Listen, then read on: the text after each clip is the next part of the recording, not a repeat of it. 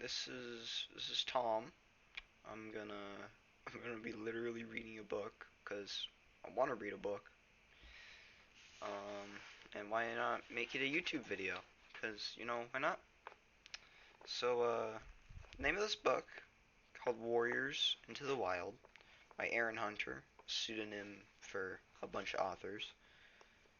Um, this is the first book in a series of 6 books in a series of like I think 7 series, so like 42 books at least. I'm just gonna be reading the main series books. I might go on to super editions and novellas, mangas, whatever. But yeah, I'm just gonna be reading this book because why not? Free money. It's not even money. It's just not monetized. This is literally. It might as well be an audiobook, but awful. uh, Prologue. A half moon glowed on smooth granite boulders, turning them silver. The silence was broken only by the ripple of water from the swift black river and the whisper of trees in the forest beyond. There was a stirring in the shadows, and from all around lithe, dark shapes crept stealthily over the rocks. Unsheathed claws glinted in the moonlight. Wary eyes flashed like amber. And then, as if on a silent signal, the creatures leaped at each other, and suddenly the rocks were alive with wrestling, screeching cats. At the center of the frenzy of fur and claws, a massive dark tabby pinned a bracken-colored Tom to the ground and drew up his head triumphantly. "Oakheart," the tabby growled, "how dare you hunt in our territory? The Sunning Rocks belong to ThunderClan." "After tonight, Tigerclaw, this will be just another RiverClan hunting ground," the bracken-colored Tom spat back. A warning yowl came from the shore, shrill and anxious. "Look out! More RiverClan warriors are coming!"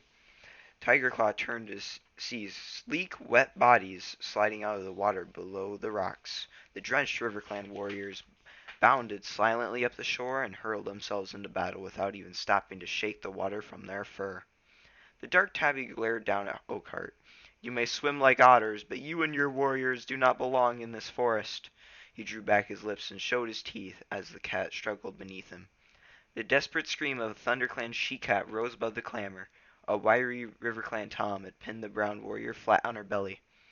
Now he lunged toward her neck with jaws still dripping from his swim across the river. Tigerclaw heard the cry and let go of Oakheart. With a mighty leap, he knocked the enemy warrior away from the she-cat. "Quick, Mousefur, run!" he ordered, before turning on the RiverClan Tom who had threatened her. Mousefur scrambled to her paws, wincing from a deep gash on her shoulder, and raced away. Behind her, Tigerclaw spat with rage as the RiverClan Tom sliced open his nose. Blood blinded him for an instant, but he lunged forward regardless and sank his teeth into the hind leg of his enemy. The RiverClan cat squealed and struggled free. "Tigerclaw!" The yowl came from a warrior with a tail as red as fox fur. "This is useless. There are too many RiverClan warriors." "No, Redtail. ThunderClan will never be beaten," Tigerclaw yelled back, leaping to Redtail's side. "This is our territory." Blood was welling around his broad black muzzle, and he shook his head impatiently, scattering scarlet drops onto the rocks. "ThunderClan will honor your courage, Tigerclaw, but we cannot afford to lose any more of our warriors," Redtail urged. "Bluestar would never expect her warriors to fight against these impossible odds. We will have another chance to avenge this defeat." He met Tigerclaw's amber-eyed gaze steadily, then reared away and sprang onto a boulder at the edge of the trees. "Retreat, ThunderClan, retreat!" he yowled. At once his warriors squirmed and struggled away from their opponents. Spitting and snarling, they backed toward Redtail. For a heartbeat, the RiverClan cats looked confused. Was this battle so easily won? Then Oakheart yowled a jubilant cry. As soon as they heard him, the RiverClan warriors raised their voices and joined their deputy in caterwauling their victory. Redtail looked down at his warriors. With a flick of his tail, he gave the signal, and the ThunderClan cats dived down the far side of the Sunning Rocks, then disappeared into the trees. Tigerclaw followed last. He hesitated at the edge of the forest and glanced back at the blood-stained battlefield. His face was grim, his eyes furious slits. Then he leaped after his clan into the silent forest. In a deserted clearing, an old gray she-cat sat alone, staring up at the clear night sky. All around her in the shadows she could hear the breathing and stirring of sleeping cats. A small tortoiseshell she-cat emerged from a dark corner, her paw steps quick and soundless. The gray cat dipped her head in greeting. "How is Mouse Fur?" she meowed. "Her wounds are deep, Blue Star," answered the tortoiseshell, settling herself on the night-cool grass. "But she is young and strong. She will heal quickly. And the others? They will all recover too." Blue Star sighed. "We are lucky not to have lost any of our warriors this time. You are a gifted medicine cat, Spotted Leaf." She tilted her head again and studied the stars. "I am deeply troubled by tonight's defeat. ThunderClan has not been beaten in its own territory since I became leader," she murmured. "These are difficult times for our clan. The season of New Leaf is late and there have been fewer kits. ThunderClan needs more warriors if it is to survive." "But the year is only just beginning," Spotted Leaf pointed out calmly. "There will be more kits when Greenleaf comes." The gray cat twitched her broad shoulders. "Perhaps. But training our young to become warriors takes time. If ThunderClan is to defend its territory, it must have new warriors as soon as possible." "Are you asking StarClan for answers?" Mount Spotted gently, following Blue Star's gaze and staring up at the swath of stars glittering in the dark sky. "It is at times like this we need the words of ancient warriors to help us." "Has StarClan spoken to you?" Blue Star asked. Not for some moons, Blue Star." Suddenly, a shooting star blazed over the treetops. Spotted Leaf's tail twitched and the fur along her spine bristled. Blue Star's ears pricked, but she remained silent as Spotted Leaf continued to gaze upward. After a few moments, Spotted Leaf lowered her head and turned to Blue Star. "It was a message from StarClan," she murmured. A distant look came into her eyes. "Fire alone can save our clan." "Fire?" Blue Star echoed. "But fire is feared by all the clans. How can it save us?" Spotted Leaf shook her head. "I do not know," she admitted. "But this is the message StarClan has chosen to share with me." The ThunderClan leader fixed her clear blue eyes on the medicine cat. "You have never been wrong before, Spotted Leaf," she meowed. "If StarClan has spoken, then it must be so. Fire will save our clan." Alright, that was chapter 0, because that was the prologue. I'm gonna try and give them more distinct voices, but let's move on to chapter 1. Try not to waste your time. It was very dark. Rusty could sense something was near. The young tomcat's eyes opened wide as he scanned the dense undergrowth. This place was unfamiliar, but the strange sense drew him onward, deeper into the shadows. His stomach growled, reminding him of his hunger. He opened his jaws slightly to let the warm smells of the forest reach the scent glands on the roof of his mouth. Musty odors of leaf mold mingled with the tempting aroma of a small furry creature. Suddenly a flash of gray raced past him. Rusty stopped still, listening. It was hiding in the leaves less than 2 tail lengths away. Rusty knew it was a mouse. He could feel the rapid pulsing of a tiny heart deep within his ear fur. He swallowed, stifling his rumbling stomach. Soon his hunger would be satisfied. Slowly he lowered his body into position, crouching for the attack. He was downwind of the mouse. He knew it was not aware of him. With one final check on his prey's position, Rusty pushed back hard on his haunches and sprang, kicking up leaves on the forest floors as he rose. Kicking up leaves on the forest floor as he rose. The mouse dived for cover, heading toward a hole in the ground. But Rusty was already on top of it. He scooped it into the air, hooking the helpless creature with his thorn-sharp claws, flinging it up high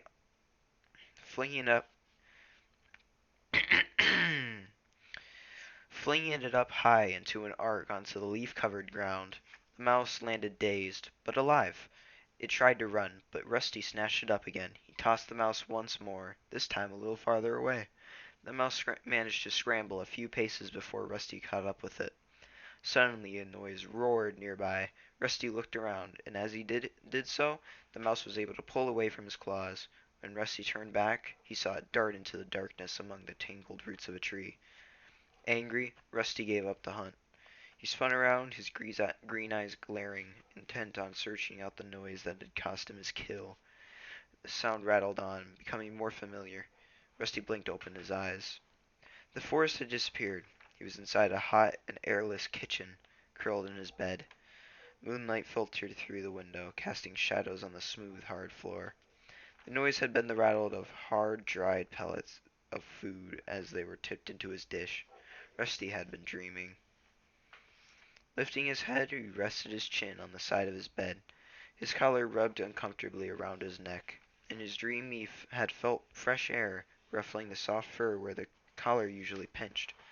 Rusty rolled onto his back, savoring the dream for a few more moments. He could still smell mouse.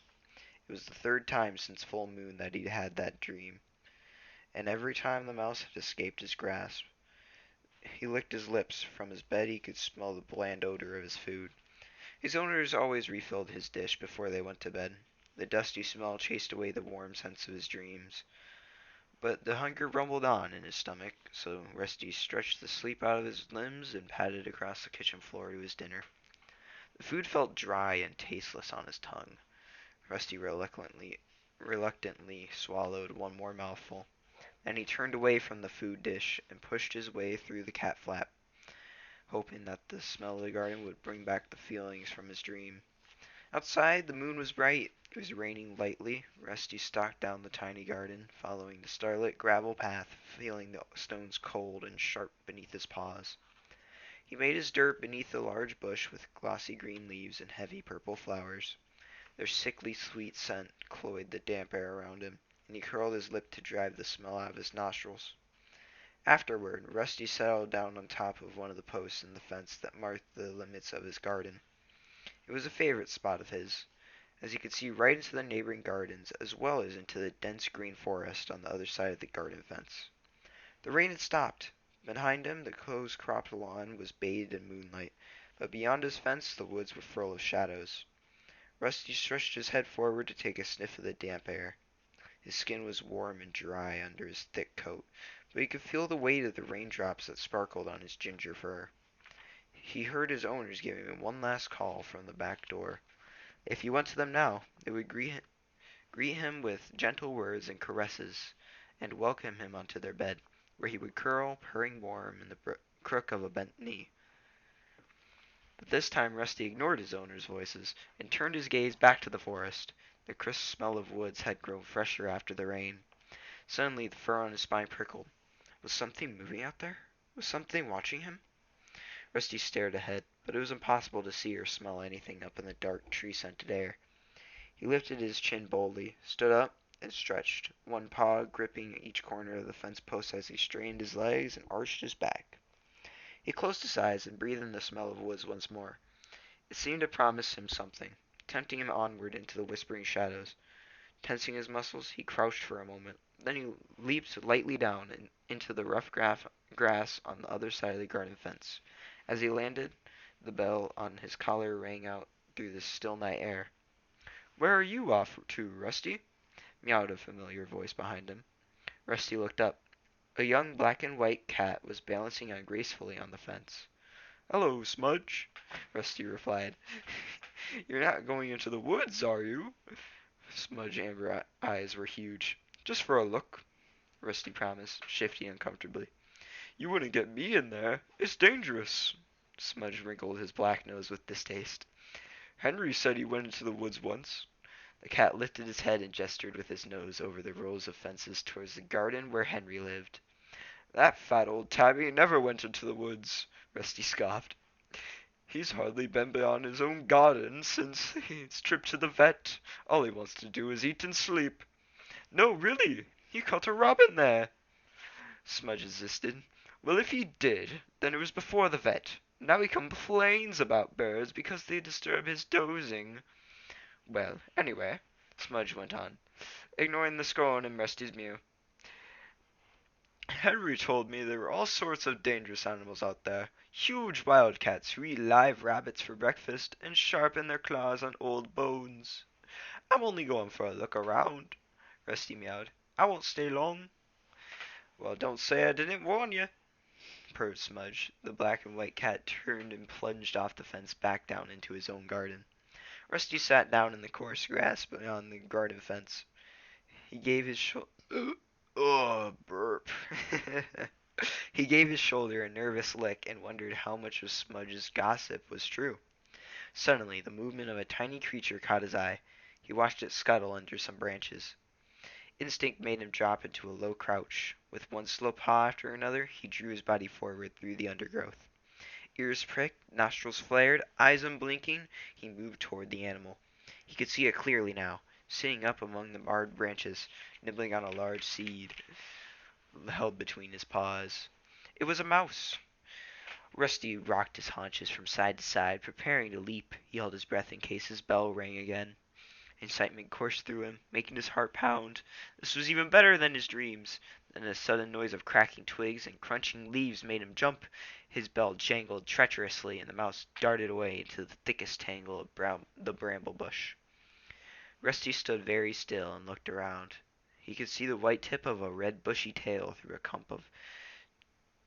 clump of tall ferns up ahead. He smelled a strong, strange scent, definitely a meat-eater, but neither cat nor dog.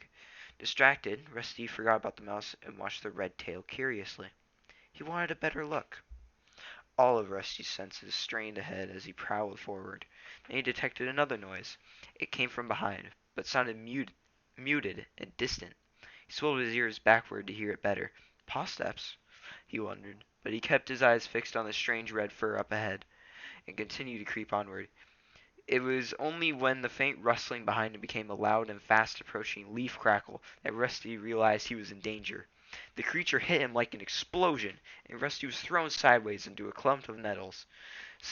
Twisting and yowling, he tried to throw off the attacker that had fastened itself onto his back. It was gripping him with incredibly sharp claws. Rusty could feel spiked teeth prickling at his neck. He writhed and squirmed from whisker to tail, but he couldn't free himself. For a second he felt helpless. Then he froze. Thinking fast, he flipped over onto his back. He knew instinctively how dangerous it was to expose his soft belly, but it was his only chance. He was lucky. The ploy seemed to work. He heard a hoof beneath him as the breath was knocked out of the attacker. It probably sounded more like a hoof. Thrashing fiercely, Rusty managed to wriggle free. Without looking back, he sprinted toward his home. Behind him, a rush of paw steps told Rusty his attacker was giving chase. Even though the pain from the scratches stung beneath his fur, Rusty decided he would rather turn and fight than let himself be jumped on again. He skidded to a stop, spun around, and faced his pursuer. It was another kitten, with a thick coat of shaggy gray fur, strong legs, and a broad face. In a heartbeat, Rusty smelled that it was a tom, and sensed the power in the sturdy shoulders underneath the soft coat. Then the kitten crashed into Rusty at full pelt. Taken by surprise at Rusty's turnabout, it fell back into a dazed heap. The impact knocked the breath out of Rusty, and he staggered. He quickly found his footing and arched his back, puffing out his orange fur, ready to spring onto the other kitten. But his attacker simply sat up and began to lick a forepaw, all signs of aggression gone. Rusty felt strangely disappointed. Every part of him was tense, ready for battle. "Hi there, kitty pet," rallied Gray Tom cheerily. "You put up quite a fight for a tame kitty." Rusty remained on tiptoe for a second, wondering whether to attack anyway. Then he remembered the strength he had felt in this kitten's paws when he had pinned him to the ground. He dropped onto his pads, loosened his muscles, and let his spine unbend. "And I'll fight you again if I have to," he growled. "I'm Great Paw, by the way," the gray kitten went on, ignoring Rusty's threat. "I'm trained to be a ThunderClan warrior." Rusty remained silent. He didn't understand what this gray what's-it was meowing about, but he sensed the threat had passed. He hid his confusion by leaning down to lick his ruffled chest. "What's a kitty pet like you doing out in the woods? Don't you know it's dangerous?" asked Graypaw. "If you're the most dangerous thing the woods has to offer, then I think I can handle it," Rusty bluffed. Graypaw looked up at him for a moment, narrowing his big yellow eyes. "Oh, I'm far from the most dangerous. If I were even half a warrior, I'd have given an intruder like you some real wounds to think about." Rusty felt a thrill of fear at these ominous words. What did this cat mean by intruder? Anyway, meowed Grey Paw, using his sharp teeth to tug a clump of grass from between his claws. I didn't think it was worth hurting you. You're obviously not from one of the other clans. Other clans? Rusty echoed, confused. Grey Paw let an impatient hissed. You must have heard of the full warrior clans that hunt around here. I belong to Thunder Clan. The other clans are always trying to steal prey from my territory, especially Shadow Clan. They're so fierce they would have ripped you to shreds, no questions asked. Grey Paw paused to spit angrily and continued. They come to take prey that is rightfully ours. It's the job of the Thunder Clan warriors to keep them out of our territory. When I finish my training, I'll be so dangerous, I'll have the other clans shaking in their flea-bitten skins. They won't dare come near us then. Rusty narrowed his eyes. This must be one of the wildcats Smudge has warned him about, living rough in the woods, hunting and fighting each other for every last scrap of food. Yet Rusty didn't feel scared. In fact, it was hard to not admire this confident kitten. So you're not a warrior yet? He asked. Why, did you think I was? Pup purred proudly. Then he shook his wide, furry head. I will be a real warrior for ages. I have to go through training first. Kids have to be 6 moons old before they can even begin training. Tonight is my first night out as an apprentice. Why don't you find yourself an owner with a nice cozy house instead? Your life would be much easier. Rusty meowed. There are plenty of housefolk who'd take in a kitten like you. All you'd have to do is sit where they can see you and come and you for a couple of days. And they'd feed me pellets that look like rabbit droppings and soft slop? Grey Paw interrupted. No way! I can't think of anything worse than being a kitty brat. They're nothing but two-legged toys, eating stuff that doesn't look like food, making dirt in a box of gravel, sticking their noses outside only when 2 legs allow 'em. That's no life. Out here it's wild, and it's free. We come and go as we please. He finished his speech with a proud spit. Then meowed mischievously. Until you've tasted a fresh-killed mouse, you haven't lived. Have you ever tasted mouse? No, Rusty admitted, a little defensively. Not yet. I guess you'll never understand, Grey Paw sighed. You weren't born wild. It makes a difference. It makes a big difference. You need to be born with warrior blood in your veins, or feel the wind in your whiskers. Kitties born into a 2-leg nest could never feel the same way. Rusty remembered the way he had felt in his dream. That's not true, he meowed indignantly. Grey Paw did not reply. He suddenly stiffened mid-lick, one paw still raised, and sniffed the air. I smell cats from my clan, he hissed. You should go. They won't be pleased to find you hunting our territory. Rusty looked around, wondering how Grey Paw knew any cat was approaching. He couldn't smell anything different on the leaf-scented breeze, but his fur stood on end at the note of urgency in Grey Paw's voice. Quick! Hissed Grey Paw again. Run! Rusty prepared to spring into the bushes, not knowing which way it was safe to jump. He was too late. A voice meowed from behind him, firm and menacing. What's going on here? Rusty turned to see a large gray she-cat strolling majestically out from the undergrowth. She was magnificent. White hair streaked her muzzle, and an ugly scar parted the fur across her shoulders, but her smooth gray coat shone like the silver in the moonlight. Blue Star! Beside Rusty, Grey Paw crouched down and narrowed his eyes. He crouched even lower when a second cat, a handsome golden tabby, followed the gray cat into the clearing. You shouldn't be so near Two-Leg Place, Grey Paw, growled the golden tabby angrily, narrowing his green eyes. I know, Lionheart. I'm sorry.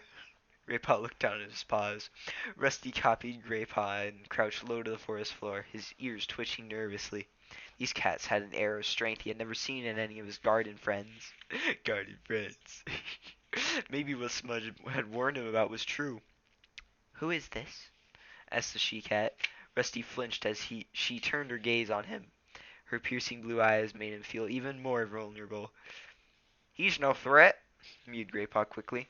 He's not another clan warrior, just a 2-leg pet from beyond our territories. Just a 2-leg pet? Those words inflamed Rusty, but he held his tongue. The warning look in Blue Star's stare told him that she had observed the anger in his eyes. He looked away. This is Blue Star. She is leader of my clan, Graypaw hissed to Rusty under his breath. "And Lionheart, he's my mentor, which means he's training me to be a warrior. Thank you for the introduction, Graypaw," meowed Lionheart coolly. Bluestar was still staring at Rusty. "You fight well for a two-legged pet," she meowed. Rusty and Graypaw exchanged confused glances. How could she know? "We've been watching you both," Bluestar went on, as if she had read their thoughts. "We wondered how you would deal with an intruder, Graypaw. You attacked him bravely." Graypaw looked pleased at Bluestar's praise. "Sit up now, both of you." Bluestar looked at Rusty. "You too, Cootie Pet." He sat up immediately and held Bluestar's gaze evenly as she addressed him. "You reacted well to the attack, Kitty Pet. Graypaw is stronger than you, but you used your wits to defend yourself, and you turned to face him when he chased you. I've not seen a kitty pet do that before." Rusty managed to nod his thanks, taken aback by such unexpected praise. Her next words surprised him even more. "I've been wondering how you would perform out here, beyond the two-leg place. We patrol this border frequently, so I've often seen you sitting on your boundary, staring out into the forest. And now, at last, you have dared to place your paws here." Bluestar stared at Rusty thoughtfully. "You do seem to have sharp eyes. You would have caught the mouse if you had not hesitated so long." "Really?" Rusty stammered. Lionheart spoke now. His deep meow was respectful but insistent. "Bluestar, this is a kitty pet. He should not be hunting in ThunderClan territory. Send him home to his two legs." Rusty prickled at Lionheart's dismissive words. "Send me home?" he mewed impatiently. Bluestar's word had made him glow with pride. She had noticed him. She had been impressed by him. "But I've only come here to hunt for a mouse or two. I'm sure there's enough to go around." Bluestar had turned her head to acknowledge Lionheart's words. Now her gaze snapped back to Rusty. Her blue eyes were blazing with anger. "There's never enough to go around," she spat. "If you didn't live such a soft, overfed life, you would know that." Rusty was confused by Bluestar's sudden rage, but one glance at the horrified look on Graypaw's face was enough to tell him he had spoken too freely. Lionheart stepped to his leader's side. Both warriors loomed over him now. Rusty looked into Bluestar's threatening stare, and his pride dissolved. These were not cozy fireside cats he was dealing with. They were mean, hungry cats, who were probably going to finish what Graypaw had started. Alright, I think the voices are working pretty well. Time to move on to chapter 2. Let's get going. "Well," hissed Bluestar, her face only a mouse length from his now. Lionheart remained silent as he towered over Rusty. He flattened his ears and crouched under the golden warrior's cold stare. His fur prickled uncomfortably. "I am no threat to your clan," he mewed, looking down at his trembling paws. "You threaten our clan whenever you take our food." "You threaten our clan whenever you take our food," yowled Bluestar. "You have plenty of food in your two-legged nest already. You come here only to hunt for sport, but we hunt to survive." The truth of the warrior queen's words pierced Rusty like a black thorn, and suddenly he understood her anger. He stopped trembling, sat up, and strained his ears. He raised his eyes to meet hers. "I had not thought of it that way before. I am sorry," he mewed solemnly. "I will not hunt here again." Bluestar let her hackles fall and signaled to Lionheart to step back. "You are an unusual kitty pet, Rusty," she mewed. Graypaw's sigh of relief made Rusty's ears twitch. He heard the approval in Bluestar's voice, and noticed as she swapped a meaningful glance with Lionheart. The look made him curious. What flashed between the two warriors? Quietly he asked, "Is survival here really so hard?" "Our territory covers only part of the forest," answered Bluestar. "We compete with other clans for what we have, and this year late new leaf means prey is scarce." "Is your clan very big?" Rusty mewed, his eyes wide. "Big enough," replied Bluestar. "Our territory can support us, but there is no prey left over." "Are you all warriors, then?" Rusty mewed. Bluestar's guarded answers were just making him more and more curious. Lionheart answered him. Some are warriors, some are too young or too old to be, or too busy to be caring for kits to hunt. And you all live and share prey together? Rusty murmured in awe, thinking a little guiltily of his own easy, selfish life. Bluestar looked again at Lionheart. The golden tabby stared back at her steadily. At last she returned her gaze to Rusty and meowed. Perhaps you should find out these things for yourself. Would you like to join ThunderClan? Rusty was so surprised he couldn't speak. Bluestar went on. If you did, you would train with Greypaw to become a clan warrior. But kitty pets can't be warriors, Greypaw blurted out. They don't have warrior blood. A sad look clouded Bluestar's eyes. Warrior blood, she echoed with a sigh. Too much of that has been spilled lately. Bluestar fell silent, and Lionheart meowed. Bluestar is only offering your training, young kit. There is no guarantee you would become a full warrior. It might prove too difficult for you. After all, you are used to a comfortable life. Rusty was stung by Lionheart's words. He swung his head around to face the gold tabby. Why offer me the chance, then? But it was Bluestar who answered. You are right to question our motives, young one. The fact is, ThunderClan needs more warriors. Understand that Bluestar does not make this offer lightly, warned Lionheart. If you wish to train with us, we will have to take you into our clan. You must either live with us and respect our ways, or return to your two-leg place and never come back. You cannot live with a paw in each world. A cool breeze stirred the undergrowth, ruffling Rusty's fur. He shivered, not with the cold, but with excitement at the incredible possibilities opening up in front of him. Are you wondering if it's worth giving up your comfortable kitty pet life? Asked Bluestar gently. But do you realize the price you will pay for your warmth and food? Rusty looked at her, puzzled. Surely his encounter with these cats had proved to him just how easy and luxurious his life was. I could tell that you were still a Tom, Bluestar added, despite the two-legged stench that clings to your fur. What do you mean, still a Tom? You haven't yet been taken by the two-legs to see the cutter, viewed Bluestar gravely. You would be very different then. Not quite so keen to fight a clan cat, I would suspect.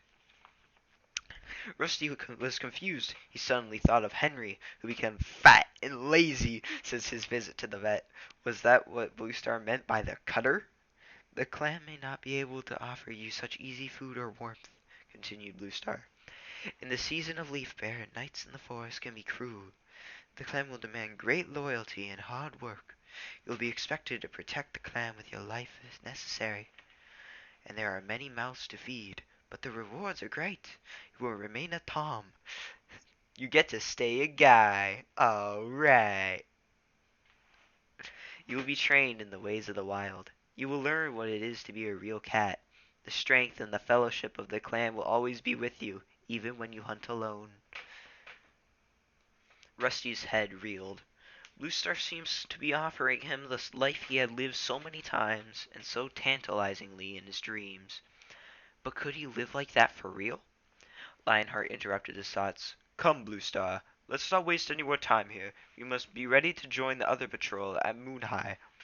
Tiger Claw will wonder what has become of us. He stood up and flicked his tail expectantly. Wait, Rusty meowed. Can I think about your offer? Bluestar looked at him for a long moment and nodded. Lionheart will be here tomorrow at Sun-High, she told him. Give him your answer then. Bluestar murmured a low signal, and in a single movement the three cats turned and disappeared into the undergrowth. Rusty blinked. He stared, excited, uncertain, up past the ferns that encircled him, through the canopy of leaves to the stars that glittered in the clear sky. The scent of the clan cat still hung heavy in the evening air, and as Rusty turned and headed for home, he felt a strange sensation inside him, tugging him back into the depths of the forest. His fur prickled deliciously in the light wind, and the rustling leaves seemed to whisper his name into the shadows. Alright, I had to interrupt because you, oh my god, you get to stay a guy. That's awesome. That's like the best. Alright, so yeah, I'm just gonna start leaving the errors in because I'm tired of editing them out. If they're like really bad, like really, really bad, I will go find them. Like say it's really loud or it's really quiet, I'll go fix that. But anyway, on to chapter 3. That morning, as Rusty slept off his night's wanderings, the mouse dream came again, even more vivid than before. Free of his collar, beneath the moon, he stalked the timid creature. But this time he was aware of being watched. Shining from the shadows of the forest, he saw dozens of yellow eyes. The clan cats had entered his dream world. Rusty woke, blinking in the bright sunshine that was streaming across the kitchen floor. His fur felt heavy and thick with warmth. His food bowl had been topped up, and his water bowl rinsed out and filled with bitter-tasting two-leg water. Rusty preferred drinking from puddles outside, but when it was hot or he was very thirsty, he had to admit it was easier to lap up the water indoors. Could he really abandon this comfortable life? He ate, then pushed his way out of the cat flap into the garden. The day promised to be warm, and the garden was heavy with the smell of early blossoms. "Hello, Rusty," mewed a voice from the fence. It was Smudge. "You should have been awake an hour ago. The baby sparrows were stretching their wings." "Did you catch any?" Rusty asked. Smudge yawned and licked his nose. "Couldn't be bothered. I'd already eaten enough at home. Anyway, why weren't you out earlier? Yesterday you were complaining about Henry sleeping his time away, and today you're not much better yourself." Rusty sat down on the cool earth beside the fence and curled his tail neatly over his front paws. "I was in the woods last night," he reminded his friend. At once he felt the blood stir in his veins and his fur stiffen.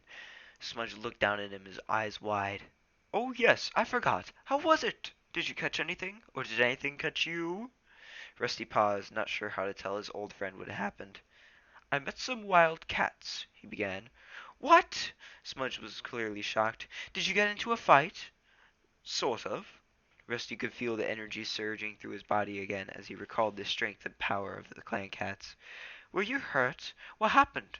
Smudge prompted eagerly. "There were 3 of them, bigger and stronger than any of us." "And you fought all 3 of them?" Smudge interrupted, his tail twitching with excitement. "No!" Rusty mewed hastily. "Just the youngest one. The other 2 came later."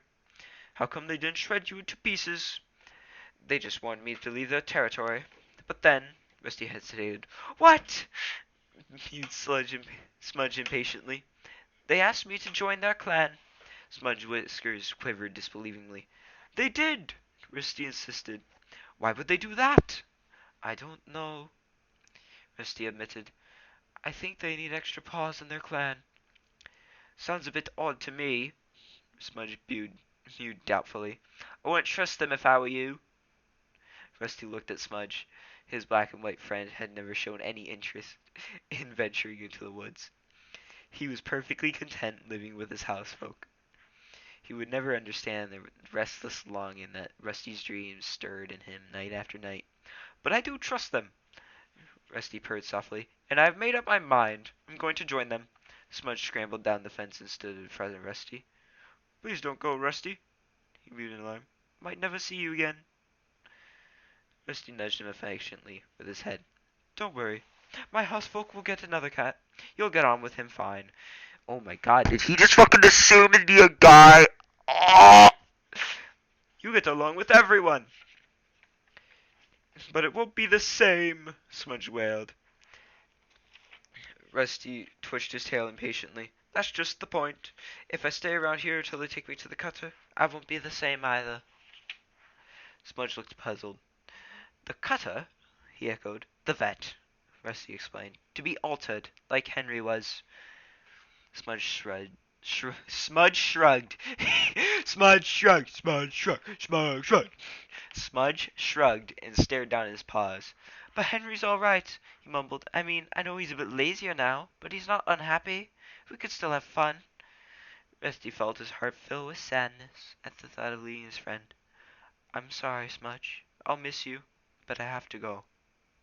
Smudge didn't reply, but stepped forward and gently touched Rusty's nose with his own. "Fair enough. I can see I can't stop you, but at least let's spend one more morning together." Rusty found himself enjoying the morning even more than usual, visiting his old haunts with Smudge, sharing words with the cats he had grown up with. Every one of his senses felt supercharged, as if he were poised before a huge jump. As Sunhigh approached, Rusty grew more and more impatient to see if Lionheart would be really waiting for him. The idle buzz of meows from his old friend seemed to fade into the background as all his senses strained towards the woods. Rusty jumped from his garden fence for the last time and crept into the woods. He had said his goodbyes to Smudge. Now all his thoughts were focused on the forest and the cats who lived in it. As he approached the spot where he had met with the clan cats the night before, he sat down and tasted the air. Tall trees shielded the ground from the midday sunshine, making it comfortably cool. Here and there a patch of sunlight shone through a gap in the leaves and lit up the forest floor. Rusty could smell the same cat scent as last night, but he had no idea whether it was old or new. He lifted his head and sniffed uncertainly. "You have a lot to learn," mewed a deep voice. "Even the tiniest clan cat knows when another cat is nearby." Rusty saw a pair of green eyes glinting from beneath a bramble bush. Now he recognized the scent. It was Lionheart. "Can you tell if I am alone?" asked the golden tabby, stepping into the light. Hastily, Rusty sniffed again. The scents of Blue Star and Great Paw were still there, but not as strong as the previous ones. Hesitantly, he mewed. "Blue Star and Great Paw aren't with you this time." "That's right," meowed Lionheart, "but someone else is." Rusty stiffened as the second clan cat strode into the clearing. "This is White Storm," purred Lionheart, "one of ThunderClan's senior warriors." Rusty looked at Tom and felt his spine tingle with cold fear. Was this a trap? Long-bodied and muscular, White Storm stood in front of Rusty and gazed down at him. His white coat was thick and unmarked, and his eyes were the yellow of sun-baked sand. Rusty flattened his ears warily and tensed his muscles in preparation for a fight. "Relax, before your fear sets bring unwanted attention," growled Lionheart. "We are here only to take you to our camp." Yeah, that's a better voice. Rusty sat very still, hardly daring to breathe, as White Storm stretched his nose forward and gave him a curious sniff. "Hello, young one," murmured the white cat. "I've heard a lot about you." "Come, we can speak more once we are in the camp," ordered Lionheart. And without pausing, he and White Storm leaped away into the undergrowth. Rusty jumped to his paws and followed as quickly as he could. The two warriors made no allowances for Rusty as they sped through the forest, and before long he was struggling to keep up. Their pace barely slowed as they led him over fallen trees that they cleared in a single leap, but which Rusty had to scramble over paw by paw, past through sharply fragrant trees, where they had to jump across deep gullies churned up by a two-legged tree-eater. From the safety of his garden fence, Rusty had often heard it roaring and snarling in the distance. One gully was too wide to jump, half filled with slimy, foul-smelling water. The clan cats waded through without hesitating. Rusty had never put a paw in water before, but he was determined not to show any signs of weakness, so he narrowed his eyes and followed, trying to ignore the uncomfortable wetness that soaked his belly fur. At last, Lionheart and White Storm paused. Rusty skidded to a halt behind them and stood panting while the two warriors stepped onto a rock that rested on onto the edge of a small ravine. "We are very close to camp now," meowed Lionheart. Rusty strained to see any signs of life. Moving leaves, a glimpse of fur among the bushes below, but his eyes saw nothing except the same undergrowth that covered the rest of the forest floor. "Use your nose. You must be able to scent it," hissed White Storm impatiently. Rusty closed his eyes and sniffed. White Storm was right. The scent here was very different from the cat scent he was used to. The air smelled stronger, speaking of many, many different cats. He nodded thoughtfully and announced, "I can smell cats." Lionheart and White Storm exchanged amused looks. "There will come a time, if you are accepted into the clan, where you know each cat scent by name," Lionheart meowed. "Follow me." He led the way nimbly down the boulders to the bottom of the ravine, and pushed his way through a thick patch of gorse. Rusty followed, and White Storm took up the rear. As his sides scraped against the prickly gorse, Rusty looked down and noticed that the grass beneath his paws was flat into a broad, strong-smelling track. This must be the main entrance into the camp, he thought. Beyond the gorse, a clearing opened up. The ground at the center was bare, hard earth, shaped of many generations of paw steps. This camp had been here a long time. The clearing was dappled by sunshine, and the air felt warm and still. Rusty looked around, his eyes wide. My God, how many times does it say eyes wide? Eyes widen. Ooh, what's this? Eyes widen. Is this your bulge? God damn. Excuse me. There were cats everywhere, sitting alone or in groups, sharing food or purring quietly as they groomed one another. Just after sun high, when the day is hottest, it is a time for sharing tongues. Kiss time, Lionheart explained. Sharing tongues? Rusty echoed. Clan cats always spend time grooming each other and sharing the news of the day, Whitestorm told him. We call it sharing tongues. It is a custom that binds the members of the clan together. The cats had obviously smelled Rusty's foreign scent, for heads began to turn and stare curiously in his direction. Suddenly shy of meeting any cat's gaze directly, Rusty looked around the clearing. It was edged with thick grass, dotted with tree stumps and a fallen tree. A thick current of ferns and gorse shielded the camp from the rest of the woods. Over there! Over there! Meowed Lionheart, flicking his tail towards the impenetrable-looking tangle of brambles, is the nursery, where the kits are cared for. Rusty swiveled his ears towards the bushes. He couldn't see through the knot of prickly branches, but he could hear the mewling of several kittens from somewhere inside. As he watched, a ginger she-cat squirmed out through a small gap in the front. That must be one of the queens, Rusty thought. A tabby queen with distinctive black markings appeared around the bramble bush. The two she-cats exchanged a friendly look between the ears before the tabby slipped inside the nursery, murmuring to the squealing kits. The care of our kits is shared by all the queens, meowed Lionheart. All cats serve the clan. Loyalty to the clan is the first law in our warrior code, a lesson you must learn quickly if you wish to stay with us. Here comes Blue Star, meowed Whitestorm, sniffing the air. Rusty sniffed the air too, and was pleased that he was able to recognize the scent of a gray she-cat a moment before she appeared from the shadow of a large boulder that lay beside them at the head of the clearing. He came, Blue Star purred, addressing the warriors. Whitestorm replied. Lionheart was convinced he would not. Rusty noticed the tip of Blue Star's tail twitch impatiently. Well, what do you think of him? She asked. He kept up well on the return journey, despite his puny size, Whitestorm admitted. He certainly seems strong for our kitty pet. So it is agreed? Blue Star looked at Lionheart and Whitestorm. Both cats nodded.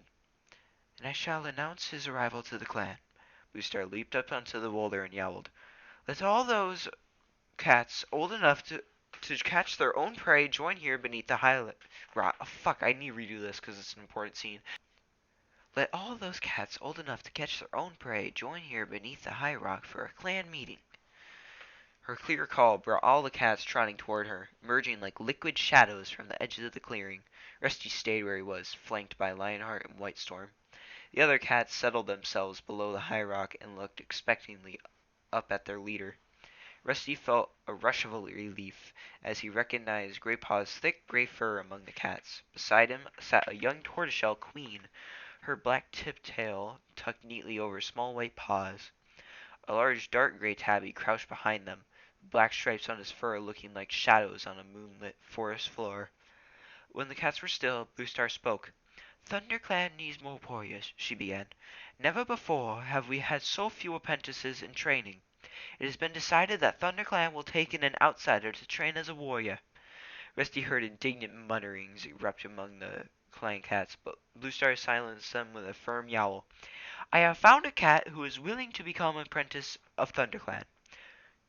Lucky to become an apprentice, caterwauled a loud voice above the ripple of shock that spread through the cats. Rusty craned his neck and saw a pale tabby cat standing up and glaring defiantly at the leader. Blue Star ignored the tabby and addressed all of her clan. Lionheart and Whitestorm have met this young cat, and they agree with me that we should train him with the other apprentices. Rusty looked up at Lionheart, then back at the clan to find all eyes were on him now. His fur prickled and he swallowed nervously. There was silence for a moment. Rusty was sure they must all be able to hear his heart pulsing and smell his fear scent. Now a deafening crescendo of caterwauling rose from the crowd. "Where does he come from? Which clan does he belong to? What a strange scent he carries! That's not the scent of any clan I know!" And one yowl in particular sounded out above the rest. "Look at his collar! He's a kitty pet!" It was the pale tabby again. "Once a kitty pet, always a kitty pet. This clan needs wild-born warriors to defend it, not another soft mouth to feed." Lionheart bent down and hissed into Rusty's ear. That tabby is Longtail. He smells your fear. They all do. You must prove to him and the other cats that your fear won't hold you back." But Rusty couldn't move. How could he ever prove to these fierce cats that he wasn't just a kitty pet? The tabby continued to jeer at him. "Your collar is a mark of the Two Legs, and that noisy jingling will make you a poor hunter at best. At worst, it will bring the Two Legs into our territory, looking for the poor lost kitty pet who fills the woods with his pitiful tinkling." All the cats howled in agreement. Longtail went on, well aware that he had the support of his audience. "The noise of your treacherous bell will alert our enemies, even if your two-legged stench doesn't." Lionheart hissed into Rusty's ear once more. "Do you back down from a challenge?" Rusty still did not move, but this time he was trying to pinpoint Longtail's position. There he was, just behind a dusky brown queen. Rusty flattened his ears, narrowed his eyes, and hissing, leaped through the startled cats to fling himself onto his tormentor. Longtail was completely unprepared for Rusty's attack. He staggered sideways, losing his footing on the hard-baked earth. Filled with rage and desperate to prove himself, Rusty dug his claws deep into the tabby's cat's fur and sank in his teeth. Those subtle rituals of swiping and boxing preceded this fight. The two cats were locked in a screaming, writhing tussle that flipped and somersaulted through around the clearing at the heart of the camp.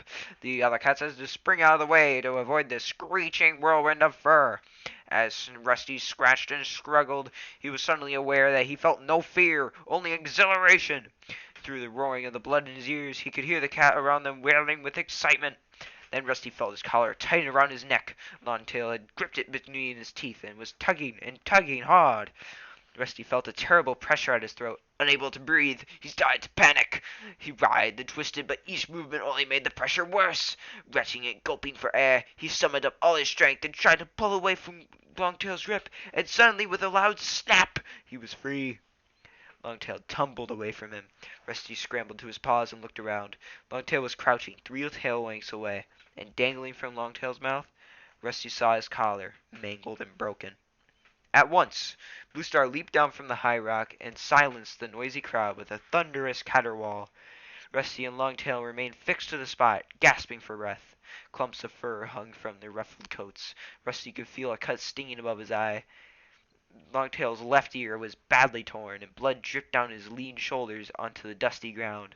They stared at each other, their hostility not yet spent. Bluestar stepped forward and took the collar from Longtail. She placed it on the ground in front of her and meowed, "The newcomer has lost his two-leg collar in battle for his honor. StarCloud has spoken its approval. This cat has been released from the hold of his two-leg owners and is free to join ThunderClan as an apprentice." Rusty looked at Bluestar solemnly and nodded his acceptance. He stood up and stepped forward into a shaft of sunshine, welcoming the warmth on his sore muscles. The pool of light blazed bright on his orange pelt, making his fur glow. Rusty lifted his head proudly and looked at the cats that surrounded him. This time no cat argued or jeered. He had shown himself to be a worthy opponent in battle. Bluestar approached Rusty and placed the shaggy collar on the ground in front of him. She touched his ear gently with her nose. "You look like a brand of fire in the sunlight," she murmured. Her eyes flashed briefly as if her words had more meaning for her than Rusty knew. "You have fought well." Then she turned to the clan and announced, "From this day forward, until he has earned his warrior name, this apprentice will be called Firepaw, in honor of his flame-colored coat." She stepped back, and with the other cats, waited silently for his next move. Without hesitating, Rusty turned and kicked dust and grass over his collar, as though burying his dirt. Longtail growled and limped out of the clearing toward a fern-shaded corner. The cats split into groups, murmuring to each other excitedly. "Hey, Firepaw!" Rusty heard Graypaw's friendly voice behind him. "Firepaw!" A thrill of pride surged through him at the sound of his new name. He turned to greet the gray apprentice with a welcoming sniff. "Great fight, Firepaw," mewed Graypaw. "Especially for a kitty pet. Longtail's a warrior, although he just finished his training 2 months ago.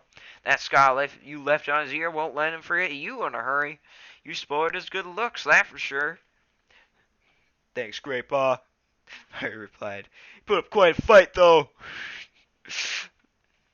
He licked it. "Thanks, Graypaw," Firepaw replied. "He put up quite a fight, though." "Hoity-toity-toy." He licked his front paw and began to wipe clean the deep scratch that stung above his eye. As he washed, he heard his new name again, echoing among the meows of the cats. "Firepaw! Hey, Firepaw! Welcome, young Firepaw!" "Give me a good old welcome!" Firepaw closed his eyes for a moment and let the voice wash over him.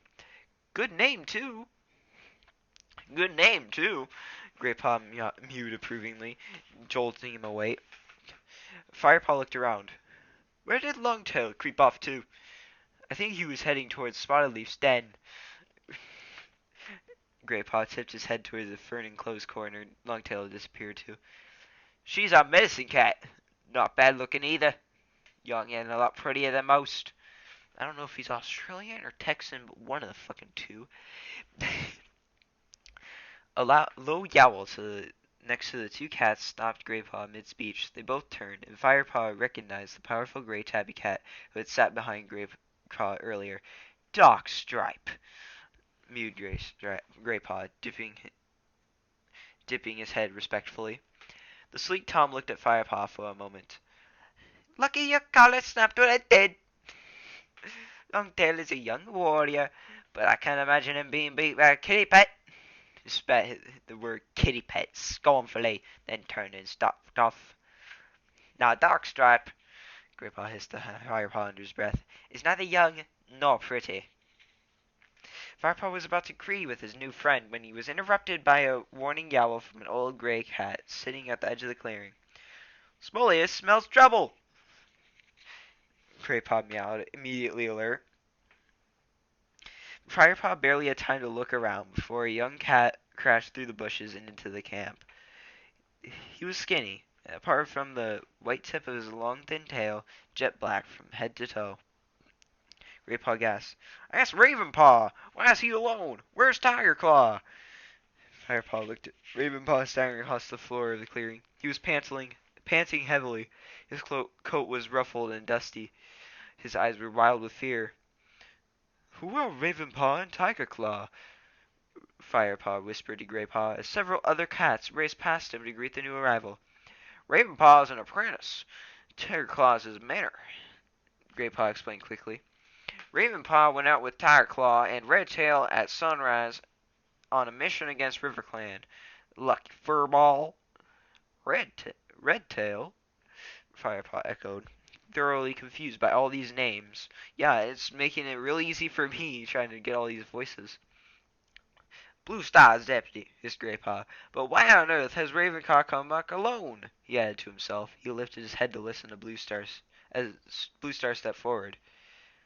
"Ravenpaw?" The she-cat spoke calmly, but a look of worry clouded her blue eyes. The other cats drew back, curling their lips with anxiety.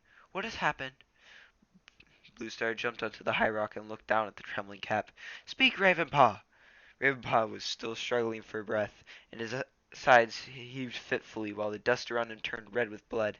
But he still managed to scramble up onto the high rock and stand beside Blue Star. He turned to the crowd of eager faces that surrounded him and summoned enough breath to declare, "Redtail is dead." "Yeah, he's a child. He's a scaredy cat. Suck it up. I've read this book before. I know what happens. He's a fucking scaredy cat. Bitch. Fuck you. Fuck you. You stink."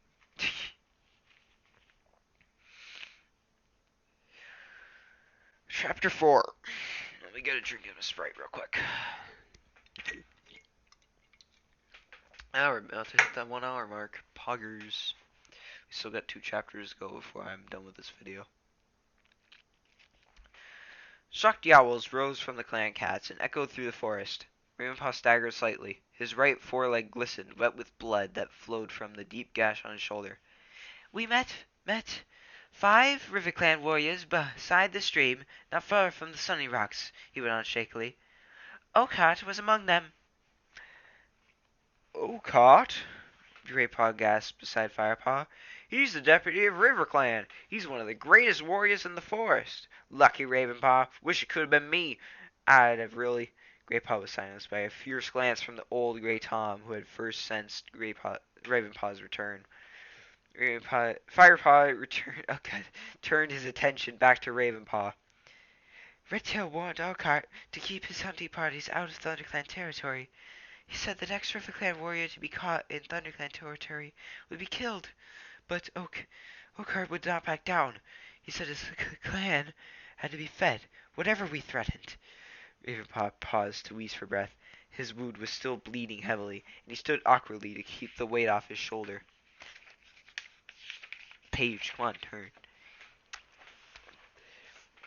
That's when the RiverClan cats attacked. It was hard to see what was happening. The fighting was vicious.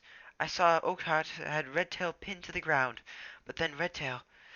Suddenly Ravenpaw's eyes rolled in his head, and he lurched sideways. Half scrambling, half falling, he slithered off the high rock and collapsed on the ground below. A ginger queen bounded toward him and crouched at his side. She licked his cheek briefly and called out, "Spotted Leaf!"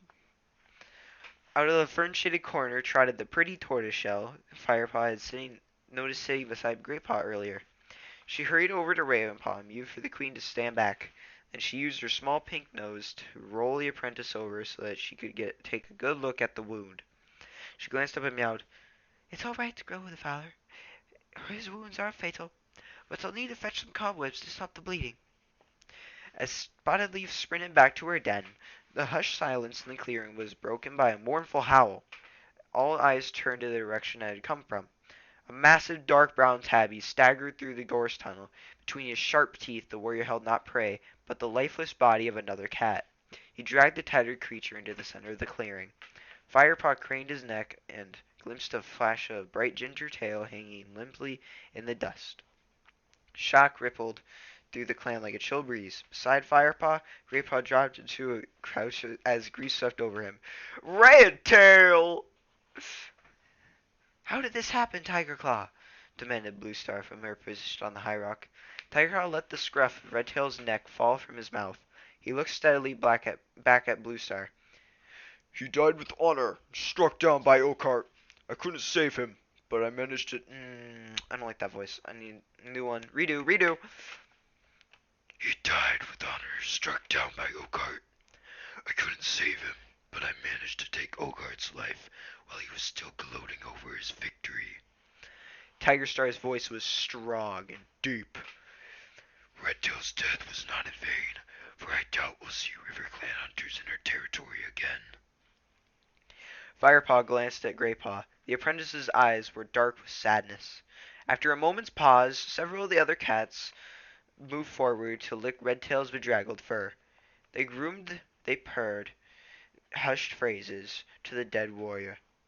As they groomed, they purred hushed phrases to the dead warrior. I don't know how you purr a word. Firepaw whispered in Greypaw's ears. "What are they doing?" Greypaw didn't take his eyes off the dead cat as he replied. "His spirit may have left to join the Star Clan, but the clan will tear tongues with Redtail one last time." "Star Clan?" Firepaw echoed. "It's the tribe of heavenly warriors that watches over all clan cats. You can see them in Silverpelt." Firepaw looked so confused, so Greypaw explained. "Silverpelt is that thick band of stars you see each night stretching across the sky. Each star is a Star Clan warrior. Redtail will be among them tonight." Firepaw nodded, and Greypaw stepped forward to share tongues with his dead deputy. Bluestar had remained silent while the first cats came to pay their respects to Redtail. Now she leaped down from the high rock and walked slowly towards Redtail's body. The other cats retreated and watched as their leader crouched down to share tongues with her old comrade one last time. When she finished, she raised her head and spoke. Her voice was low and thick with grief, and the clan listened in silence. "Redtail was a brave warrior. His loyalty to ThunderClan could never be doubted. I always relied on his judgment, for it bore witness to the needs of the clan, and was never swayed by self-interest or pride. He would have made a fine leader. Then she lowered herself onto her belly, her head bowed and her paws stretched neatly before her, and silently she grieved for her lost friend. Several other cats came and lay down beside her, their bowed heads and hunched backs echoing her mournful pose. Firepaw watched. He had not known Redtail, but he couldn't help feeling moved as he witnessed the clan mourn. Greypaw came and stood beside him again. Dustpaw will be sad, he remarked. Dustpaw? Redtail's apprentice. That brown striped tabby over there. Wonder who his new mentor will be. Firepaw glanced over at the small Tom who squatted near Redtail's body, staring at the unseeing ground. Firepaw looked past them to the clan leader. How long will Blue Star sit with him? He asked. Probably the whole night, replied Greypaw. Redtail was her deputy for many, many moons. She won't want to let him go too quickly. He was one of the best warriors. Not as big and as powerful as Tigerclaw or Lionheart, but quick and clever.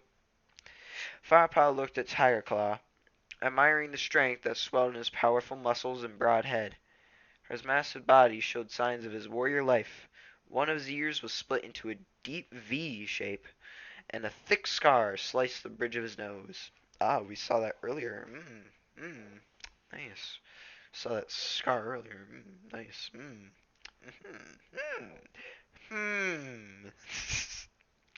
Suddenly, Tigerclaw stood up and stalked over to Ravenpaw.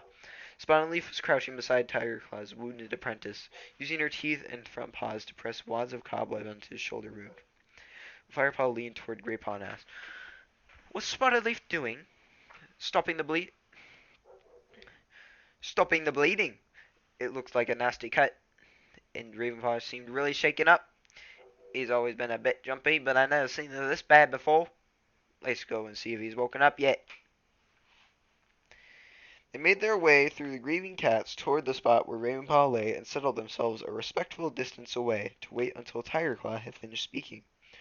So, Spotted Leaf, Tigerclaw addressed the tortoiseshell with a confident meow. How is he? Do you think you can save him? I spent a lot of time training him up, and I don't want my efforts to be wasted at the first battle. Spotted Leaf didn't look up from her patient as she replied, "Yes, a pity if all your valuable training he dies in his first fight, eh?" His first fight, eh? C8, D8, N8. That spells Canada, eh? Firepaw could hear a teasing purr in her soft mew. Will he live? Tigerclaw demanded. Of course, he just needs to rest. Tigerclaw snorted and looked down at the motionless black shape. He jabbed Ravenpaw with one of his front claws. Come on then, get up. Ravenpaw didn't move. Look at the length of that claw, Firepaw hissed. Too right, replied Greypaw with a feeling. I know I wouldn't want to get into a fight with him. Not so fast, Tigerclaw. Spotted Leaf placed her paw over Tigerclaw's sharp talon and gently moved it away. This apprentice needs to keep as still as possible until the cut has healed. We don't want him opening his wound by jumping about, trying to please you. Leave him alone. Firepaw found himself holding his breath as he waited for Tigerclaw's reaction. He guessed that few cats dared to give orders to the warrior like that.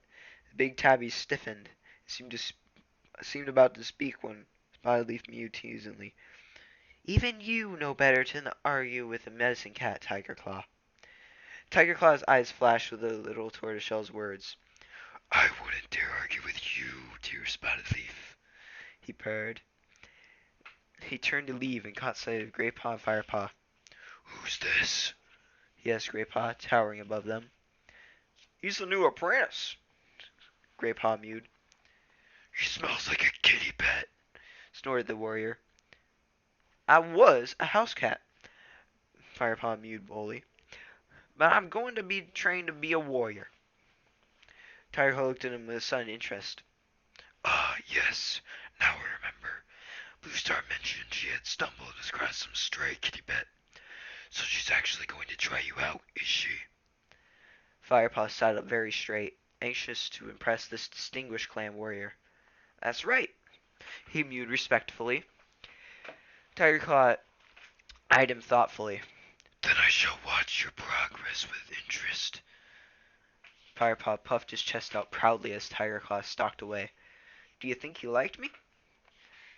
I don't think Tiger Claw likes any apprentices. This doesn't seem right. I don't think Tiger Claw likes any apprentices, whispered Graypaw. Just then, Ravenpaw stirred and twitched his ears. Has he gone? He mumbled. Who? Tiger Claw? Replied Graypaw, trotting toward him. Yup, he's gone. Hi there, Firepaw began, about to introduce himself. Go away, both of you, Sawdleaf protested. How am I meant to help this cat with all these interruptions? She impatiently flicked her tail at Graypaw and Firepaw and pushed her way between them and her patient. Firepaw realized she was serious, despite the lively glimmer in her warm amber eyes. Come on then, Firepaw, mused Graypaw. I'll show you around. See you later, Ravenpaw. Hey-bah, hey-bah, hey-bah. The two cats left Spotted Leaf with Ravenpaw and walked across the clearing. Graypaw looked thoughtful. He was clearly taking his duties as a guide very seriously. You know the High Rock already. You know the High Rock already, he began, flicking his tail towards the big, smooth rock. Blue Star always addresses the clan from there. Her den is down there. He lifted his nose toward a down, lift, is down there. He lifted. Okay, yeah, this is okay. This is good. He lifted his nose toward a hollow in the side of the high rock. Her den was carved out many moons ago by an ancient stream. Hanging like and draped the entrance, sheltering the leader's nest from wind and rain. The warriors sleep over here, Graypaw went on. Firepaw followed him to a large bush a few paces away from the high rock. There was a clear view from here right down to the gorse entrance into the camp. The branches of the bush hung low, but Firepaw could see a sheltered space inside where the warriors made their nests. The senior warriors sleep nearest the center, where it's the warmest, explained Graypaw. They usually share their fresh kill together over by that clump of nettles. The younger warriors eat nearby. Sometimes they are invited to join the senior warriors for eating, which is a big honor. What about the other clan cats? Firepaw asked, fascinated but feeling rather overwhelmed by all the traditions and rituals of clan life. Well, the queens share warrior quarters when they work as warriors, but when they are expecting kits or nursing them, they stand in a nest near the nursery. In a nest near the nursery. The elders have their own place on the other side of the clearing. Come on, I'll show ya. Firepaw prodded after Graypaw across the clearing and past the shadowy corner where Spotleaf had her den. They stopped beside a fallen tree that sheltered a patch of lush grass. Crouched among the soft greenery were four elderly cats, tucked into a plump young rabbit. Dustpaw and Sandpaw would have brought them that, whispered Graypaw. One of their apprentices' duties is to catch fresh kill for the elders. Hello, youngster, one of the elders greeted Graypaw. Hello, Smiley here, mewed Graypaw, nodding respectfully. This must be our new apprentice, Firepaw, isn't it? Mewed a second Tom. His patchy fur was dark brown, and there was only a stump where his tail should have been. That's right, Firepaw replied, copying Graypaw's polite nod. I'm Halftail, purred the brown Tom. Welcome to the clan. Have you two eaten? Small Firepaw and Graypaw both shook their heads. Well, there's enough here. Dustpaw and Sandpaw are turning into fine hunters. Would you mind if these youngsters shared a mouse one eye? The pale grey queen, who lay beside them, shook her head. Firepaw noticed one of her eyes was clouded and sightless. What about you, Dappletail? The other elder toward a shrill she-cat with a gray muscle, mute voice cracked with age. Of course not. Thank you, mewed Graypaw eagerly. He stepped forward and took a large mouse from the pile of prey and then dropped it at Firepaw's feet. You still haven't tasted mouse? He asked. No, Firepaw admitted. He suddenly felt excited by the warm smells that were rising from this piece of fresh kill. His whole body quivered at the thought of sharing his first real food as clan member. In that case, you can have first bite. Just save me some. Graypaw dipped his head and stood back to give Firepaw room. Firepaw crouched down and took a large bite from the mouse. It was juicy and tender, and sang with the flavors of the forest. What do you think? Asked Graypaw. Fantastic! Mumbled Firepaw, his mouth still full. Move over, then, mewed Graypaw, stepping forward and bending over his head to take a bite. As the two apprentices shared the mouse, they listened to the elders talk among themselves. How long before Blue Star appoints a new deputy? Asked Small Ear. What'd you say, Small Ear? Mewed One Eye. I think your hearing has become as poor as your eyesight, snapped Small Ear impatiently. I said, how long before Blue Star appoints a new deputy? One Eye ignored Small Ear's irritating reply and spoke instead to the tortoiseshell queen. Dappletail, do you remember the day many moons ago when Blue Star herself was appointed deputy? Dappletail mewed earnestly. Oh yes, it was not long after she lost her kits. She'll not be happy to be appointing a new deputy, Smalley observed. Redtail served her long and well, but she'll need to make her mind up quickly. According to clan custom, the choice has to be made before moon high after the death of the old deputy. At least this time the choice is obvious, mewed Halftail. Firepaw raised his head and looked around the clearing. Who could Halftail mean? To Firepaw, all the warriors looked worthy of becoming deputy. Perhaps he meant Tigerclaw after all. He had avenged Perhaps he meant Tigerclaw. After all, he had avenged Redtail's death. Tigerclaw was sitting not far off, his ears angled towards the elder's conversation. As Firepaw stretched with his tongue to lick the last traces of mouse from his whiskers, Blue Star's voice called from the high rock. Redtail's body still lay in the clearing below, pale gray in the fading light. A new deputy must be appointed, she meowed. But first, let us give thanks to StarClan for the life of Redtail. Tonight he sits with his fellow warriors among the stars. Silence fell as the cats looked up into the sky, which was beginning to darken as evening crept over the forest. And now I shall name ThunderClan's new deputy, Blue Star continued. I say these words before the body of Redtail, so that his spirit may hear and approve my choice. Firepaw looked at Tigerclaw. He couldn't help but noticing the hunger in the big warrior's amber eyes as he stared up at the high rock. Lionheart will be the meow Blue Star will be the new deputy of ThunderClan. Firepaw was curious to see Tigerclaw's reaction, but the dark warrior's face revealed nothing as he moved to congratulate Lionheart with a nudge so hearty that it almost pushed the great golden tabby off his balance. Why didn't she make Tigerclaw deputy? Firepaw whispered to Graypaw. Probably because Lionheart has been a warrior longer, so he has a lot more experience. Graypaw murmured back, still looking up at Blue Star. Blue Star spoke again. Redtail was also mentor to young Dustpaw. Since there must be no delay in the training of our apprentices, I shall appoint Dustpaw's new mentor immediately. Darkstripe, you are ready for your first apprentice, so you will continue Dustpaw's training. You have had a fine mentor in Tigerclaw, and I expect you to pass on some of the excellent skills you were taught. The tabby warrior swelled with pride as he showed his acceptance with a solemn nod. He strode over to Dustpaw, bent his head, and rather awkwardly touched noses with his new apprentice. Dustpaw flicked his tail respectfully, but his eyes were dull with the grief for his lost mentor. Blue Star raised her voice. I shall keep vigil with Redtail's body tonight, before we bury him at sunrise.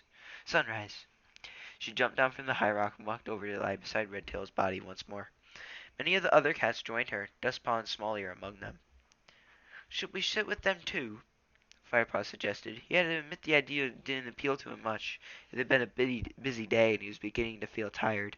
All he wanted to do was find somewhere warm and dry to curl up and sleep. Graypaw shook his head. No, only those who were closest to Redtail will share his final night. I'll show you where we sleep. Prentice's den is over here. Firepaw followed Graypaw to a thick bush of ferns that lay behind a mossy tree stump. All the apprentices share their fresh kill by this stump. Graypaw told him. How many apprentices are there? Firepaw asked. Not as many as usual. Not as many as usual. Just me, you, Ravenpaw, Dustpaw, Sandpaw. That's literally 5 people. I think that's plenty. Then again, 5 students. Well, there's like 20 adults, so yeah, 5 students. That's plenty. Shut up. As Graypaw and Firepaw settled themselves beside the tree stump, a young she-cat crawled out from beneath the ferns. Her coat was ginger, like Firepaw's, but much paler, with barely visible stripes of darker fur. So here comes the new apprentice, she meowed, narrowing her eyes. Hello, Firepaw mewed. The young cat sniffed shrilly. He smells like a kitty pet. Don't tell me I'm going to share my nest with that revolting stench. Firepaw felt rather taken aback. Since his fight with Longtail, all of the cats had been quite friendly. Maybe they just had been distracted by Ravenpaw's news, he thought. You'll have to excuse Sandpaw, apologized Graypaw. I think she must have a fur ball stuck somewhere. She's not usually this bad temper. Psst, spat Sandpaw crossly. What kind of sentence is that? Hold on, youngsters. The deep voice of White Storm sounded behind the apprentices. Sandpaw, as my apprentice, I expect you to be a little more welcoming to this newcomer. Sandpaw held up her head and looked defiant. I'm sorry, White Storm, she purred, not sounding sorry at all. I just didn't expect to be trained with a kitty pet, that's all. I'm sure you'll get used to it, Sandpaw. Now, White Storm calmly. Now, it's getting late, and training starts early tomorrow. You should get some sleep. He gave Sandpaw a stern look, and she nodded obediently. As he walked off, she spun around and vanished in the clump of ferns, sniffing once more as she brushed past Firepaw. With a flick of his tail, Graypaw invited Firepaw to follow him, and led the way after Sandpaw. Inside the sleeping area, the ground was lined with soft moss, and the pale moonlight turned everything a delicate shade of green. The air was fragrant with fern scent, and warmer than outside. Where do I sleep? Firepaw asked. Anywhere, just not so long as it's not near me, snarled Sandpaw, who was prodding some moss with her paw. Snarled Sandpaw, who was prodding with some moss with her paw. It's fucking God, so many paw. Graypaw and Firepaw exchanged glances, but said nothing. Firepaw raked together a pile of moss with his claws. When he had gathered his bed into a cozy nest, he circled until he was comfortable and settled down. His whole body felt drowsy with contentment. This was his home now. He was a member of ThunderClan. Time for Chapter 5. Alright, boys, let's do this. Hey, Firepaw, wake up! Graypaw's meow broke into Firepaw's dream. He had been chasing a squirrel, up and up, into the topmost branches of a tall oak. Training begins at sunrise. Dustpaw and Sandpaw are already up, Graypaw added urgently. Firepaw stretched sleepily, then remembered today was his first day of training. He leaped to his paws. His drowsiness evaporated as excitement surged through his veins. Graypaw was giving himself a hasty wash. Between licks he meowed. I've just spoken to Lionheart. Ravenpaw won't be trained with us till his wound is better. He'll probably stay at Spawnleaf Stem for another day or two. Dustpaw and Sandpaw are not hunting doing. So Lionheart thought you and I could train with him and Tigerclaw this morning. We better hurry, though, he added. They'll be waiting. Graypaw led Firepaw quickly through the gorse entrance of the camp and up the side of the rock-strewn valley. As they climbed over the crest of the ravine, a cool breeze ruffled over their fur. Fat white clouds raced across the blue sky overhead. Firepaw felt fierce joy well up inside him as he followed Graypaw down a tree-shaded slope and into a sandy hollow. Tigerclaw and Lionheart were indeed waiting, sitting a few tail lengths apart on the sun-warmed sand. In the future, I expect you both be punctual.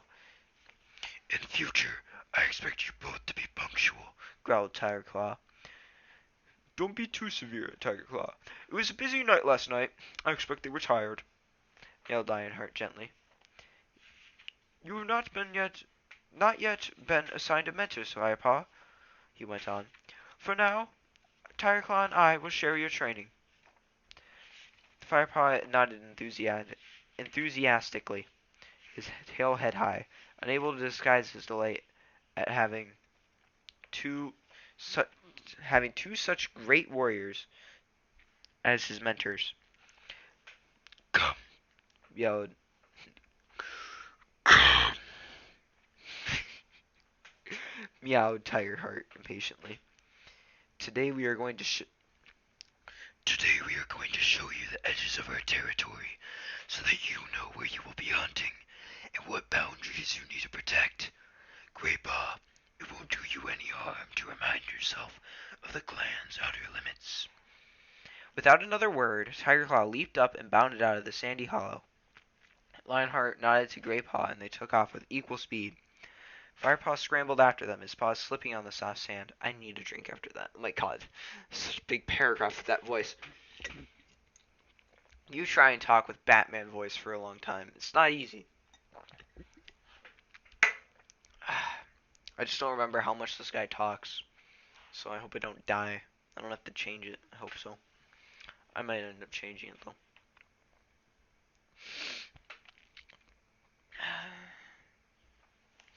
The trees were thick in this part of the forest, birch and ash trees overshadowed by mighty oaks. The ground was carpeted with crisp, dead leaves that rustled beneath their paws. Tigerclaw paused to spray his scent on a thick clump of ferns. The other cat stopped beside him. There's a two-leg path here, murmured Lionheart.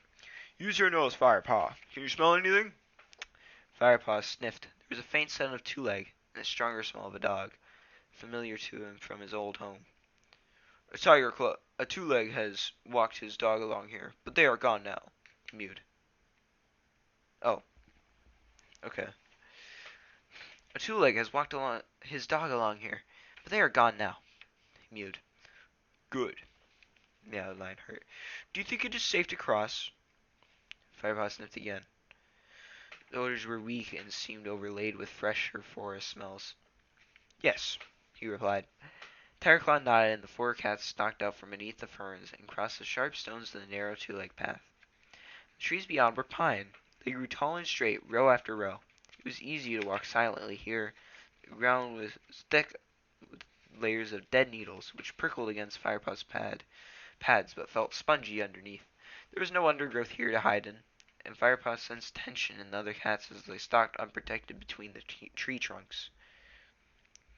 Two Legs put these trees here, meowed Tigerclaw. They cut them down with foul-smelling creatures, which spew enough fumes to make a kid go blind. Then they take the fallen trees to the tree-cut place that lies near here. Firepaw stopped and listened for the roar of the tree-eater, which he had heard before. The tree-cut place will be silent for a few moons more, till the time of Greenleaf, explained Graypaw, noticing his pause.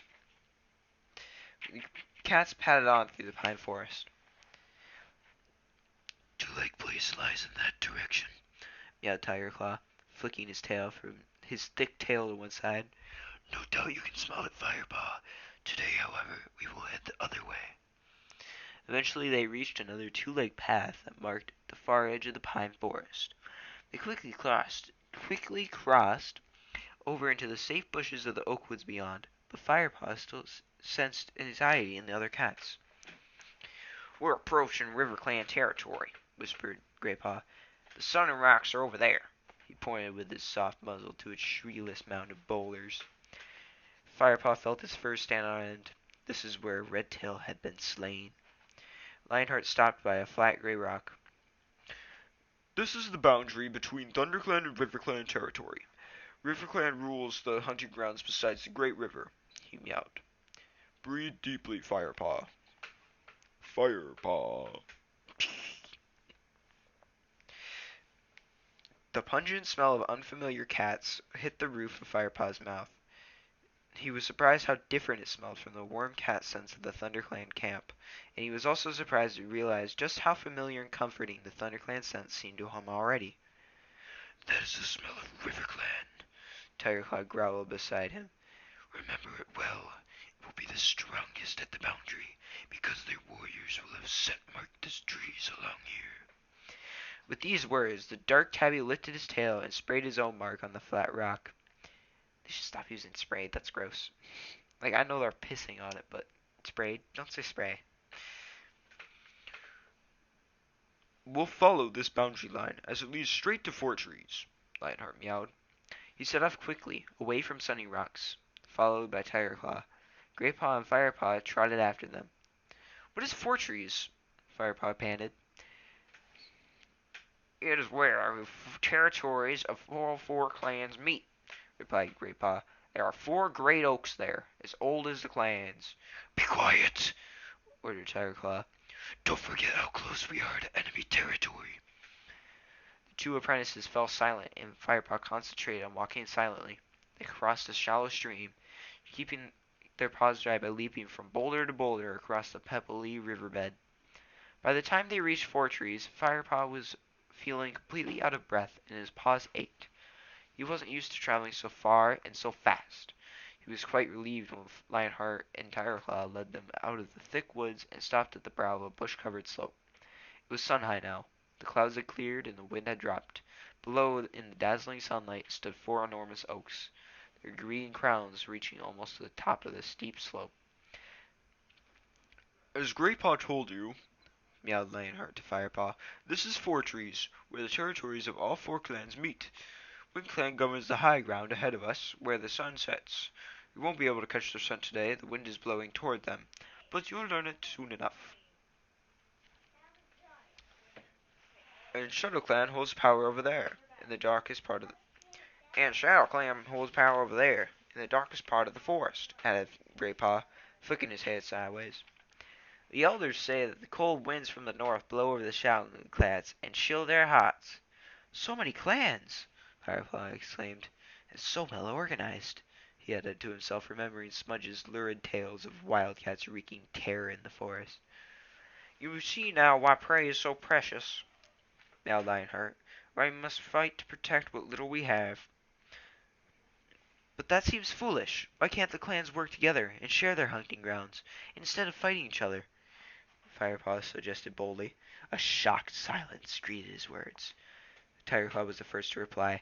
That is treacherous thinking, Kitty Pet, he snapped. Don't be too fierce, Tigerclaw, warned Lionheart.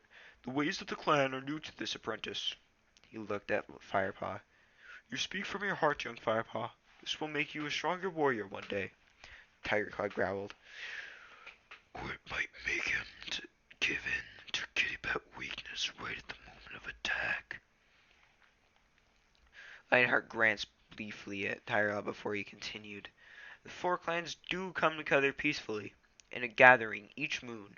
Here, he bent his head toward the 4 mighty oaks below, is where they meet.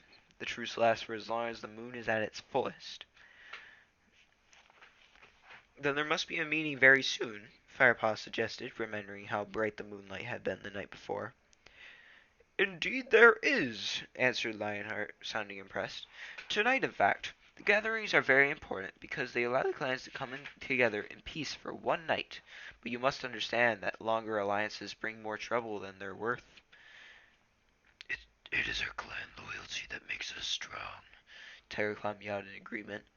If you weaken that loyalty, you weaken our chances of survival. Firepaw nodded. I understand, he mewed.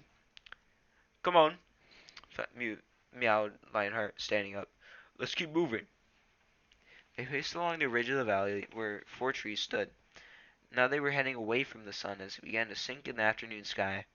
They crossed the stream at a place where it is narrow enough to leap over in one jump. Firepaw sniffed the air. A new cat scent touched his mouth. Glands, strong and sour. Which clan is that? He asked. Shadow Clan, answered Tigerclaw grimly. We are traveling along their border. Keep your wits about you, Firepaw. Fresher scents mean that a Shadow Clan patrol is in the area. As Firepaw nodded, he heard a new noise. He stiffened, but the other class kept up their pace, heading straight for the ominous rumbling. What's that? He called, trotting up to catch up with them. You'll see in a moment, replied Lionheart. Firepaw peered through the trees ahead. They seemed to be getting thinner, letting in a broad band of sunlight. Are we at the edge of the woods? He asked. Then he stopped and took a deep breath. The green forest scents were overlaid with other strange, dark smells. This time it was not cat scent, but an odor that reminded him of his two-leg home. And the rumbling was getting louder, a ceaseless roar that made the ground tremble and ached in Firepaw's ears. This is the Thunder Path. Yeah, Tiger Claw. By the way, this is a road. It's a road.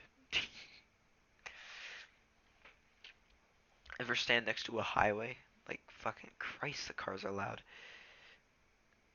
Firepaw followed as Lionheart led them toward the edge of the forest. Then he sat down and let all four cats look out. Firepaw could see a gray path like a river, cutting its way through the forest. The hard gray stone stretched ahead of him so far that the trees on the other side seemed blurred and tiny. Firepaw shuddered at the bitter smell that rose from the path.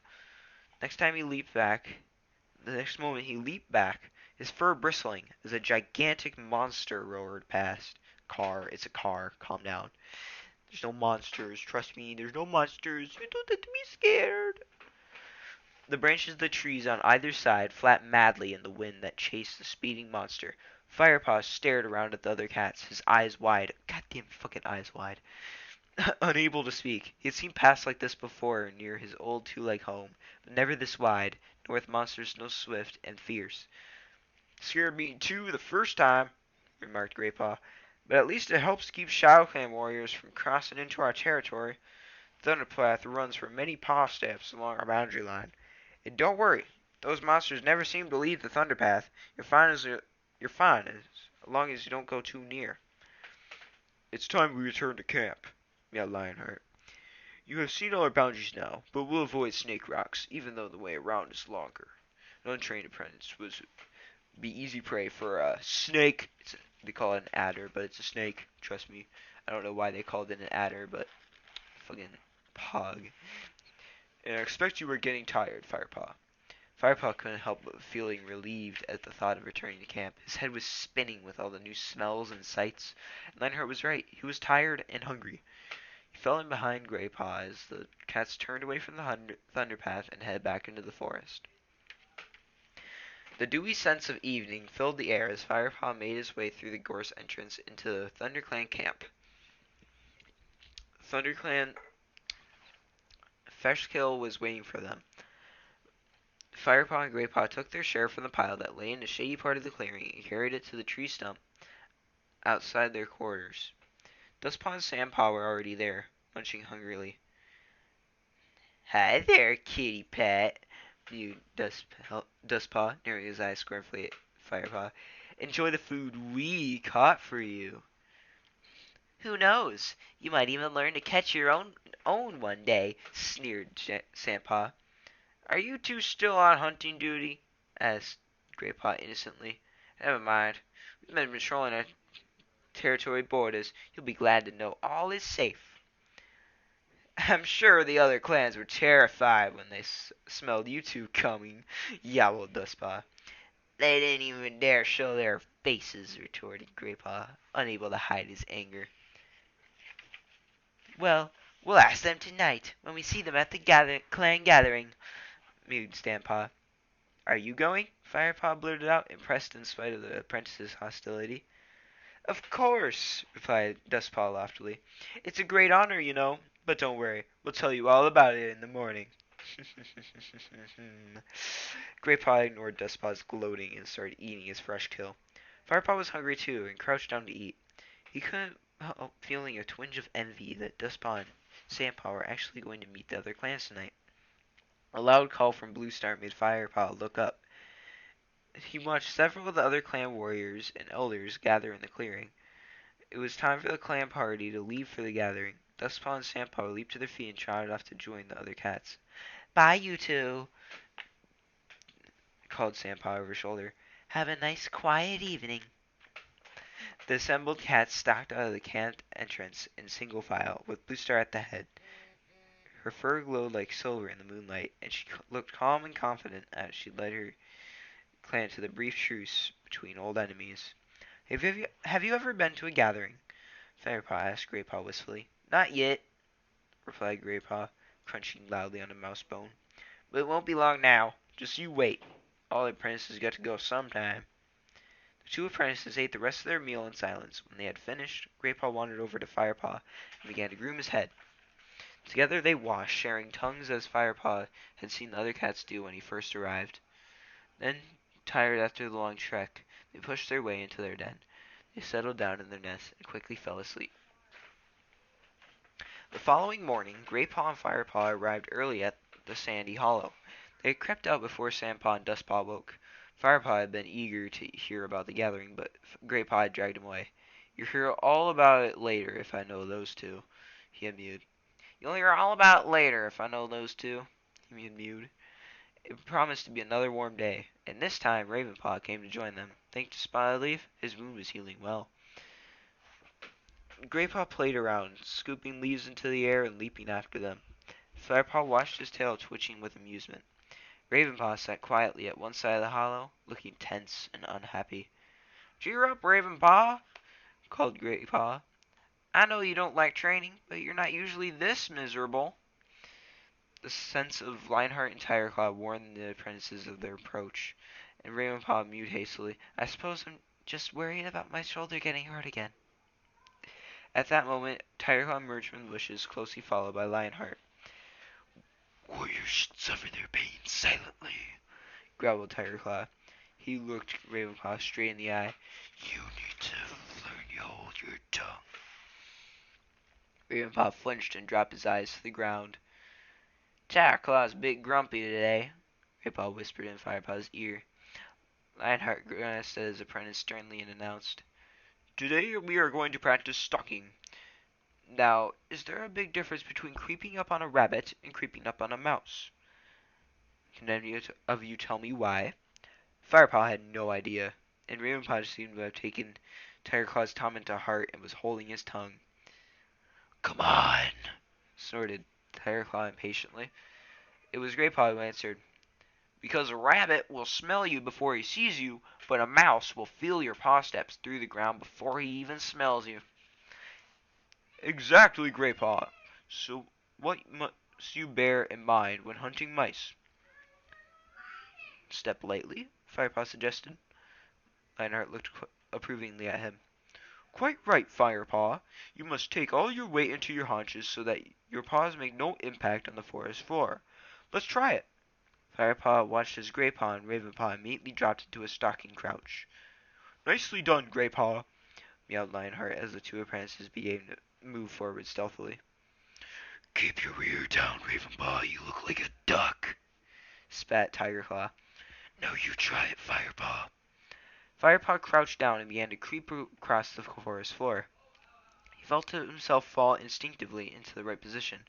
As he stepped forward, he silently and lightly as he could, he felt a glow of pride that his muscles responded so smoothly.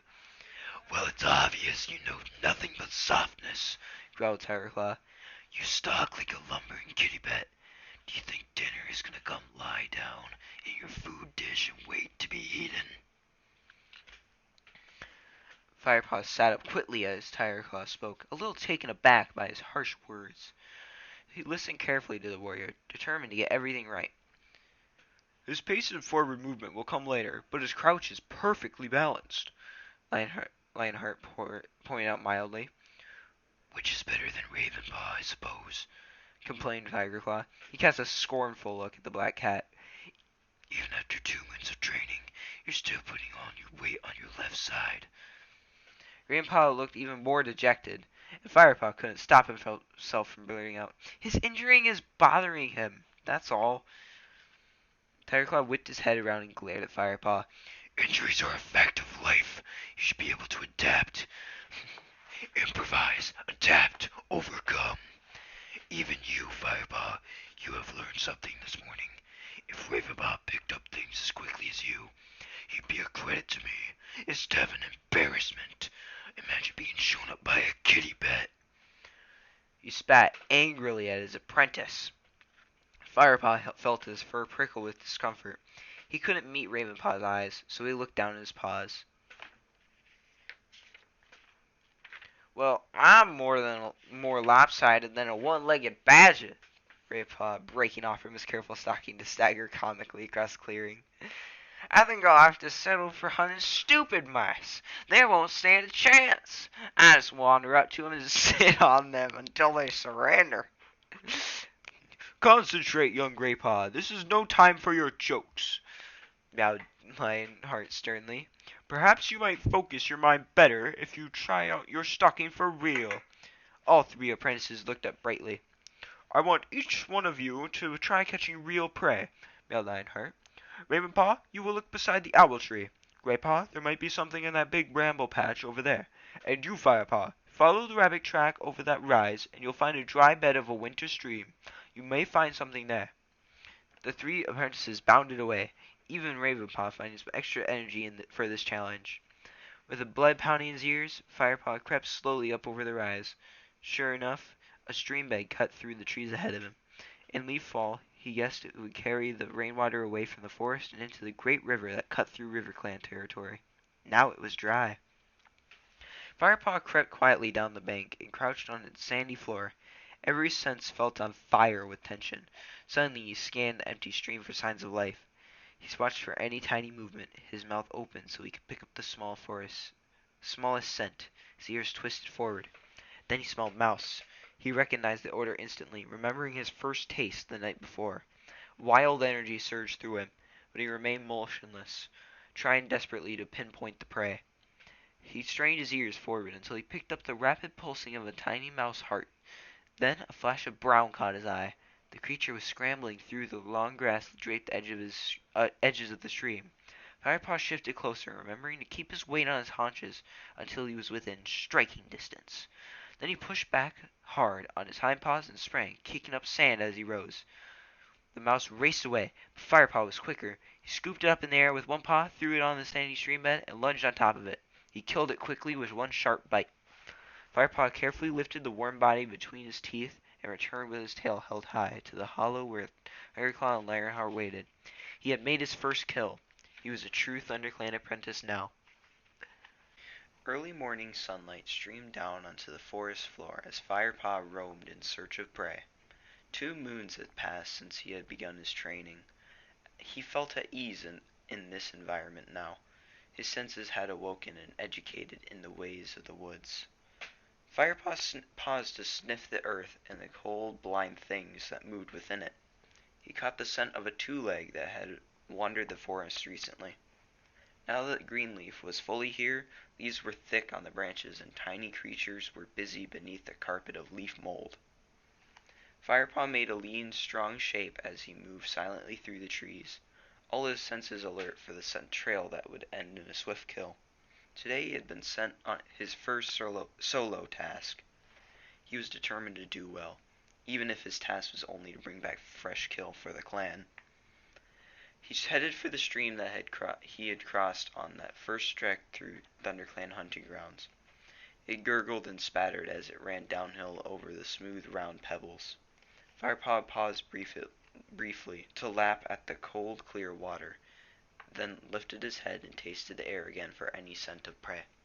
The stench of a fox lay heavy in the air here. The smell was stale, so the fox must have drunk here earlier in the day. Firepaw recognized the odor. He had smelled it on his first visit to the forest.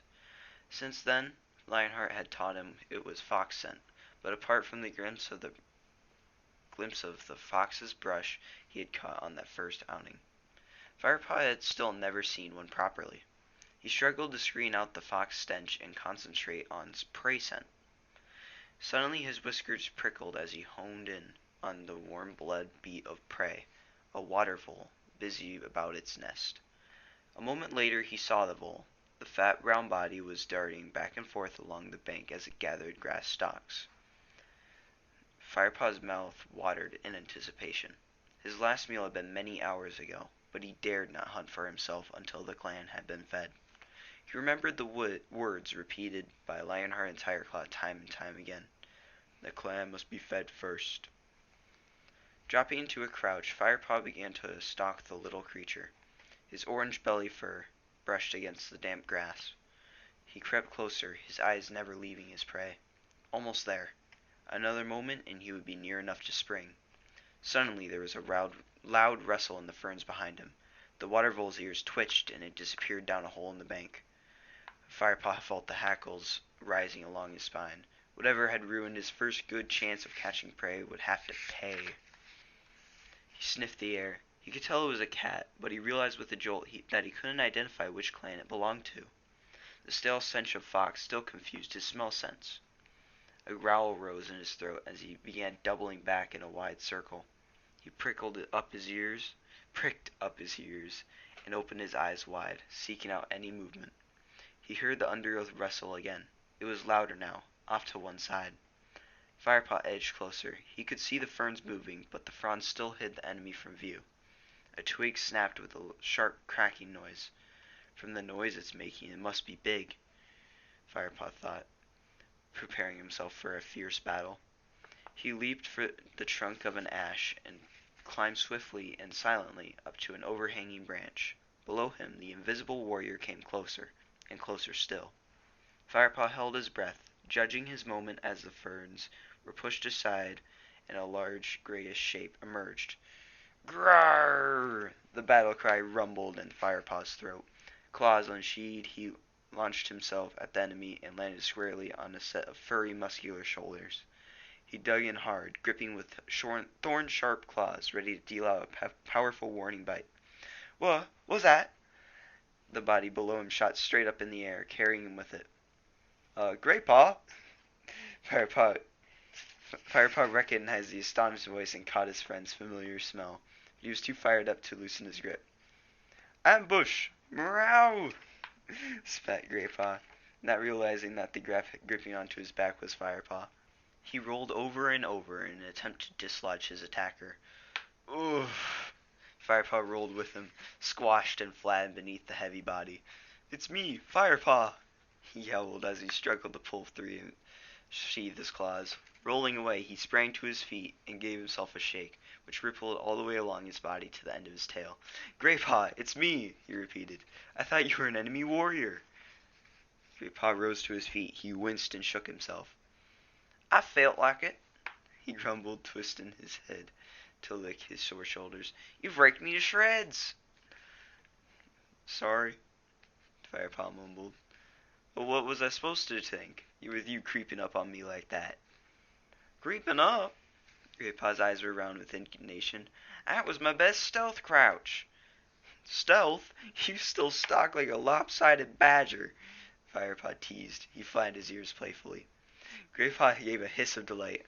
I'll show you, lopsided. The two cats leaped at each other and began rolling over and over in a play fight. Greypaw swiped at Firepaw with a hefty paw, and the young apprentice's head buzzed with stars. Ugh! Firepaw shook his head to clear it, and then launched a counterattack. He managed to get in a couple paw strikes before Greypaw overpowered him and held him down. Firepaw let his body go limp. You give up too easily, mewed Greypaw, loosening his grip. As he did so, Firepaw sprang to his feet, firing Greypaw off his back and into the undergrowth. Firepaw leaped after him and pinned him to the ground. Surprise is the warrior's greatest weapon, he crowed, quoting one of Lionheart's favorite phrases. He jumped nimbly off Greypaw and began to squirm around in the leaf litter, enjoying his easy victory in the warmth of the earth against his back. Greypaw seemed unbothered by his second defeat of the morning. It was too fine a day for bad temper. So how you doing getting on with your task? He asked. Firepaw sat up. I was doing just fine until you came along. I was about to catch a vole when your noisy trampling frightened it off. Oh, sorry, mewed Greypaw. Firepaw looked at his crestfallen friend. That's okay. You didn't know, he purred. Anyway, he continued, shouldn't you be heading to meet the patrol on the WindClan border? I thought you had to give them a message from Blue Star. Yeah, but there's plenty of time. I was going to do a little hunting first. I'm starving. Me too, but I've got to hunt for the clan before I can hunt for myself. I bet Dustpaw and Sandpaw used to swallow a shrew or two when they were on hunting duty, snorted Greypaw. I wouldn't be surprised if they did, but this is my first solo assignment. And you want to do it right, I know, Greypaw sighed. What's the message from Blue Star anyway? Firepaw asked, changing the subject. She wants to patrol the wait at the Great Sycamore I always say it's Skymore. Until she joins them at Sunhigh. She seems that some Shadow Clan cats have been prowling around. Blue Star wants to check things out. You'd best get going then, Firepaw reminded him. The Wind Clan hunting grounds aren't too far from here. There's plenty of time, answered Greypaw confidently. And I suppose I should help out after losing you that vole. It doesn't matter, Firepaw mewed. I'll find another. It's such a warm day. There should be quite a few out and about. True. You still have to catch 'em.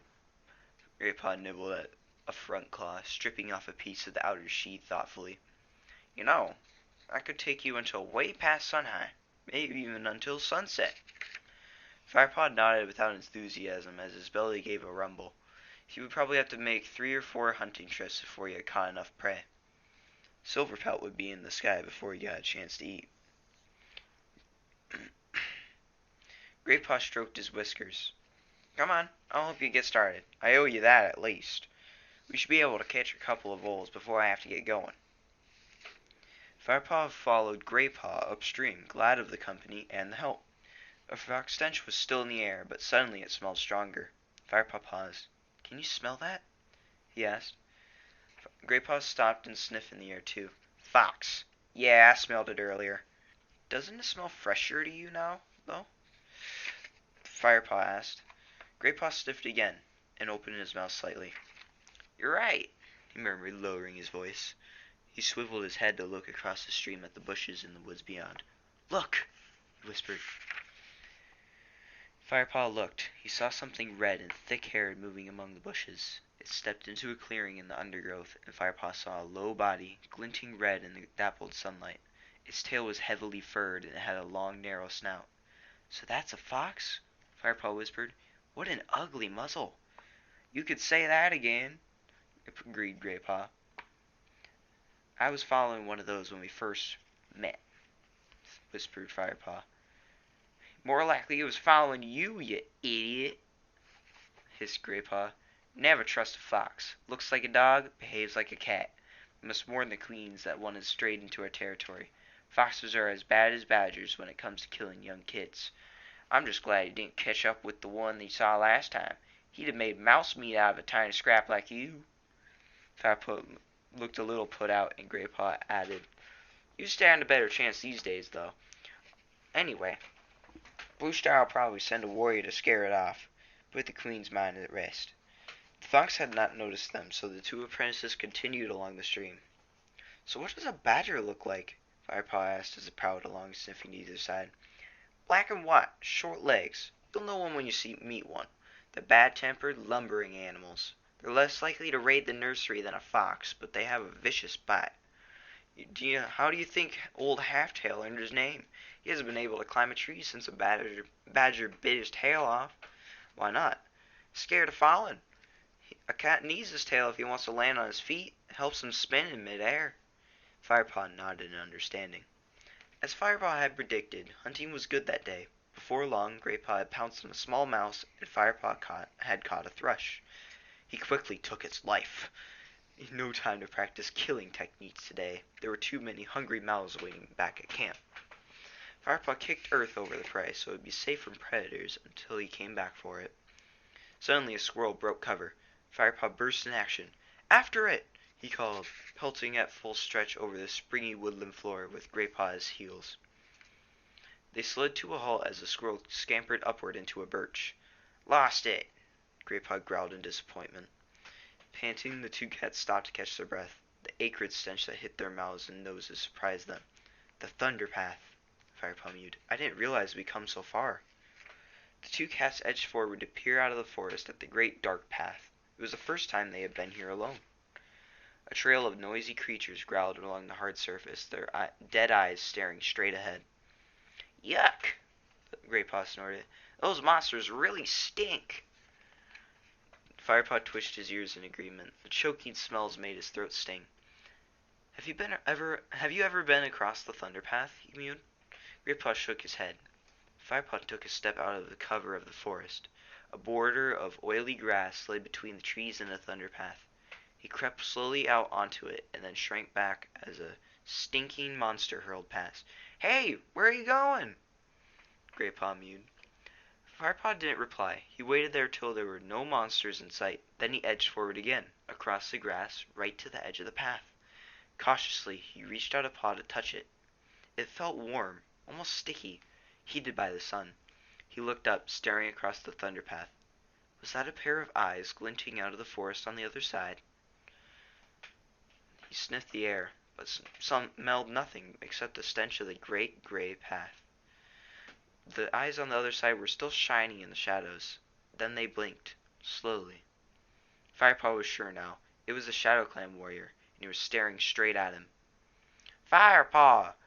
Graypaw's voice made Firepaw jump, just as a huge monster, taller than a tree, roared past his nose. The wind from it almost toppled him over. Firepaw turned and ran as fast as he could back into the safety of the forest. You mouse-brained fool! spat Graypaw. His whiskers trembled with fear and anger. What were you doing? I just wondered what the Thunderpath felt like, Firepaw muttered. His whiskers were trembling too. Come on, Firepaw hissed Graypaw edgily. Let's get out of here. Firepaw followed Graypaw as he leaped away back into the forest. Once they were a safe distance from the Thunderpath, Graypaw stopped to catch his breath. Firepaw sat down and began to lick his ruffled fur.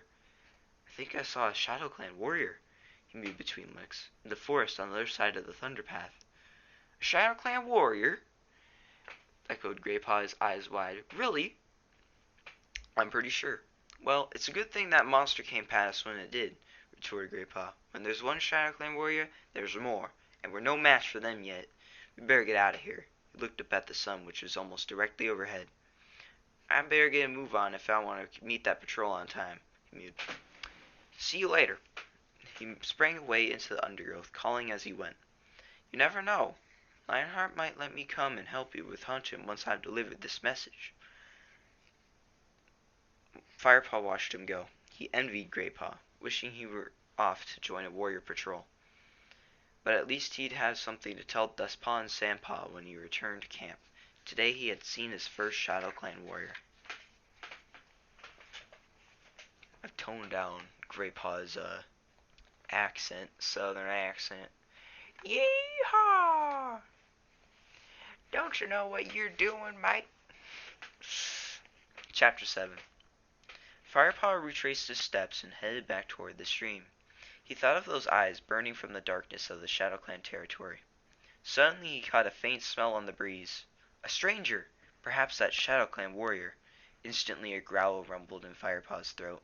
The scent message told him many things. The stranger was a she-cat, not young and definitely not from ThunderClan. She carried no distinct scent from any of the clans, but Firepaw could still tell she was tired, hungry, and sick, and she was in an ugly mood. Dropping low, Firepaw moved forward, heading toward the scent. Then he paused in puzzlement. The warrior scent was fainter now. He sniffed again. Suddenly, with a lightning movement, a snarling ball of fur burst from the bushes behind him. Firepaw screeched in shock as the she-cat slammed into him, knocking him sideways. Two heavy paws clamped down onto his shoulders, and iron jaws closed around the back of his neck. Meow! He grunted, already thinking fast. If the other cat were to sink its fangs too deep, it would be all over. He forced himself to go limp, relaxing his muscles as if in submission, and let out a pretend howl of alarm. The she-cat opened her mouth to give a triumphant yowl. Ah, a puny apprentice, easy prey for Yellowfang, she hissed. At the insult, Firepaw felt a surge of fury. Just wait. He'd showed this cough of furball what kind of warrior he was. But not yet, he told himself. Wait until you feel her teeth again. Yellowfang bit down. Firepaw surged upward with all the strength in his powerful young body. She gave a snarl of surprise as she was thrown clear. She tumbled backward into a gorse bush. Firepaw shook himself. Not such easy prey, huh? Yellowfang hissed defiance as she tore herself free from the clinging branches. Not bad, young apprentice, she spat back, but you'll need to do a lot better. Firepaw blinked when he saw his opponent clearly for the first time. The she-cat had a broad, almost flat face and round orange eyes. Her dark gray fur was long and matted into smelly clumps.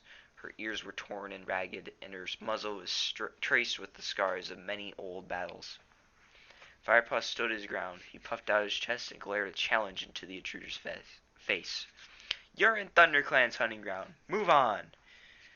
"Who's going to make me?"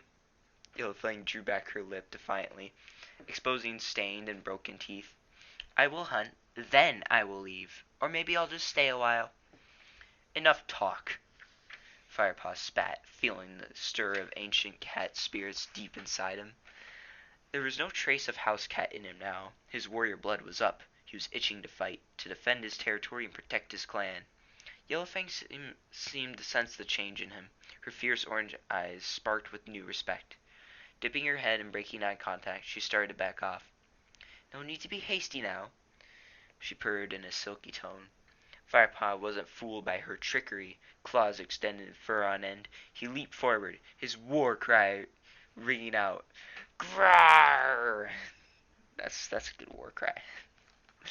With a hiss of rage, the other cat responded. Snarling and spitting, the young cat and old locked together. They rolled over and over, teeth and claws flashing.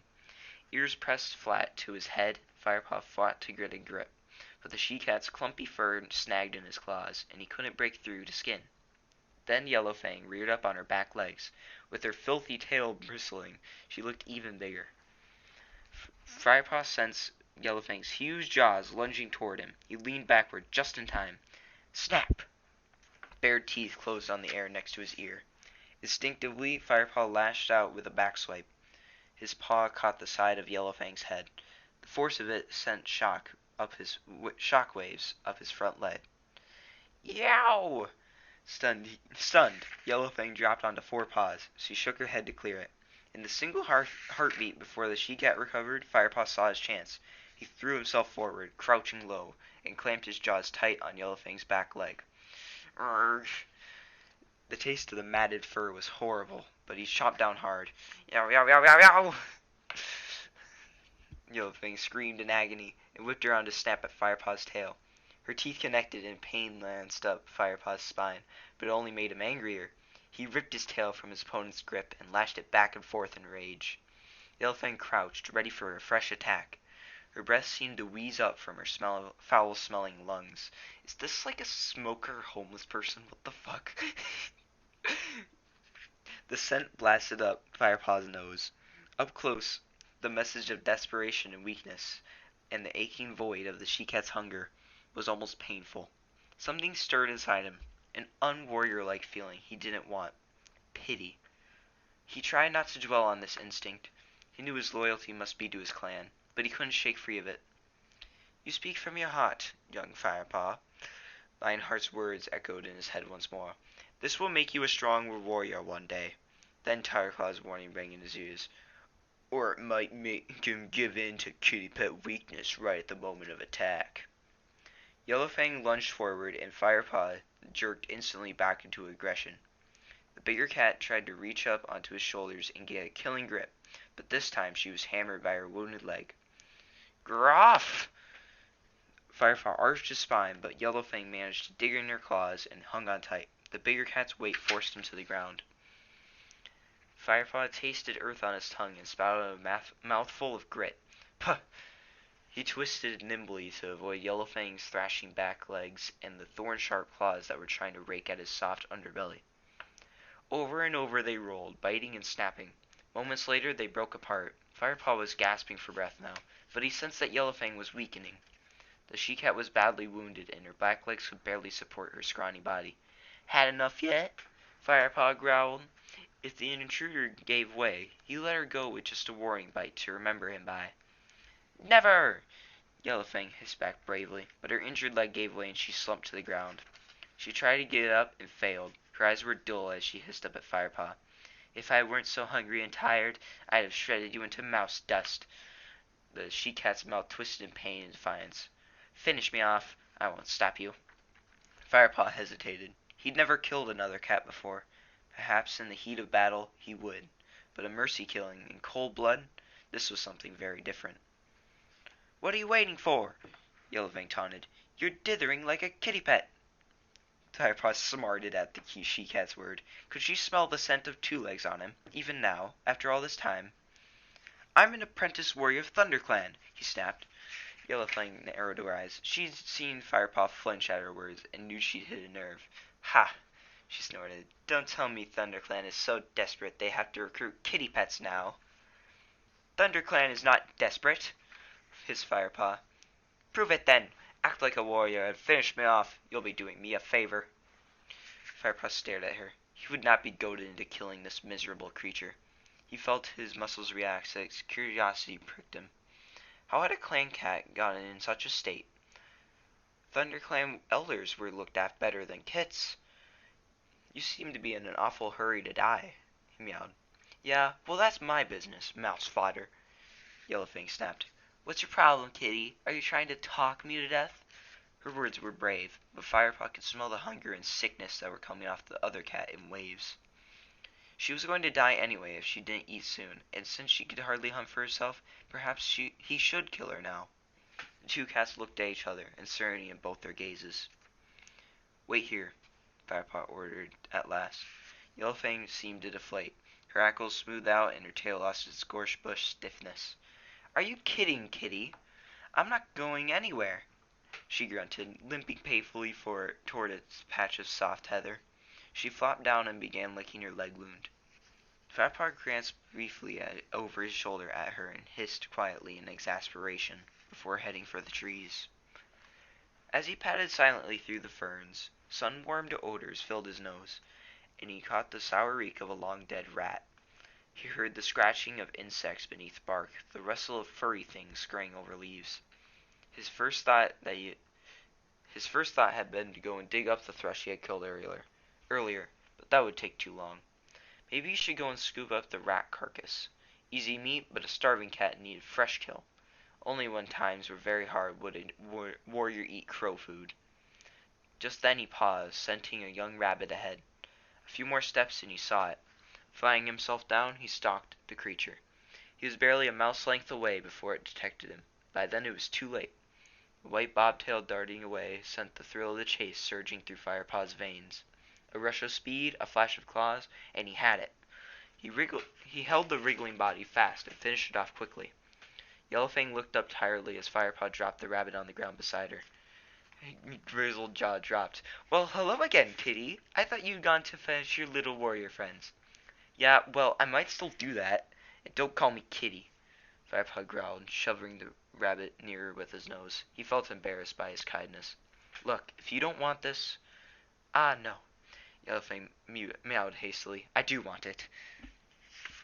Firepaw watched the she-cat rip open the prey and start to swallow it down. His own hunger rose up in his mouth filled with water. He knew he shouldn't even be thinking about eating. He still had to take back enough prey for his clan, but the fresh kill smelled delicious. A few minutes later, Yellowfang gave a huge sigh and flopped onto her side. First fresh kill I've had it for days. She licked her muzzle clean and sat down to give herself a thorough wash. As if one wash is going to make much difference, Firepaw thought, his nose twitching. She was the arch-cat of stench. He eyed the tattered remnants of the prey. There wasn't much left to line a cat's belly, but his fight with Yellowfang had sharpened his appetite even more. He gave in to his hunger and gulped down the scraps. It was delicious. He licked his lips, savoring every last taste, tingling from head to paw. Yellowfang watched him closely, showing her stained teeth. Better than the muck. Two Legs feeds some of our brothers, isn't it? She mewed slyly, knowing she had found his sore spot. She was trying to antagonize him. Firepaw ignored her and began to wash. It's poison, Yellowfang went on. Rat droppings. Only a spineless bag of fur would accept such disgusting frog spawn. She broke off and tensed. Shh, warrior's coming. Firepaw was also aware of cats approaching. He could hear their soft paw fall on the leaf litter and the sound of fur swishing through branches. He smelled the wind brushing against their coats. Familiar smells. These were ThunderClan warriors, confident enough in their own territory not to care about the noise they made. Firepaw licked his lips guiltily, hoping to wash away any trace of the scraps he'd just swallowed. Then he looked at Yellowfang in the fresh pile of rabbit bones that lay beside her. The clan must be fed first! Lionheart's voice rang through his head once more. But surely he would understand why Firepaw had fed this wretched creature. His mind reeled, suddenly fearful of what would happen to him. His first apprentice task, and he had ended up breaking the warrior code. Alright, so he's in big trouble now. But, you might have noticed that I put on the accent very lightly, or the tone very lightly, when it's just in his head. I try to combine the voices when it's in their head. But, yeah, Chapter 8, let's go. Yellowfang growled in defiance at the approaching Pross steps, but Firepaw could sense her panic. She cat struggled to her feet. So long, thanks for the meal. She tried to limp away on 3 legs and then winced in pain.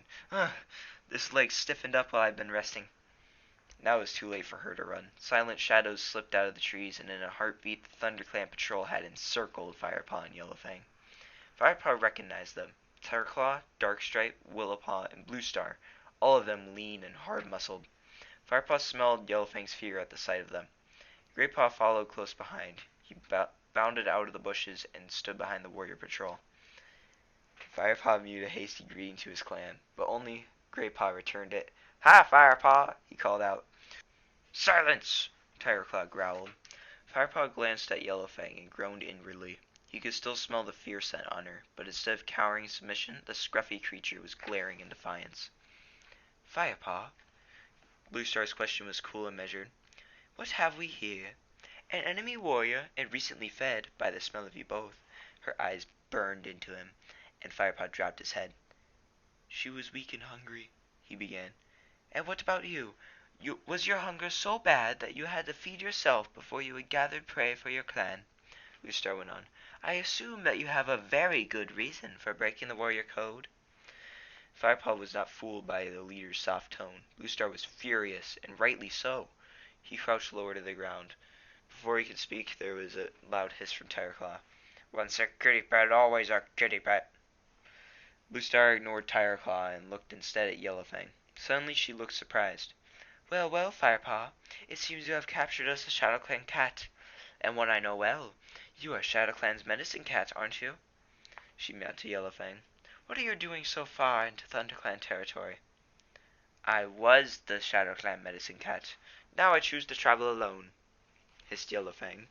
Firepaw listened, astonished. Had he heard right? Yellowfang was a ShadowClan warrior. Her filthy condition must have masked her territorial scent. He might have enjoyed tackling her more if he'd known. "Yellowfang," Tigerclaw meowed mockingly, "it looks like you have fallen on hard times if you can be beaten by an apprentice." Now Darkstripe spoke. "This old cat is no use to us. Let us kill her now. As for this kitty pet, he has broken the warrior code by feeding an enemy warrior. He should be punished." "Keep your claws in, Darkstripe," Bluestar purred calmly. "All the clans speak of Yellowfang's bravery and wisdom. It may help us to hear what she has to say. Come, we'll take her back to camp. Then we'll decide what to do with her. And with Firepaw."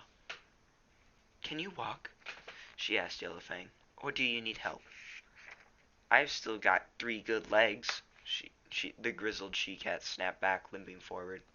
Firepaw saw that Yellowfang's eyes were glazed with pain, but she seemed determined not to show any weakness. He noticed a look of respect flicker across Bluestar's face before the ThunderClan leader turned and slowly led the way through the trees. The other warriors took up positions on either side of Yellowfang, and the patrol moved off, carefully keeping the pace with their lame prisoner. "Lame, so lame." Firepaw and Greypaw fell in step together at the back of the group. "Have you heard of Yellowfang?" Firepaw hissed to Greypaw. "A bit. Apparently she was a warrior before she became a medicine cat, which is unusual. I can't imagine her as a loner, though. She has lived her whole life in ShadowClan." "What's a loner?" Greypaw glanced at him. "A loner is a cat that isn't part of a clan or cared for to got 2 legs. Tigerclaw says they are untrustworthy and selfish. They often live around 2-legged dwellings, but belong to no one and catch their own food." "I might end up a loner once Bluestar is finished with me," Firepaw mewed. "Bluestar's very fair," Greypaw reassured him. "She won't throw you out. She certainly seems pleased to have such an important ShadowClan cat as a prisoner. I'm sure she's not going to make a fuss about your feeding the poor old main bag." But But they keep moaning about prey being scarce. Oh, why did I eat that rabbit? Firepot felt shame burn through his fur. Well, yeah. Graypaw nudged his friend. That was mouse-brained. You really broke the warrior code there. But no cat is perfect. Firepaw didn't answer, but trekked onward with a heavy heart. This was not the way he had hoped his first solo task would end. As the patrol passed the sentries who guarded the camp entrance, the rest of ThunderClan came running to welcome their warriors home. Queens, kits, and elders crowded on either side. They peered curiously at Yellowfang as she was led into the camp. Some of the elders recognized the old she-cat. Word spread quickly through the clan that this was ShadowClan's medicine cat, and a steady jeering hum rose up around them. Yellowfang seemed deaf to the taunts. Firepaw couldn't help admiring the way she limped with dignity through the corridor of stares and insults. She knew she was in a great deal of pain and hungry in spite of the rabbit he had caught for her. When the patrol reached the high rock, Bluestar nodded toward the dusty ground in front of it. Yellowfang followed into the ThunderClan leader's silent command, sinking gratefully onto the earth. Still ignoring the hostile stares around her, she began licking her wounded leg. Firepaw noticed Spiderleaf emerge from her corner. She must have scented the presence of an injured cat in the camp. He watched the crowd part to let the young tortoiseshell through. Yellowfang glared at Spiderleaf and hissed, I know how to take care of my own wounds. I don't need your help. Spiderleaf said nothing but nodded respectfully and stepped back. Some of the cats had been out hunting, and fresh kill was brought for the returning warriors to eat. They each took some food and carried it away to the nettle patch to eat it. Then the other clan cats crowded forward to take their own share. Firepaw paced hungrily around the clearing and watched as the cats crouched in their usual groups, chewing and gulping. He longed for a morsel, but didn't dare to take anything from the pile. He had broken the warrior code. He guessed that this meant he was forbidden his share in the fresh kill. He paused beside the hide rock where Bluestar was sharing words with Tigerclaw. Uncertain, Firepaw looked to his leader for a signal that he was allowed to eat. But the gray cat and her senior warrior were busy murmuring at one another in low tones. Firepaw wondered if they were talking about him. Desperate to know his fate, he strained his ears to hear what they were saying. Tigerclaw's yowl seemed impatient. It's just too dangerous to bring an enemy warrior into the heart of ThunderClan. Now that she knows the camp, even the youngest ShadowClan kid will hear of it. We have to move. Calm down, Tigerclaw, Bluestar purred. Why should we move? Yellowfang says that she is traveling alone now. There's no reason for ShadowClan to hear of it. Do you really believe that? What on earth was that foolish kitty pet thinking of? Tigerclaw spat. But think for a moment, Tigerclaw, meowed Bluestar. Why would the ShadowClan medicine cat choose to leave her clan? You seem to be afraid that Yellowfang would share her clan secrets with ShadowClan, but have you thought about how many ShadowClan secrets she might share with us? Firepaw could see by the way Tigerclaw's fur began to flatten that Bluestar's words made sense. The warrior nodded briefly, and then stalked off to take his share of the fresh kill. Bluestar remained where she was. She looked out across the clearing, where some of the younger kits were fighting and tumbling playfully in the dust, then stood up and began to walk toward Firepaw. His heart lurched. What was she going to say to him? But Bluestar walked straight past him. She did not even glance at him. Her eyes were clouded with unknown distant thoughts. Frostfur! She called out as she approached the nursery. A pure white cat with dark blue eyes slipped out of the brambles. Inside, the noise of mewing grew louder. Hush, kits, purred the white cat reassuringly. I won't be long. Then she turned to her leader. Yes, Bluestar, what is it? One of our apprentices has seen a fox in the area. Warn the other queens to guard the nursery carefully, and make sure all kits less than 6 spoons stay inside the camp until the warriors have driven it away. Frostfur nodded. I will pass on the warning, Bluestar. Thank you. Then she turned and squeezed back into the nursery to quiet the crying kits. Wow, what absolute children, am I right? They cry for after their mom is like 6 feet away from them for like 2 seconds. Jesus. Babies are the worst. At last, Bluestar strode over to the pile of fresh kill and took her share. A plump wood pigeon had been left for her there. Firepaw looked on longingly as she carried it away to eat with the senior warriors. Finally, his hunger drove him forward. Graypaw was with Ravenpaw, wolfing down a small finch beside the tree stump. He saw Firepaw approach the pile and flicked his head encouragingly. Firepaw bent his neck, ready to take a small wood mouse in his teeth. "Not for you," Tireclaw growled, striding up behind him and pawing the mouse away. "You didn't bring back any prey. The elders will eat your share. Take it to them." Firepaw looked over to Bluestar. She nodded shortly. "Do as he says." Obediently, Firepaw picked up the mouse and carried it across the small ear. The delicious smell of it wafted up Firepaw's nose. He wanted nothing more than crunch it up with his strong teeth. He could almost feel its life energy flooding his young body. With great self-control, he laid the prey down in front of the gray Tom and then backed away politely. He expected no thanks and was offered none. Now that he was glad that he had gobbled up the remains of the rabbit he had caught for Yellowfang, there'd be nothing else for him to eat until he went out hunting again tomorrow. Firepaw wandered over to Graypaw. His friend had eaten his fill and lay with Ravenpaw outside the apprentice's den. He was stretched out on his side, rhythmically washing a foreleg. Graypaw saw Firepaw approach and paused in his licking. "Has Bluestar mentioned your punishment yet?" he asked. "Not yet," Firepaw replied gloomily. Graypaw narrowed his eyes sympathetically and said nothing. Bluestar's call sounded across the clearing. "Let all those cats old enough to catch their own prey join together for a meeting of our clan." I remember it going a different way, but okay. Most of the warriors had finished eating, and like Graypaw, were busy grooming themselves. They lifted themselves gracefully to their paws and walked over to the high rock, where Bluestar waited to speak. "Come on," urged Graypaw, as he leaped up. Ravenpaw and Firepaw followed him as he scampered over and nudged his way forward into a good position.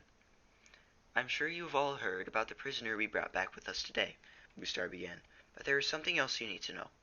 She glanced down at the rattlesnake cat who lay very still beside the high rock.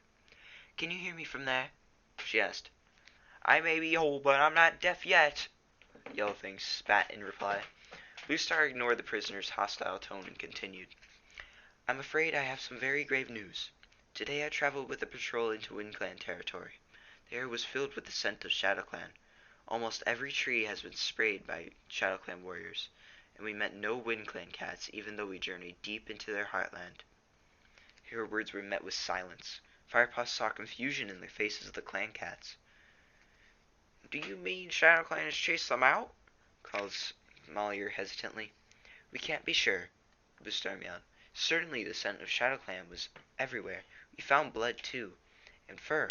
There must have been a battle, though we found no bodies from either clan."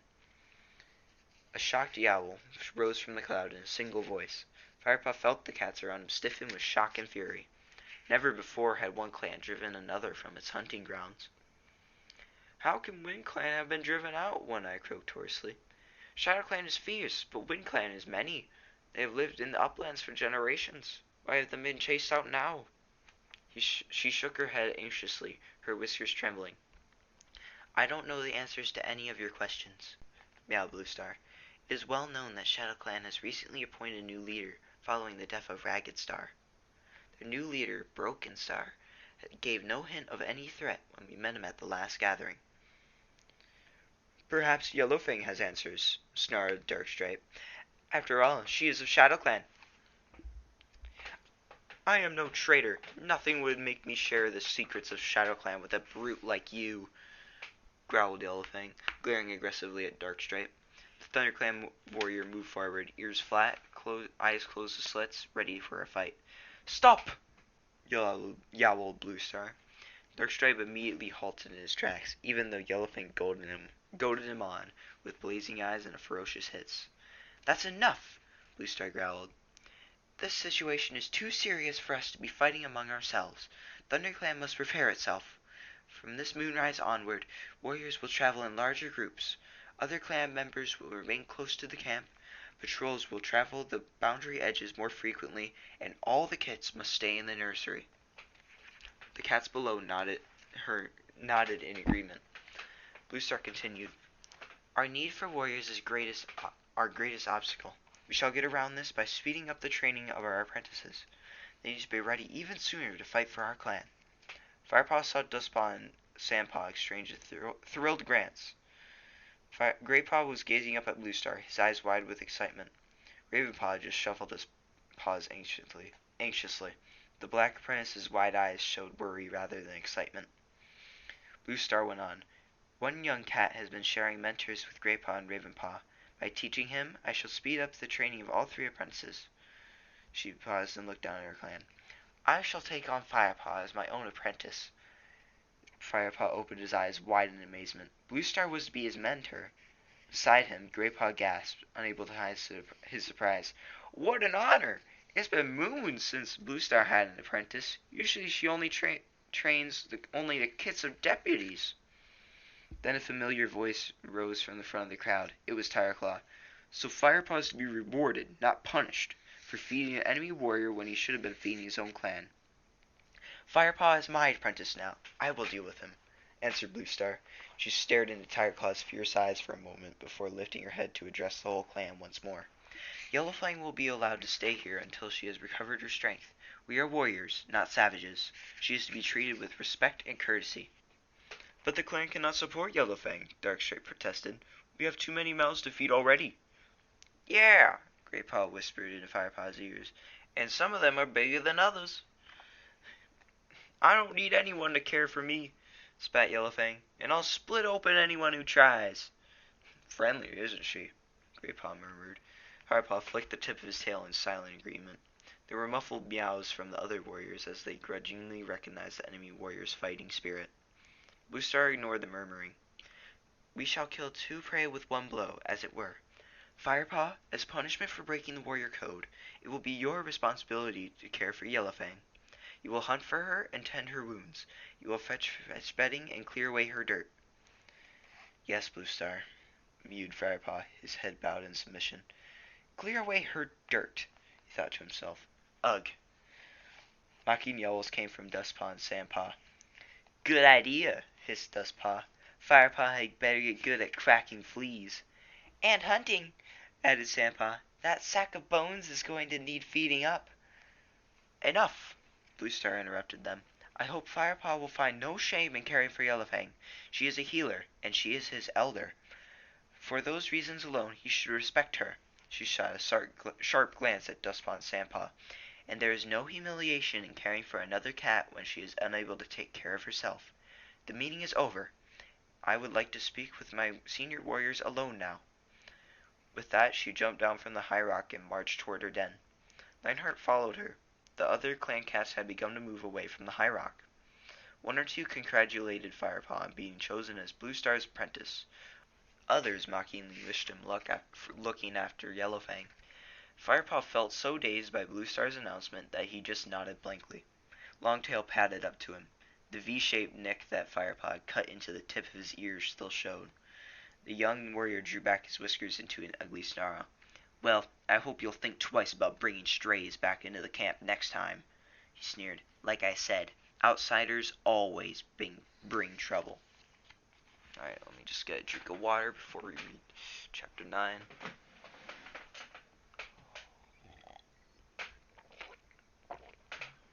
I would cut this out, but I think you really need to hear that. Like, you really, really need to hear that. Chapter 9. I'd go and see Yellowfang if I were you, whispered Graypaw, as Longtail strode away. She doesn't look very happy. Firepaw glanced over at the old she-cat. She was still lying beside the high rock. Graypaw was right. She was glaring at him. Well, here goes, he mewed. Wish me luck. You'll need the whole of StarClan on your side for this one, answered Graypaw. Call out if you need a hand. She looks like she's gonna get you. I'll sneak up behind her and whack her on the head with a stiff rabbit. Firepaw purred with amusement and trotted off toward Yellowfang. His cheerfulness quickly evaporated as he neared the injured queen. The old cat was clearly in a terrible mood. She hissed a warning in Shoulder's teeth. Stop right there, kitty pet. Firepaw sighed. It seemed he was in for a fight. He was still hungry and beginning to feel tired. He longed to curl up in his nest for an afternoon nap. The last thing he wanted was to argue with this pitiful clump of fur and teeth. You can call me what you like, he mewed warily. I'm just following Bluestar's orders. You are a kitty pet, though, aren't you? Yellowfang wheezed. She's tired, too, Firepaw thought. There was less fire in her voice, although her spite was as strong as ever. I used to live with two legs when I was a kitten, Firepaw replied calmly. Your mother a kitty pet? Your father a kitty pet? Yes, they were. Firepaw looked down at the ground, feeling resentment burn inside him. It was bad enough that members of his own clan still viewed him as an outsider. He clearly didn't have to answer to this foul-tempered prisoner. Yellowfang seemed to take his silence as an invitation to go on. Kitty pet blood is not the same as warrior blood. Why don't you run home to your two legs now instead of looking after me? It's humiliating after being fussed over by a lone-born cat like you. Firepaw's patience ran out. He snarled. You'd still feel humiliated if I were warrior-born. You'd feel ashamed whether I was a precious cat from your own clan or a wretched two-leg that picked you up off the ground. He lashed his tail from side to side. It's the fact that you need to rely on any cat that you find so humiliating. Yellowfang stared at him, her orange eyes very wide. Firepaw carried on furiously.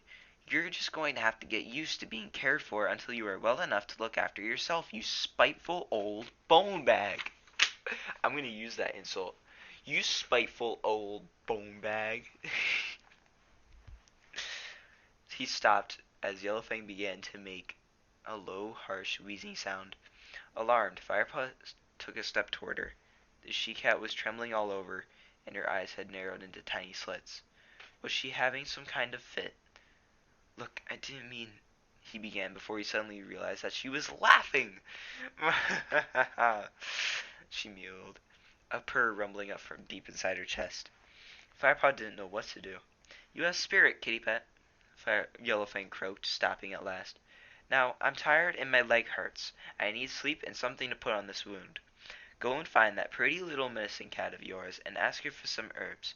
I think you'll find a goldenrod poultice will help. And while you're at it, I wouldn't mind a few poppy seeds to chew on. The pain is killing me. Stunned by her change of mood, Firepaw turned quickly and sprinted towards Spotted Leaf's den. He had never been in this part of the camp before. With his ears pricked, he padded through a cool green tunnel of ferns that led into a small grassy clearing. A tall rock stood at one side, split down the middle by a crack wide enough for a cat to make its den inside. Out of this opening trotted Spotted Leaf. As usual, she looked bright-eyed and friendly, her dappled coat gleaming with 100 shades of amber and brown. Firepaw shyly mewed a greeting and reeled off Yellowfang's list of herb and seeds. I've got most of those in my den, replied Spotted Leaf. I'll fetch some marigold leaves, too. If she dresses her wound with that, it'll keep off any infection. Wait here. Thanks, Firepaw mewed as the medicine cat disappeared back into her den. He strained his eyes, trying to catch a glimpse of her inside, but the den was too dark to see anything. He could only hear the sound of rustling and the smell of heady scents of unfamiliar herbs. I swear to God, it's pronounced herbs, but fine, I'll say it's herbs. Fucking dumbass. Spotted Leaf emerged from the gloom and dropped a bundle folded in leaves by Firepaw's feet. Tell Yellowfang to go easy on the poppy seeds. I don't want her to deaden the pain entirely. A little pain can be useful, as it will help me judge how well she is healing. Firepaw nodded and picked up the herbs with his teeth. Thanks, Spotted Leaf. He mewed through a mouthful of leaves, then headed back through the fern tunnel into the main clearing. Tigerclaw was sitting outside the warrior's den, watching him closely. As Firepaw trotted over to Yellowfang, carrying the herbs, he could feel the amber-eyed stare burning into the fur on the back of his neck.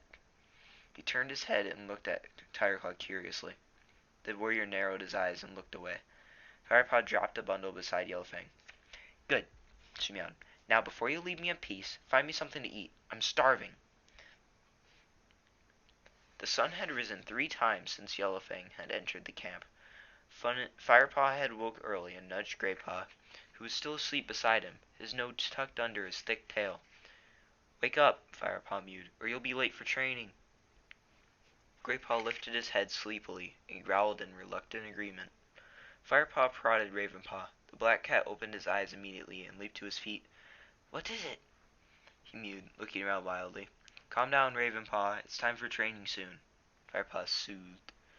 Dustpaw and Sandpaw began to stir too in their mossy nests on the far side of the den. Firepaw stood up and pushed his way out of the ferns. The morning was warm. Firepaw could see a deep blue sky through the leaves and branches that overhung the camp. Today, however, a heavy dew glistened on the fern fronds and sparkled on the grass. Firepaw sniffed the air. Greenleaf was drawing to a close, and soon it would start to feel colder. He lay down and rolled in the earth beside the tree stump, stretching his legs and tipping his head back to rub it on the cool ground. Then he flipped over onto his side and looked across the clearing to see if Yellowfang was awake yet.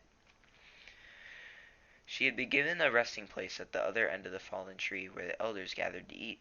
Her nest lay tucked against its mossy trunk, out of hearing of the elders, but in full view of the warriors' den across the clearing. Firepaw could just see a mound of pale gray fur, rising and falling in time to a gentle rumble of sleep. Graypaw trotted out of the den behind him, followed by Sandpaw and Dustpaw. Ravenpaw appeared last with a nervous glance around the clearing before he emerged fully into the open. "Another day looking after that mangy old flea bag, eh, Firepaw?" mewed Dustpaw. "I bet you wish you were out training with us." Firepaw sat up and shook the dust from his fur. He wasn't going to let himself get annoyed by Dustpaw's taunts. "Don't worry, Firepaw," murmured Graypaw. "Blue Star will have you back in training before long." "Perhaps she thinks a kitty pet is better off staying in camp tending to the sick," mewed Sandpaw rudely, tossing her sleek ginger head and throwing him a scornful look. Firepaw decided to ignore her barbed comments. "What is White Storm teaching you today, Sandpaw?" he mewed. "We're doing battle training today. He's going to teach me how a real warrior fights," Sandpaw replied proudly. "Lionheart's taking me to the great sycamore," mused Graypaw, "to practice my climbing. I'd best go. He'll be waiting." "I'll come with you to the top of the ravine," mewed Firepaw. "I have to catch breakfast for Yellowfang. Coming, Ravenpaw? Tiger Claw must have something planned for you." Ravenpaw sighed and nodded, then followed Graypaw and Firepaw as they trotted out of camp. Even though his injury was completely healed, he seemed to have a little enthusiasm for warrior training. "Here," mewed Firepaw. He dropped a large mouse and a chaffinch onto the ground beside Yellowfang. "About time," she growled. Yellowfang had still been sleeping when Firepaw had entered the camp after his hunting trip, but the smell of fresh kip must have awoken her, for now she had pulled herself into a sitting position. She dropped her head and hungrily gulped down Firepaw's offerings. She had developed a massive appetite as her strength returned. Her wound was healing well, but her temper remained as fierce and unpredictable as ever. She finished her meal and complained. "The base of my tail itches like fury, but I can't reach it. Give it a wash, will you?" With an inward shudder, Firepaw crouched down and set to work. As he cracked the plump fleece between his teeth, he noticed a gang of small kits. Small kit gang! Small kit gang! Tumbling in the dusty earth nearby. They were mauling each other and play fighting, sometimes quite viciously. Yellowfang, who had closed her eyes as Firepaw groomed her, half opened one eye to observe the kits as they played. To his surprise, Firepaw felt her spine stiffen beneath his teeth. He listened for a moment to the tiny yelps and squeaks of the kits. "Feel my teeth broken, Star," mewed one small tabby. He was leaped onto the back of a little gray and white kit, who was pretending to be the Shadow Clan leader. The two kits bundled toward the high rock. Suddenly the gray and white kit gave a mighty heave and flung the tabby from his back. With a startled squeak, the little tabby cannoned Yellowfang's sides. Instantly, the old she-cat leaped to her feet, fur on end, spitting violently. "Stay away from me, you scrap of fur!" she hissed. The tabby kit took one look at the furious cat, turned tail, and ran. He hid himself behind a tabby queen, who was staring furiously across the clearing at Yellowfang. The gray and white kit froze where he stood. Then, paw by paw, he cautiously backed away toward the safety of the nursery. Yellowfang's reaction shocked Firepaw. He thought he'd seen her at her most vicious when they fought after their first meeting, but her eyes burned with a new rage now. "I think the kids are finding it hard being confined to camp," he mewed cautiously. "They're getting restless." "I don't care how restless they are," growled Yellowfang. "Just keep them away from me." Don't you like kits? Firepaw asked, curious in spite of himself. Did you never have kits of your own? Don't you know medicine cats don't have kits? Hissed Yellowfang furiously. Furiously. But I heard you were a warrior before that, Firepaw ventured. I have no kits, Yellowfang spat.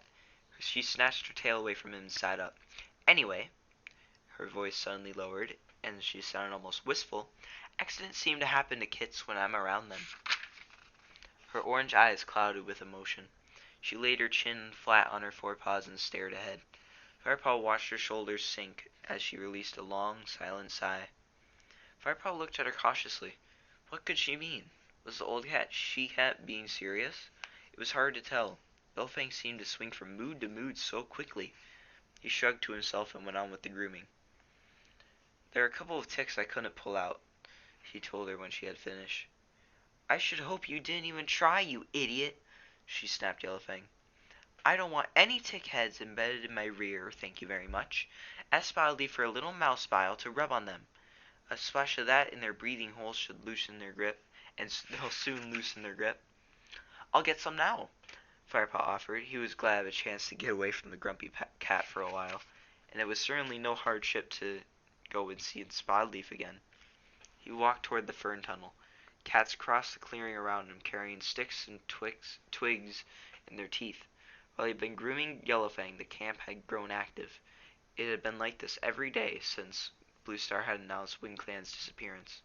The queens were weaving twigs and leaves into a dense green wall around the sides of the nursery, making sure that the narrow entrance was the only way in and out of the bramble patch. Other cats were working at the edges of the camp, filling in any spaces in the thick undergrowth. Even the elders were busy, scraping out a hole in the ground. Warriors filed steadily past, piling pieces of fresh kill beside them, ready to be stored in the newly dug hole. There was an air of quiet concentration, a determination to make the clan as secure and well supplied as possible. If ShadowClan made a move on their territory, ThunderClan would shelter inside the camp. They would not let themselves be driven from their hunting grounds as easily as WindClan had been. Darkstripe, Longtail, Willowpelt, and Dustpaw were waiting as silently at the camp entrance, their eyes fixed on the opening to the gorse tunnel. A patrol was just returning, dusty and paw-sore. As soon as the warriors entered the camp, Darkstripe and his companions approached and exchanged words with them. Then they slipped quickly out of the camp. ThunderClan's borders were not being left unguarded for a moment. Firepaw headed down the fern tunnel that led to Spotledleaf's den.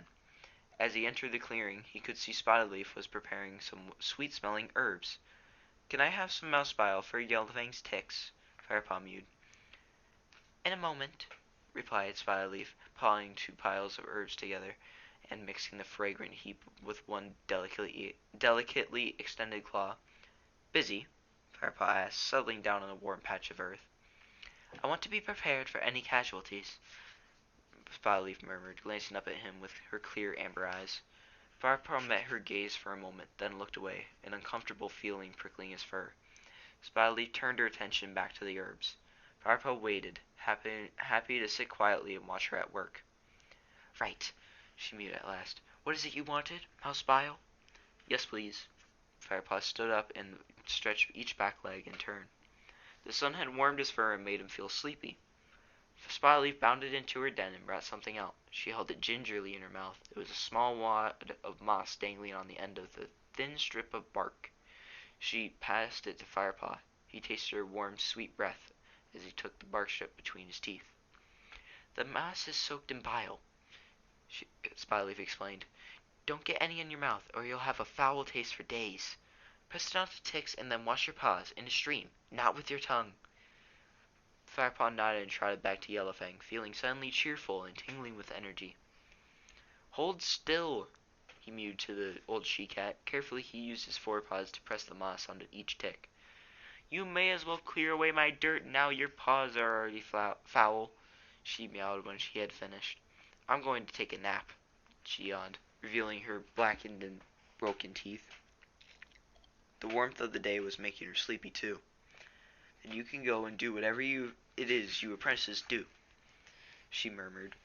When Firepaw had cleared away Yellowfang's dirt, he left her dozing and made his way to the gorse tunnel. He was keen to get to the stream and rinse his paws. Firepaw! A yellow thing called from the side. A voice called from the side of the clearing. Firepaw turned. It was Halftail. Where are you off to? Meowed the old cat curiously. You ought to be helping with the preparations. I've just been putting mouse bile on Yellowfang's ticks, replied Firepaw. Amusement flickered through Halftail's whiskers. So now you're off to the nearest stream. Well, don't come back without fresh kill. We need as much as we can find. Yes, Halftail, Firepaw replied. He made his way out of the camp and up the side of the ravine. He trotted down to the stream where he and Greypaw had hunted on the day he found Yellowfang. Without hesitating, he jumped down into the cold, clear water. It came up to his haunches and wet his belly fur. The shock made him gasp, and he shivered. A rustle in the bushes above him made him look up, although the familiar scent had reached his nose told him there was nothing to be alarmed about. What are you doing in here? In there? Greypaw and Ravenpaw were standing looking at him as if he were mad. Mouse bile, Firepaw grimaced. Don't ask. Where are Lionheart and Tigerclaw? They've got to join the next patrol, answered Greypaw. They ordered us to spend the rest of the afternoon hunting. Halftail told me the same thing. Firepaw mewed, flinching as a chilly current of water rushed around his paws. Everyone's busy back at camp. You'd think we were about to be attacked at any moment. He climbed up onto the bank, dripping. Who says we won't be? Mewed Ravenpaw, his eyes flicking from side to side as if he expected an enemy patrol to leap out of the bushes at any time. Firepaw looked at the heap of fresh kill that was piled beside the two apprentices. Looks like you've done all right today, he mewed. Yeah, mewed Grandpa proudly. And we still got the rest of the afternoon to hunt. You want to join us? You bet, Firepaw purred, gave himself a final shake, and then bounded into the undergrowth after his friends. Firepaw could tell that the cats back at camp were impressed with the amount of prey the three apprentices had managed to catch during their afternoon hunt. They were welcomed back with high tails and friendly nuzzles. It took them 4 journeys to carry their bumper catch. Bumper catch! Bumper! Hey, that's pretty good. Hey, how was your day? Oh, it was pretty bumper. Alright, man, that's pretty cool. To the storage hole the elders had dug. Lionheart and Tigerclaw had just returned with their patrols as Firepaw, Greypaw, and Ravenpaw carried their last load into camp. Well done, you 3, yelled Lionheart. I hear you've been busy. The store is almost full. You might as well add that last lot to the pile of fresh kill for tonight, and take some of it back to your den with you. You deserve a feast. The 3 apprentices flicked their tails with delight. I hope you've not been neglecting Yellowfang with all this hunting, Firepaw, Tigerclaw growled warningly. Firepaw shook his head impatiently, eager to get away. He was starving. He had obeyed the warrior code this time, and not eaten a morsel while he was hunting for the clan, nor had Greypaw or Ravenpaw. They trotted away and dropped the last of their catch on the fresh kill that already lay on the center of the clearing. Then each of them took a piece and carried it back to the tree stump. The den was empty. Where are Dustpaw and Sandpaw? Asked Ravenpaw. They must still be out on patrol, Firepaw guessed. Good, meowed Grandpa. Peace and quiet. They ate their fill and lay back to wash. The cool evening air was welcome after the heat of day. Hey, guess what? Mewed Grandpa suddenly. Ravenpaw managed to squeeze a compliment out of Tigerclaw this morning. Really? Firepaw gasped. What on earth did you do to please Tigerclaw? Fly? Well, Ravenpaw began shyly, looking at his paws. I caught a crow. How'd you manage that? Firepaw mewed, impressed. It was an old one, Ravenpaw admitted modestly. But it was huge, added Greypaw. Even Tigerclaw couldn't find fault with that. He'd been in such a bad mood since Taboo Star took you on as her apprentice. He licked his paw thoughtfully for a moment. Hang on, make that since Lionheart was deputy. He's just worried about ShadowClan and the extra patrols, mewed Ravenpaw hastily. You should not try to annoy him. You should try not to annoy him. The conversation was interrupted by a loud yowl from the other side of the clearing. Oh no, Firepaw groaned, getting to his paws. I forgot to take Yellowfang her share. You wait here, mewed Greypaw, leaping up. I'll take her something. No, I better go, Grandpa protested. This is my punishment, not yours. No one'll notice, argued Grandpa. They're all busy eating. You know me, quiet as a mouse, quick as a fish. Wait heat. Firepaw sat down again, unable to hide his relief. He watched his friend trot away from the tree stump to the pile of fresh kill. As if he were carrying out orders, Grandpa confidently picked out two of the juiciest looking mice. Quickly he began to pad across the clearing toward Yellowfang. Stop, Grandpa! A loud great growl rumbled from the entrance of Warrior's Den. Tigerclaw strode out and marched over to Greypaw. "Where are you taking those mice?" he demanded. With a sinking feeling in his stomach, Firepaw watched, helpless, for the tree stump. Beside him, Ravenpaw froze mid-chew and crouched over his meal with his eyes wider than ever. Greypaw dropped the mice and shuffled his paws uncomfortably. "Not helping young Firepaw by feeding that greedy traitor over there, are you?" Firepaw watched Greypaw study his paws for a moment. Finally replied, I was just feeling hungry. I was going to take them off and eat them by myself. If I let that pair get a look in," he glanced at Firepaw and Ravenpaw, "they'll leave you with nothing but bones and fur." "Oh, really?" mewed Firefly. "Well, if you're so hungry, you might as well eat them here and now." "But," Greypaw began, looking up at the senior warrior in alarm. "Now!" growled Tigerclaw. Greypaw bent his head quickly and began to eat the mice. He demolished the first one in a couple of bites and swallowed it quickly. The second mouse took longer for him to eat. Firepaw he never managed to swallow it, and his own stomach clenched his sympathy. But eventually Greypaw gave a final difficult gulp, and the last bit of mouse disappeared. "Better now?" asked Tigerclaw, his voice smooth with mock sympathy. "Much," replied Sympathy, stifling a burp. "Good." Tigerclaw stalked off again, back to his den. Greypaw slunk uncomfortably back to Firepaw and Ravenpaw. "Thanks, Greypaw." Firepaw mewed gratefully, nudging his friend's soft fur. "That was quick thinking." The noise of Yellowfang's yowl rose into the air once more. Firepaw sighed and got to his paws. He would make sure he took her enough to see her through the night. He wanted to turn in early.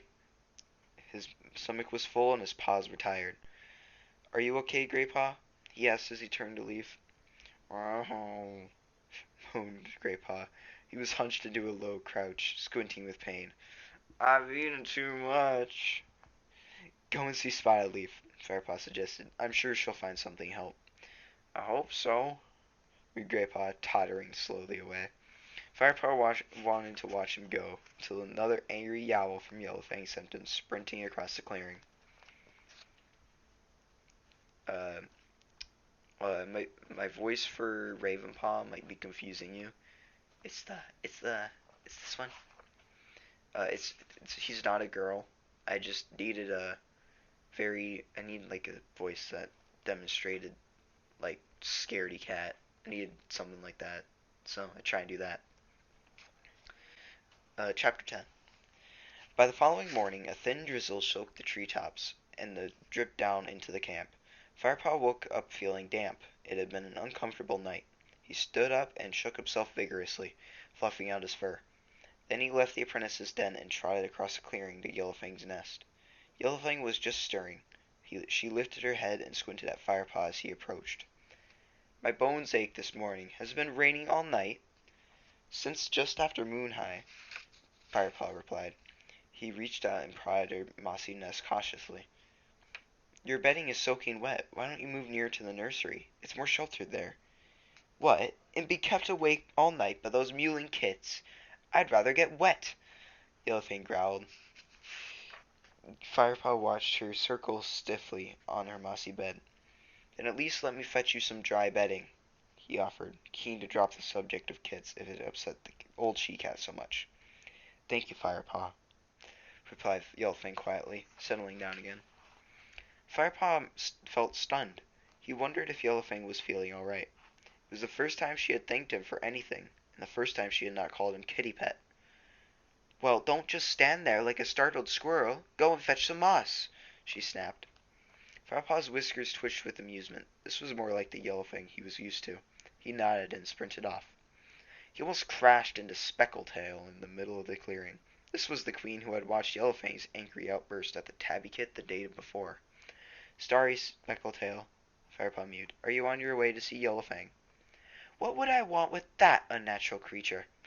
Replied Speckletail crossly. Actually, it's you I was looking for. Blue Star wants to see you. Firepaw hurried toward the high rock in Blue Star's den. Blue Star was sitting outside, her head bobbing rhythmically as she licked the gray fur below her throat. She paused when she noticed Firepaw. How is Yellowfang today? She meowed. Her bedding is wet. Her bedding is wet, so I was going to fetch her more. Firepaw replied. I'll ask one of the queens to see to that. Firepaw gave her chest another lick, and then eyed Firepaw carefully. Is she fit enough to hunt for herself yet? She asked. I don't think so, Firepaw meowed, but she can walk well enough now. I see, meowed Blue Star. She looked thoughtful for a moment. It's time for you to return to your training, Firepaw, but you'll need to work hard to make up for the time you have lost. Great! Thank you, Blue Star, Firepaw stammered. You will go out with Tigerclaw, Graypaw, and Ravenpaw this morning, Blue Star continued. I've asked Tigerclaw to assess the warrior skills of all our apprentices. Don't worry about Yellowfang. I'll make sure someone sees to her while you are gone. Firepaw nodded. Now, join your companions, Blue Star ordered. I expect they're waiting for you. Thank you, Blue Star, Firepaw mewed. He turned with a flick of his tail and darted towards his den. Blue Star was right. Graypaw and Ravenpaw were both waiting for him by their favorite tree stump. Graypaw looked stiff and uncomfortable, his long fur clumped by the dampness of the air. Ravenpaw was pacing around the tree stump, lost in thought, and the tip of his white tail twitching. So you're joining us today, Graypaw called as Firepaw approached. Some day, huh? He shook himself roughly to get rid of the clinging wetness. Yes, Blue Star told me that Tigerclaw is going to assess us today. Are Sandpaw and Dustpaw coming too? White Storm and Darkstripe took them out on warrior patrol. I suppose Tigerclaw is going to look at them later, Graypaw answered. Come on, we should get going, urged Ravenpaw. He had stopped pacing and now hovered beside them anxiously. Fine by me, meowed Graypaw. Hopefully some exercise will warm me up a bit. The three cats trotted through the gorse track and out of the camp. They hurried toward the sandy hollow. Tigerclaw had not arrived, so they hung around in the shelter of a pine tree, their fur fluffed up against the chill. Are you worried about the assessment? Firepaw asked Ravenpaw, as the young cat padded backward and forward with quick, nervous paw steps. There's no need to be. You're Tigerclaw's apprentice, after all. When he reports back to Blue Star, he's going to want to tell her how good you are. You can never tell with Tigerclaw, mewed Ravenpaw, still pacing. For goodness sake, sit down, Graypaw grumbled. At this rate, you'll be worn out before we begin. By the time Tigerclaw arrived, the sky had changed.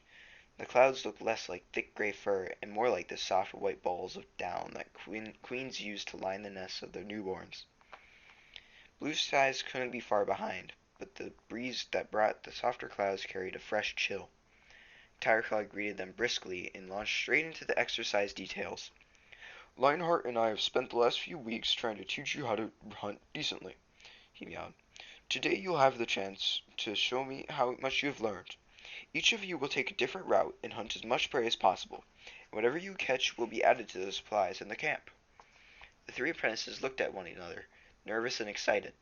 Firepaw felt his heart begin to beat faster at the prospect of a challenge. Ravenpaw, you will follow the trail beyond the great sycamore as far as the snake rocks. That should be easy enough for your pitiful skills. Oof. You, Graypaw, Tigerclaw continued, will take the route along the stream as far as Thunderpath. Great, neighed Graypaw. Wet paws for me. Tigerclaw's dares silenced him. And finally you, Firepaw. What a shame your great mentor couldn't be here today when it's your opponents for herself. You shall take the route through the tall pines, past the tree-cut place to the woods beyond. Firepaw nodded, frankly tracing the route in his head. And remember, Tigerclaw finished, fixing them all with his pale-eyed stare, I will be watching all of you. Ravenpaw was the first to sprint away toward the snake rocks. Tigerclaw took a different track into the woods, leaving Graypaw and Firepaw alone in the hollow, trying to guess who Tigerclaw would follow first. I don't know why he thinks Snake Rocks is an easy route, mewed Graypaw. That place is crawling with adders. Birds and mice stay away from there because there are so many snakes. Ravenpaw will have to spend his whole time trying not to get bitten, Firepaw agreed. Oh, it'll be okay, agreed Graypaw. Not even an adder would be fast enough to catch Ravenpaw at the moment. He's so jumpy. I'd better get going. See you back here later on. Look. Graypaw raced off toward the stream. Firepaw paused to sniff the air, then bounded up the side of the hollow and began to head for the tall pines. It felt strange to be going in this direction, toward the two-leg place he had been raised in. Cautiously, Firepaw crossed the narrow path into the pine forest. He looked through the straight rows of trees, across the flat forest floor, alert for the sight and scent of prey. A movement caught his eye. It was a mouse, scrabbling through the pine needles. Remembering his first lesson, Firepaw dropped into the stalking position, keeping his weight in his haunches, his paws light on the ground. The technique worked perfectly. The mouse didn't detect Firepaw until his final leap. He caught it with one paw and killed it swiftly. Then he buried it, so they could pick it up on his return journey. Firepaw traveled a little farther into the tall pines. The ground here was deeply rutted by the tracks of huge two-legged monster that tore down the trees. Firepaw took a deep breath, his mouth open. The monster's acid breath had not touched the air here for a while. Firepaw followed the deep tracks, jumping across the ruts. They were half filled with rain, which made him feel thirsty. He was tempted to stop and take a few mouthfuls, but he hesitated. One lap of that muddy trench water, and he'd taste the monster's foul-smelling tracks for days. He decided to wait. Perhaps there would be a rainwater puddle beyond the tall pines. He hurried onward through the trees and crossed the two-leg path on the far boundary. He was back amid the thick undergrowth of oak woods. He moved onward until he found a puddle and lapped up a few mouthfuls of the fresh water. Firepaw's fur began to prickle with some extra awareness. He recognized sounds and scents familiar from his old watching place on the fence post, and knew instantly where he was. These were the woods that bordered the two-leg place. He must be very close to his old home now. Ahead, Firepaw could smell two legs and hear their voices, loud and raucous like clouds. Crows. Cows. Crows. It was a group of young two-legs playing in the woods. Firepaw crouched and peered ahead through the ferns. The sounds were distant enough to be safe. He changed direction, skirting the noises, making sure he was not seen. Firepaw stayed alert and watchful, but not just for two legs. Tiger Claw might be somewhere nearby. He thought he heard a twig snap in the bushes behind him. He sniffed the air, but smelled nothing new. Was he being watched now? He wondered. Out of the corner of his eye, Firepaw sensed movement. At first he thought it was Tiger Claw's dark brown fur, but then he saw a flash of white. He stopped, crouched, and inhaled deeply. The smell was unfamiliar. It was a cat, but not a ThunderClan cat. Firepaw felt his fur bristles with the instincts of a clan warrior. He would have to chase the intruder out of ThunderClan territory. Firepaw watched the creature moving through the undergrowth. He could see its outline clearly as it skittered between the ferns. Firepaw waited for it to wander nearer. He crouched lower, his tail waving back and forth in slow rhythm. As the black and white cat neared, Firepaw rocked his haunches from side to side as he prepared to spring. One more heartbeat, then he leaped. The black and white cat jumped into the air, terrified, and raced away through the trees. Firepaw gave chase. It's a kitty pet, he thought as he raced through the undergrowth, smelling its fierce scent. In my territory! He was closing in rapidly on the fleeing animal. It had slowed its headlong rush, preparing to scramble up the wide, mossy trunk of the fallen tree. With the blood roaring in his ears, Firepaw leaped onto its back in a single bound. Firepaw could feel the cat struggling beneath him as he gripped on with all his claws. It let out a desperate and terrified yowl. Firepaw released his grip and backed away. The black and white cat cringed at the foot of the fallen tree, trembling, and looked up at him. Firepaw lifted his nose and felt a ripple of disgust at the intruder's easy surrender. The soft, plump house cat, with its round eyes and narrow face, looked very different from the lean, broad-headed cats that Firepaw looked with now. And yet something about this cat seemed familiar. Firepaw stared harder. He sniffed, drawing in the other cat's scent. I don't recognize the smell, he thought, searching his memory. Then it came to him. Smudge! He meowed out loud. How do you know my name? Stammered Smudge, still crouching. It's me, Firepaw meowed. The house cat looked confused. We were kittens together. I lived in the garden next to you. Firepaw insisted. Rusty, mewed Smudge in disbelief, is that you? Did you find the wildcats again, or are you living with new housefolk? You must be, if you're still alive. I'm called Firepaw now, Firepaw meowed. He relaxed his shoulders and let his fur fall flat into his sleek orange pelt. Smudge His relaxed too. His ears pricked up. Firepaw, he echoed amused. Well, Firepaw, it looks like your new house folk don't feed you enough. You certainly weren't this scrawny last time we met. I don't need 2 legs to feed me, Firepaw replied. I've got a whole forest of food to eat. 2 legs? Housefolk. That's what the clans call them. Smudge looked bewildered for a second, then his expression changed to one of complete astonishment. You mean you're really living with the wildcats? Yes, Firepaw paused. You know, you smell different, unfamiliar. Unfamiliar? Smudge echoed. He sniffed. I suppose you're used to the smell of those wildcats now. Firepaw shook his head as if to clear his mind. But we were kittens together. I should know your smell like I'd know the smell of my birth mother. Then Firepaw remembered. Smudge had passed 6 moons. No wonder he looked so soft and fat and smelled so strange. You've been to the cutter, he gasped. I mean the vet. Smudge shrugged his plump back shoulders. So? He mewed. Firepaw was speechless, so Blue Star was right. Come on then, what's it like, living wild? Smudge demanded. Is it as good as you thought you'd be? Firepaw thought for a moment about last night, sleeping in a damp den. He thought about Mouse Bile and clearing away Yellowfang's dirt, trying to please both Lionheart and Tigerclaw at once during training. He remembered the teasing he suffered about his kitty pet blood. Then he remembered the thrill of his first catch, of charging through the forest in pursuit of a squirrel, and of warm evenings beneath the stars, sharing tongues with his friends. I know who I am now, he mewed simply. Smudge tipped his head to one side and stared at Firepaw, clearly confused. I should be getting home, he mewed. Mealtime soon. Go carefully, Smudge. Firepaw leaned forward and gave his old friend an affectionate lick between the ears. Smudge nuzzled him in return. And stay alert. There may be another cat in the area who is not as fond of kitty pets, I mean, house cats, as I am. Smudge's ears flicked nervously at these words. He looked around cautiously and leaped up the trunk onto the fallen tree. Goodbye, Rusty, he mewed. I'll tell everyone at home that you're okay. Bye, Smudge, meowed Firepaw. Enjoy your meal. He watched the white tip of Smudge's tail disappear over the edge of the tree. In the distance he could hear the rattle of dried food being shaken and a two-legged voice calling.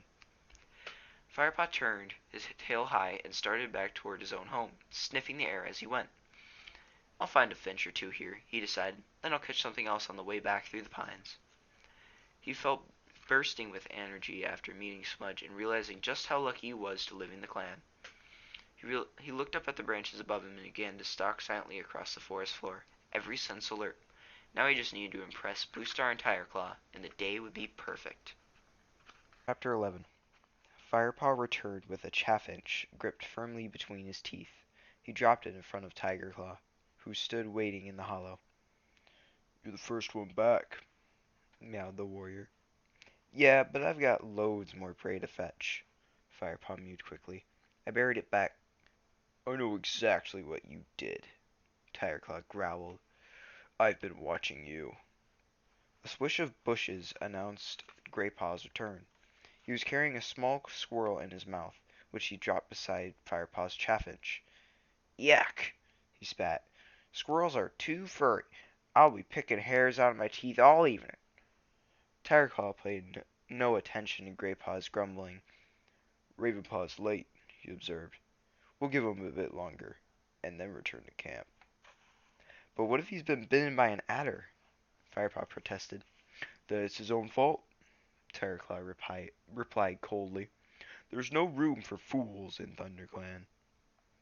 They waited in silence. Graypaw and Firepaw exchanged glances, worried about Ravenpaw. Tigerclaw sat motionless, apparently lost in his own thoughts. Firepaw was the first to scent Ravenpaw's arrival.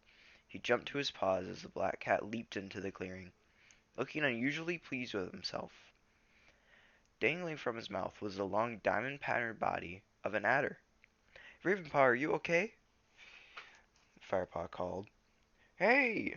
Meowed Graypaw, rushing forward to admire Ravenpaw's catch. Did that bite you? I was too quick for it. Ravenpaw purred loud. Ravenpaw purred loudly. Then he caught Tigerclaw's eye and fell silent. Tigerclaw fixed all three excited apprentices with a cold stare. Come on, he said shortly. Let's collect the rest of your prey and get back to camp.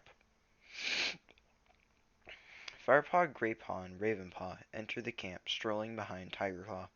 Their impressive day's catch hung from their mouths, although Ravenpaw kept tripping over his dead snake. As they emerged from the gorse into the camp, a group of young kits scrambled out of the nursery to watch them pass. Look, Firepaw heard one of them say. Apprentices, just back from hunting. He recognized the little tabby Yellowfang had hissed at the day before. Sitting next to him was a fluffy gray kit, no more than 2 moons old. A tiny black kit and a small tortoiseshell stood beside them. Isn't that the kitty pet Firepaw? Squeaked the gray kit. Yeah, look at his orange fur, Mewed the black one. They say he's a good hunter, The tortoiseshell added. He looks a bit like Lionheart. Do you suppose he's as good as him? I can't wait to start my training, mewed the tabby. I'm going to be the best warrior ThunderClan has ever seen. Firepaw lifted his chin, feeling proud at the kit's admiring comments. He followed his 2 friends into the center of the clearing. An adder! Graypaw mewed again, as the apprentices dropped their catch for the other cats to share. What should I do with it? Asked Ravenpaw, sniffing the snake's long body as it lay beside the heap. Can you eat adders? Asked Graypaw. Just you to think of your stomach, Firepaw joked, butting Graypaw with his head. Well, I wouldn't want to eat it, murmured Ravenpaw. I mean, my mouth tastes pretty foul after carrying it back. Let's put it on the tree stump then, suggested Graypaw, so that Dustpaw and Sandpaw could see it when they get back. They each carried a piece of their fresh kill and the adder back to their den. Graypaw carefully placed the adder on the stump, arranging the snake so that it could be seen clearly from all sides. Then they ate. When they had finished, they sat close together to groom one another and talk. I wonder who Bluestar will choose to go to the gathering, Firepaw meowed. It'll be a full moon tomorrow. Sandpaw and Dustpaw have been twice already, replied Graypaw. Perhaps Bluestar will choose one of us this time, mewed Firepaw. After all, we've been training for almost 3 moons now. But Sandpaw and Dustpaw are still the eldest apprentices, Ravenpaw pointed out. Firepaw nodded. And this gathering will be an important one. It'll be the first time the clans have met since WindClan disappeared. No cat knows what ShadowClan is going to say about it. Tigerclaw's low meow interrupted them. You are right, youngster. The warrior had strolled up to them unnoticed. By the way, Firepaw, he added smoothly, Bluestar wants to see you. Firepaw looked up startled. Why would Bluestar want to see him? Now, if you could spare the time, Tigerclaw meowed. Firepaw jumped up immediately and bounded off across the clearing toward Bluestar's den. Bluestar was sitting outside, her tail flicking restlessly back and forth. When she saw Firepaw, she stood up and looked steadily down at him. Tigerclaw has told me that he saw you talking with a cat from the two-leg place today, she meowed quietly. But, Firepaw began. He said that you began by fighting with this cat, but ended up sharing tongues with it. That's true, Firepaw admitted, feeling his fur prickle defensively. But he was an old friend. We grew up together. He paused and swallowed. When I was a kitty pet. Bluestar looked at him for a long moment. Do you miss your old life, Firepaw? She asked. Think carefully now. No, Firepaw. How can Bluestar think that? Firepaw wondered. His head was spinning. What was Bluestar trying to make him say? Do you wish to leave the clan? Of course not. Firepaw was shocked by her question. Bluestar didn't seem to hear the passion in his answer. She shook her head, looking suddenly old and tired. I won't judge you if you leave us, Firepaw. Perhaps I expected too much of you. Perhaps my judgment has been clouded by the clan's need for new warriors. Panic swept through Firepaw at the thought of leaving the clan forever. But my place is here. This is my home, he protested. I need more than that, Firepaw. I need to be able to trust you in your loyalty to ThunderClan, especially now that it looks like ShadowClan is planning an attack. We don't have room for anyone who isn't sure whether their heart lies in the past or the present. Firepaw took a deep breath and chose his next words carefully. When I saw Smudge today, that's the house cat Tigerclaw saw me talking with, I saw what life would have been like if I stayed with the two legs. I felt happy I had not stayed. I was proud I left. He held Bluestar's gaze without flinching. Meeting Smudge made me certain I made the right decision. I could never have been satisfied with the soft life of a kitty pet. Bluestar looked closely at him for a moment, her eyes narrow. Then she nodded. Very well, she said. I believe you. Firepaw dipped his head respectfully and let out a silent sigh of relief. I spoke to Yellowfang earlier, meowed Bluestar in a later tone. She thinks a lot of you. She's a wise old she-cat, you know. And I suspect she wasn't always bad-tempered. Indeed, I think I could grow to like her. Gay. Firepaw felt an unexpected glow of pleasure at these words. Maybe, in caring for Yellowfang, his admiration for her had grown into affection, despite the she-cat's ill temper. Whatever the reason, he was glad Bluestar liked her too. But there is something about her I don't trust, Bluestar went on quietly. She will stay with ThunderClan for now, but remain as a prisoner. The queens will care for her. You must concentrate on your training. Firepaw nodded and waited to be dismissed, but Bluestar hadn't finished.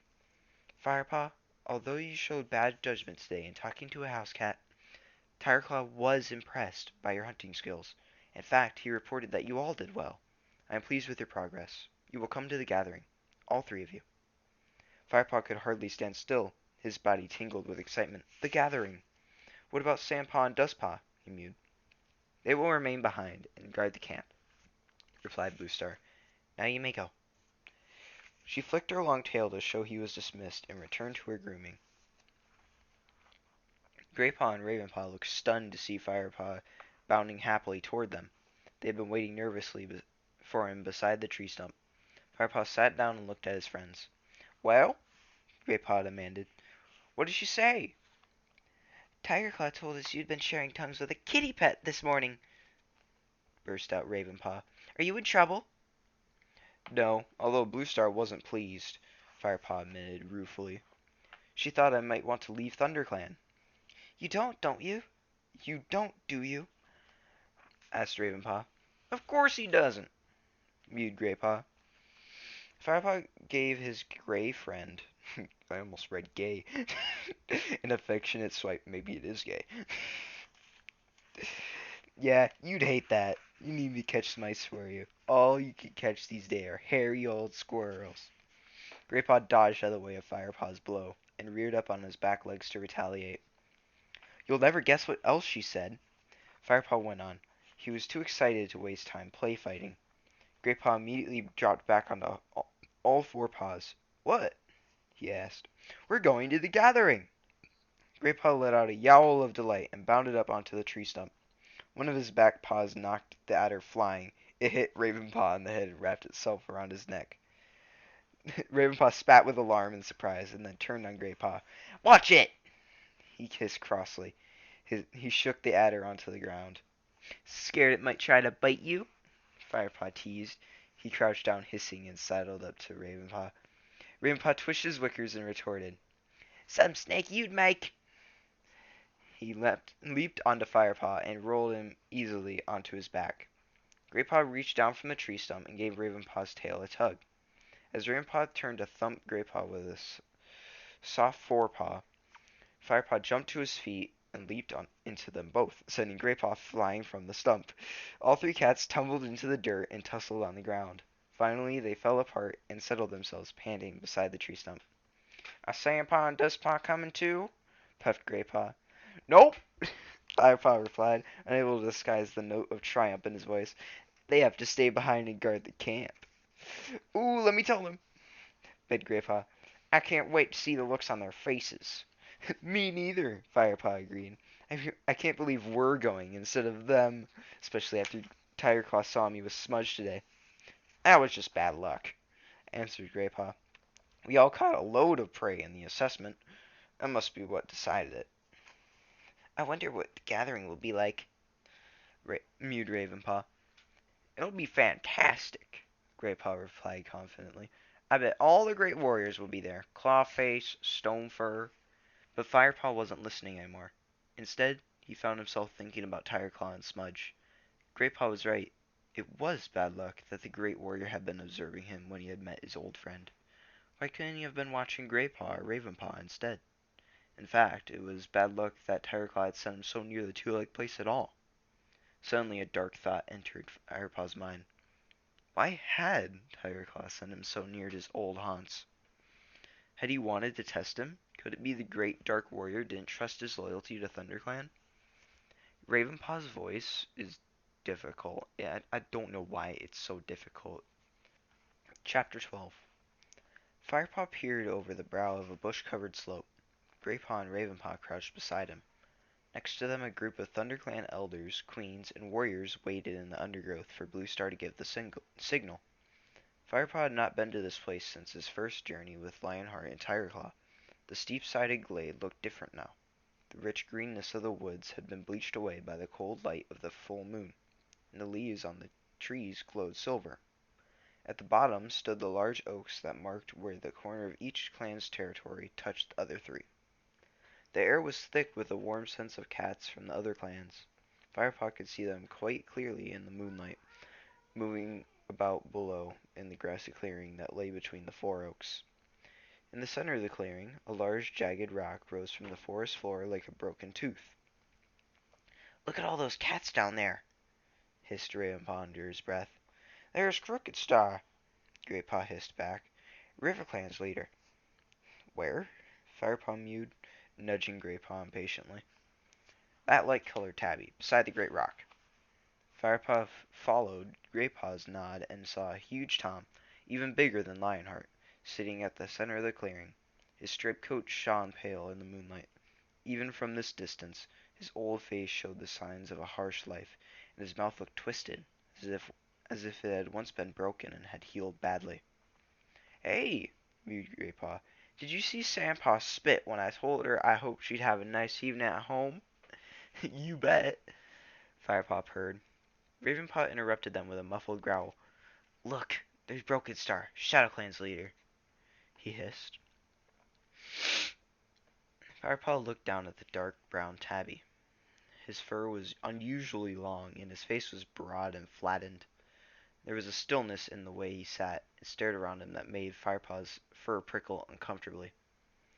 "He looks pretty nasty," Firepaw muttered.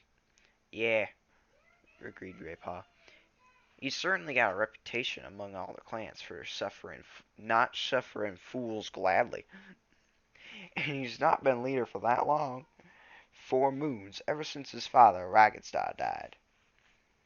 "What does the leader of Wind Clan look like?" Firepaw asked. "Tallstar? I've never seen him, but I know he's black and white with a very long tail." "How does having a long tail make you tall?" "Whatever," answered Greypaw. "Can you see him now?" asked Ravenpaw. Greypaw peered down, searching the crowd of cats below. "Nope." "Can you scent any Wind Clan cats?" Firepaw asked. Greypaw shook his head. "No." "Meow. Meow." Lionheart's meow sounded softly beside them. "The Wind Clan cats may just be late." "But what if they don't turn up at all?" mewed Greypaw. "Hush, we must all be patient. These are difficult times. Now keep quiet. Bluestar will give the signal to move soon." Lionheart meowed quietly. As he spoke, Bluestar stood, and, holding her tail high, flicked it from one side to the other. Firepaw's heart missed a beat as the ThunderClan cats rose as one and bounded through the bushes, down towards the meeting place. He raced alongside them, feeling the wind rush in his ears and his paws tingle with anticipation. The ThunderClan cats paused instinctively on the edge of the clearing, outside the boundaries of the oaks. Bluestar sniffed the air, then she nodded and the troop moved forward into the clearing. Firepaw felt thrilled. The other cats looked even more impressive up close, milling about the great rock. A large white warrior strode past. Firepaw and Ravenpaw looked at him in awe. "Look at his paws," Ravenpaw murmured. Firepaw looked down and realized the huge paws of this great Tom were jet black. "It must be Blackfoot," mewed Graypaw, "ShadowClan's new deputy." Blackfoot stalked over to Broken Star and sat down beside him. The ShadowClan leader acknowledged him with a twitch of one ear, but said nothing. "When does the meeting begin?" Ravenpaw asked Whitestorm. "Be patient, Ravenpaw," he answered. "The sky is clear tonight, so we have plenty of time." Lionheart leaned over and added, "We warriors like to spend a little time boasting about our victories, while the elders swap tales about the ancient days before the two legs came here." All three apprentices looked up at him and saw his whiskers twitch mischievously.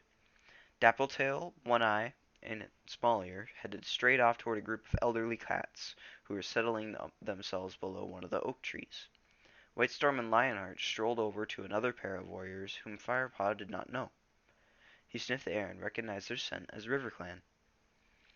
Bluestar's voice sounded behind the three apprentices. "Don't waste any of your time tonight," she warned. "This is a good opportunity to meet your enemies. Listen to them. Remember what they look like and how they behave. There is a great deal to be learned from these meetings." "And say little," warned Tigerclaw. "Don't give anything away that might be used against us once the moon has waned." "Don't worry, we won't," Firepaw promised hastily, looking into Tigerclaw's eyes. The feeling that Tigerclaw didn't trust his loyalty lingered with him still. The two warriors nodded and moved on. Moved. And the apprentices were left alone. They looked at each other. "What do we do now?" Firepaw asked. "What they said," replied Ravenpaw. "Listen." "And don't say too much," Graypaw added. Firepaw nodded gravely. I'm gonna go see where Tigerclaw went," he mewed. "Well, I'm gonna go find Lionheart," mewed Ravenpaw. "You coming, Ravenpaw?" "No thanks," Ravenpaw replied. "I'm gonna find some of the other apprentices." "Okay, we'll meet up later," Mewed Firepaw, and he trotted in the direction of Tigerclaw had taken. He scented Tigerclaw easily and found him sitting at the center of a group of huge warriors behind the great rock. Tigerclaw was speaking. It was a tale Firepaw had heard many times at camp. Tigerclaw was describing his recent battle against the RiverClan hunting party. "I wrestled like a Lion Clan cat. 3 warriors tried to hold me, but I threw them off. I fought them until 2 lay knocked out, and the other had run off into the forest like a kit crying for its mother." This time Tigerclaw didn't mention killing Oakheart in vengeance for Redtail's death. Perhaps it's so he doesn't offend the RiverClan warriors, Firepaw decided. Firepaw listened politely to the end of the story, but a familiar scent was distracting him. As soon as Tigerclaw had finished speaking, Firepaw turned and crept away toward the sweet smell, which was coming from a group of cats nearby. He found Graypaw sitting among these cats, but that was not the scent he had been following. Sitting opposite Graypaw between 2 RiverClan Toms was Spotted Leaf. Firepaw glanced at her shyly and settled himself beside his friend. "Still no scent of WindClan," he mewed to Graypaw. "The meeting hasn't begun yet. They may still come," replied his friend. "Look, there's Running Nose. He's the new ShadowClan medicine cat, apparently." He nodded toward a small gray and white cat at the center of the group. "I can see why they call him Running Nose," Firepaw remarked. The medicine cat's nose was wet at the tip and encrusted around the edges. "Yep," replied Graypaw with a scornful growl. "I can't see why they appointed him when he can't even cure his own cold." Running Nose was telling the cats about an herb that the medicine cats used in the old days to cure kitten cough. Baby disease. "Since the two legs came and filled the place with hard earth and strange flowers," he complained in a high-pitched yowl, "the herb has disappeared, and the kittens die needlessly in cold weather." The cats gathered around him yowled their disapproval. "It would never have happened in the time of the great clan cats," growled a black RiverClan queen. "Indeed," mewed a silver tabby, "the great cats would have killed any two-leg that dared to enter their territory. If Tigerclan roamed this forest still, the two-legs would not have built this far into our land." Then Firepaw heard Spiley's quiet mew. If tiger clans still roam these forests, we would hardly have made our territory here either. What's Tiger Clan? Mewed a small voice beside them. Firepaw noticed a little tabby apprentice from one of the other clans sitting beside him. Tiger Clan is one of the great cat clans that used to roam the forest, Graypaw explained quietly. Tiger Clan is cats of the night, big as horses with jet black stripes. And then there's Lion Clan. Graypaw hesitated, frowning as he tried to remember. Oh, I've heard of them, mewed the tabby. They were as big as Tiger Clan cats, with yellow fur and golden manes like the rays of the sun. Graypaw nodded. And then there's that other one, Spotty Clan or something like that. I suspect you're thinking of Leopard Clan, young Graypaw, Meowed a voice from behind them. Lionheart! Graypaw greeted his mentor with an affectionate touch of his nose. Lionheart shook his head in mock despair. Don't you youngsters know your history? Leopard Clan are the swiftest cats, huge and golden, spotted with black paw prints. You can thank Leopard Clan for the speed and hunting skills you now possess. Thank them? Why? Asked the tabby. Lionheart gazed down at the little apprentice and answered. There's a trace of all the great cats in every cat today. We would not be night hunters without our Tiger Clan ancestors, and our love of the sun's warmth comes from Lion Clan. He paused. You are a Shadow Clan apprentice, aren't you? How many moons are you? The tabby stared awkwardly down at the ground. 6 moons? He stammered, not meeting Lionheart's eye. Rather small for 6 moons, Lionheart murmured. His tone was gentle, but his gaze was searching and serious. My mother was small too, answered the tabby nervously. He bowed his head and backed away, disappearing into the crowd of cats with a twitch of his light brown tail. Lionheart turned to Firepaw and Graypaw. Well, he might be small, but at least he was curious. If only you two showed as much interest in the stories your elders tell. Sorry, Lionheart. Firepaw and Graypaw mewed, exchanging doubtful glances. Lionheart grunted good-naturedly. Oh, go away, the pair of you. Next time I hope Blue Star decides to bring apprentices who appreciate what they're here. And with a half-hearted growl, he chased them away from the group. Come on, purred Graypaw as they leaped away. Let's see where Ravenpaw's gotten to. Ravenpaw was in the middle of a group of apprentices who were clamoring for him to tell them about the battle with RiverClan.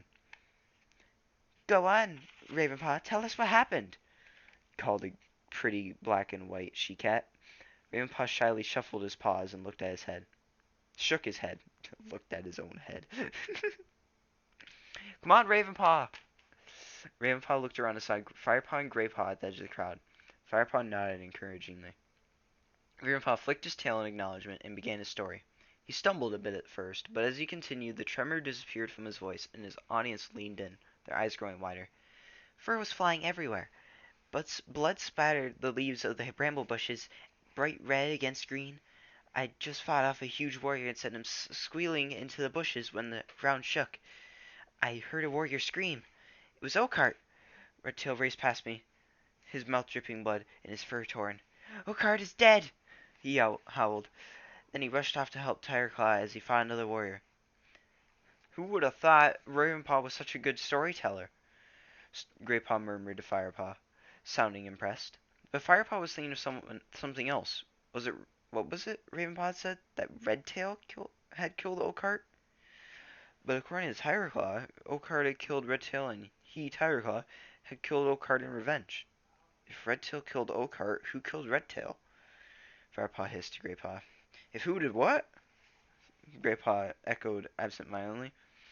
He was only half listening to Firepaw. Firepaw shook his head to clear it. Ravenpaw must have been mistaken, he thought. He must have meant Tigerclaw. Ravenpaw was coming to the end of his story. Finally, Redtail dragged the wailing cat off Tigerclaw by his tail, and with the strength of the whole of ThunderClan, flung him into the bushes. A moving shadow caught Firepaw's eye. He glanced around and saw Tigerclaw standing a short distance away. The warrior was watching Ravenpaw with an iron stare. Unaware of his mentor's presence, Ravenpaw continued to answer question after question from his enthusiastic audience. What were Oakheart's dying words? Is it true that Oakhart has never lost a battle before? Ravenpaw replied promptly with his voice high and clear and his eyes shining. But when Firepaw glanced back at Tigerclaw, he saw a look of horror and then fury creep over the warrior's face. Clearly, Tigerclaw wasn't enjoying Ravenpaw's story at all. Firepaw was just about to say something to Greypaw when a loud yowl signaled to all the cats for quiet. Firepaw couldn't help feeling relieved as Firepaw fell silent at last, and Tigerclaw turned away. Firepaw looked up to see where the howl had come from. 3 cats sat silhouetted against the moonlit sky on top of the great rock. They were Blue Star, Broken Star, and Crooked Star. The clan leaders were about to begin the meeting. But where is the Wind Clan leader? Surely they won't start without Tall Star, Firepaw hissed under his breath. I don't know, Greypaw muttered back. Haven't you noticed? There isn't a single Wind Clan cat here, whispered a River Clan apprentice on the other side of Firepaw. Firepaw guessed that similar conversations were going on all around him. As the other cats were gathering beneath the great rock, an unsettled murmuring rumbled in their throats. We can't start yet, yowled one voice above the noise. Where are the Wind Clan representatives? We must wait until all clans are present. On top of the rock, Blue Star stepped forward. Her gray fur glowed almost white in the moonlight. Cats of all clans, welcome, she mewed in a clear voice. It is true that Wind Clan is not present, but Broken Star wishes to speak anyway. Broken Star padded noiselessly up to the stand beside Blue Star. He surveyed the crowd for a few moments, his orange eyes burning. Then he took a deep breath and began. Friends, I come to speak to you tonight about the needs of Shadow Clan. But he was interrupted by raised, impatient voices from below. Where is Tall Star? Cried one. Where are the Wind Clan warriors? Yowled another. Broken Star stretched up to his full height and lashed his tail from side to side. As the leader of Shadow Clan, it is my right to address you here. He growled in a voice full of menace. The crowd fell into an uneasy silence. All around him, Firepaw could smell the acrid tang of fear. Broken Star yelled again. We all know that the hard time of Leaf Bear and late New Leaf have left us with little prey in our hunting grounds, but we also know that Wind Clan, River Clan, and Thunder Clan lost many kits in the freezing weather that came so late this season. Shadow Clan did not lose kits. We are hardened to the cold north wind. Our kits are stronger than yours from the moment they are born, and so we find ourselves with many mouths to feed, and too little prey to feed them. The crowd, still silent, listened anxiously. The needs of Shadow Clan are simple. In order to survive, we must increase our hunting territory. That is why I insist that you allow Shadow Clan warriors to hunt in your territories. A shocked but muted growl rippled through the crowd. Share our hunting grounds, called the outraged voice of Tigerclaw. It is unprecedented, cried a tortoiseshell queen from River Clan. The clans have never shared hunting rights. Should Shadow Clan be punished because our kids thrive? Yowled Broken Star from the Great Rock. Do you want us to watch your young starve? You must share what you have with us. Must, spat Small Ear furiously from the back of the crowd. Must, repeated Broken Star. Wind Clan failed to understand this. In the end, we were forced to drive them out of their territory. Snarls of outrage burst from the crowd, but Broken Star's caterwaul rang loud above them. And, if we have to, we will drive you all from your hunting grounds in order to feed our hungry kids. There was instant silence. On the other side of the clearing, Firepaw heard a River Clan apprentice start to mutter something, but he was quickly hushed by an elder. Satisfied that he had every cat's attention, Broken Star continued. Each year, the Chuliks spoil more of our territory. At least one clan must remain strong, and if all the clans are to survive, Shadow Clan thrives while you all struggle, and there may come a time when you will need us to protect you. You doubt our strength, hissed Tigerclaw. His pale eyes glared threateningly at the Shadow Clan leader. His powerful shoulders rippled with tension. I do not ask for your answer now. Broken Star ignored the warrior's challenge. You must each go away and consider my words. But bear this in mind. Would you prefer to share your prey or be driven out and left homeless and starving? Warriors, elders, and apprentices looked at one another in disbelief. In the ancient pause that followed, Crooked Star stepped forward. I have already agreed to allow ShadowClan some hunting rights in the river that runs through our territory, he meowed quietly, gazing down at his clan. Horror and humiliation rippled through the River King cats at their leader's words. We were not consulted, cried a grizzled silver tabby. God, the fucking accent has ruined my voice. I feel that this is best for our clan, for all the clans, Crooked Star explained, his voice heavy with resignation. There are plenty of fish in the river. It is better to share our prey than to spill blood fighting over it. And what of ThunderClan? Smallier croaked. Blue Star, have you too agreed on this outrageous demand? Blue Star unwaveringly met the old cat's gaze. I have made no agreement with Brokastar except that I shall discuss his proposal with my clan after the gathering. Well, at least that's something, muttered Great Paw in Firepaw's ear. We'll show them we're not as soft as that yellow-bellied river clan. Broken Star spoke up again, his rasping voice sounding arrogant and strong after Crooked Star's surrender. I also bring news that is important to the safety of your kids. A ShadowClan cat had turned rogue and spurned the warrior code. We chased her out of our camp, but we do not know where she is now. She looks like a mangy old creature, but she has a bite like TigerClan. Firepaw's fur bristled. Could Broken Star possibly be talking about Yellowfang? He pricked up his ears, curious to hear more.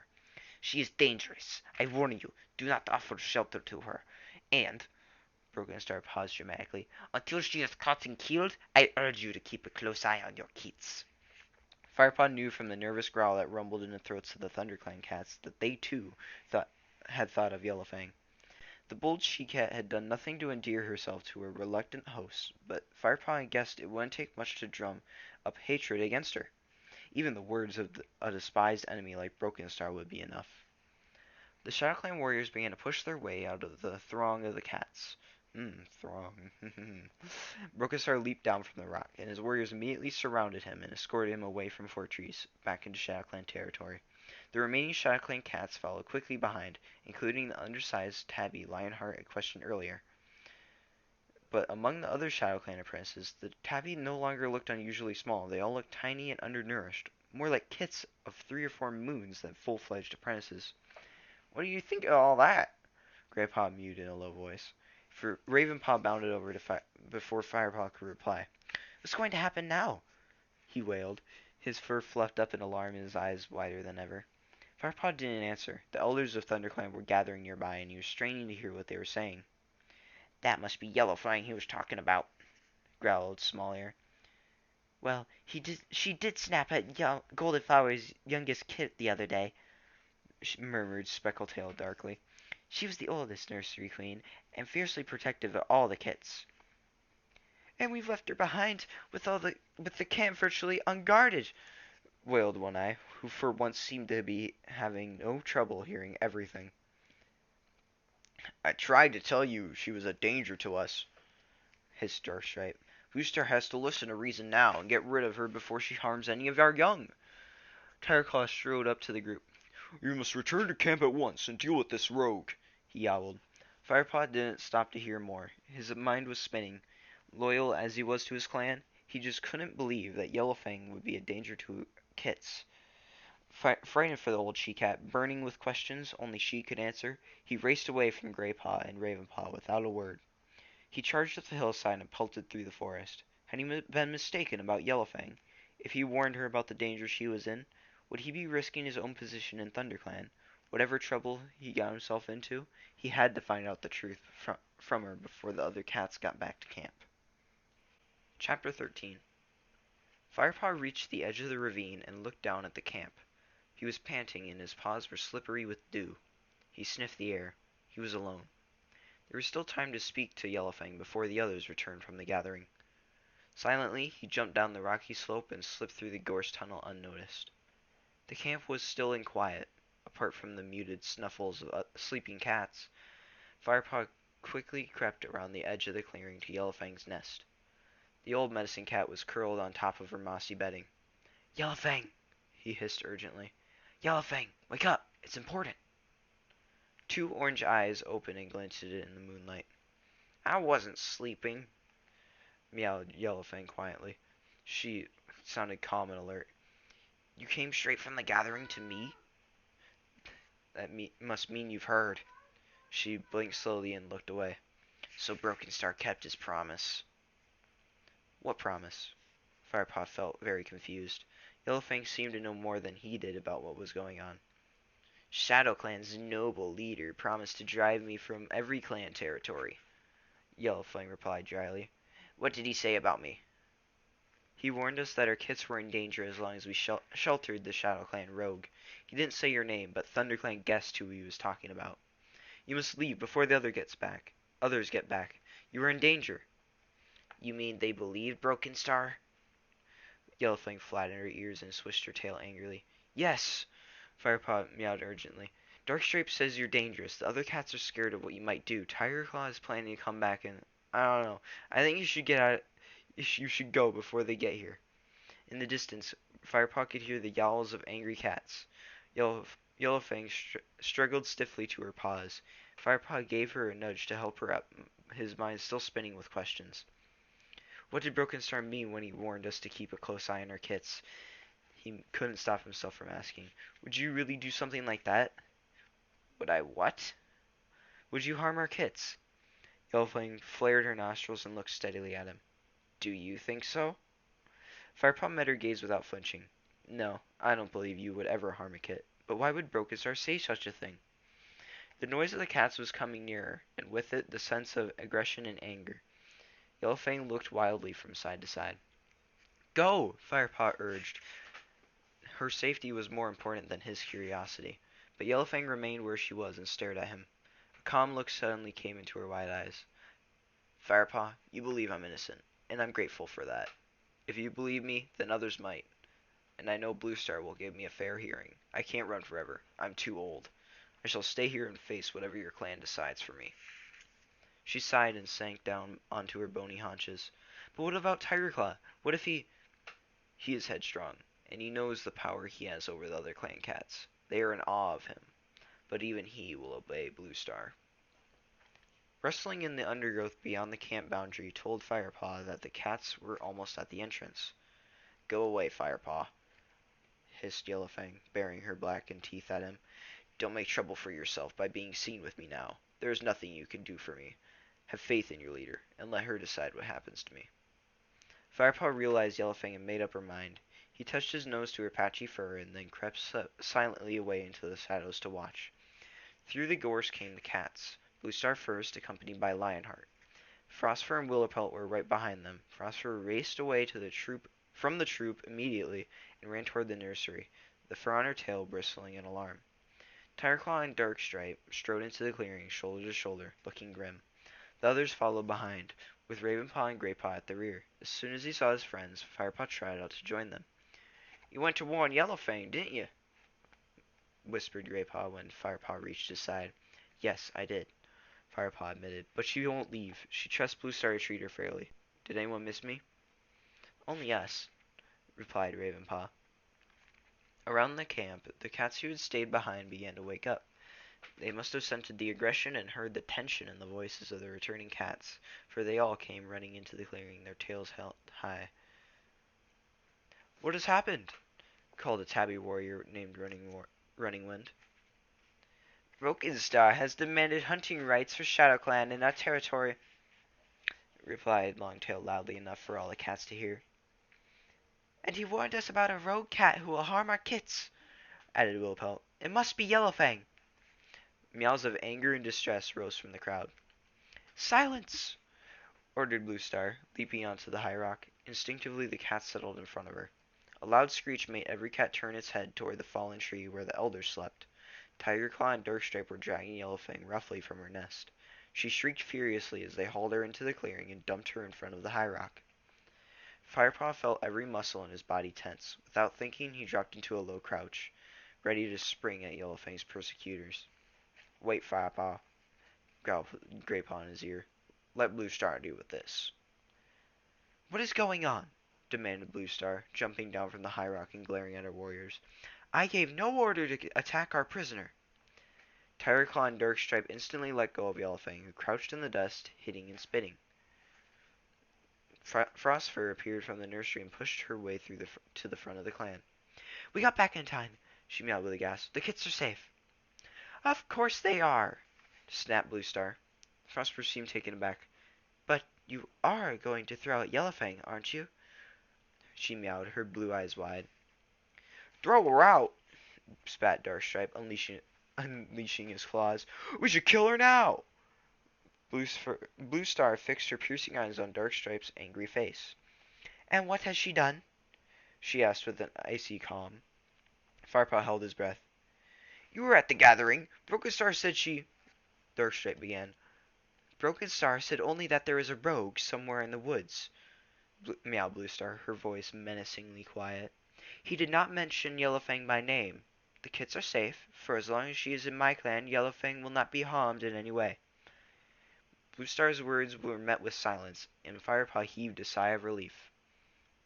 Yellowfang looked up at Bluestar and narrowed her eyes respectfully.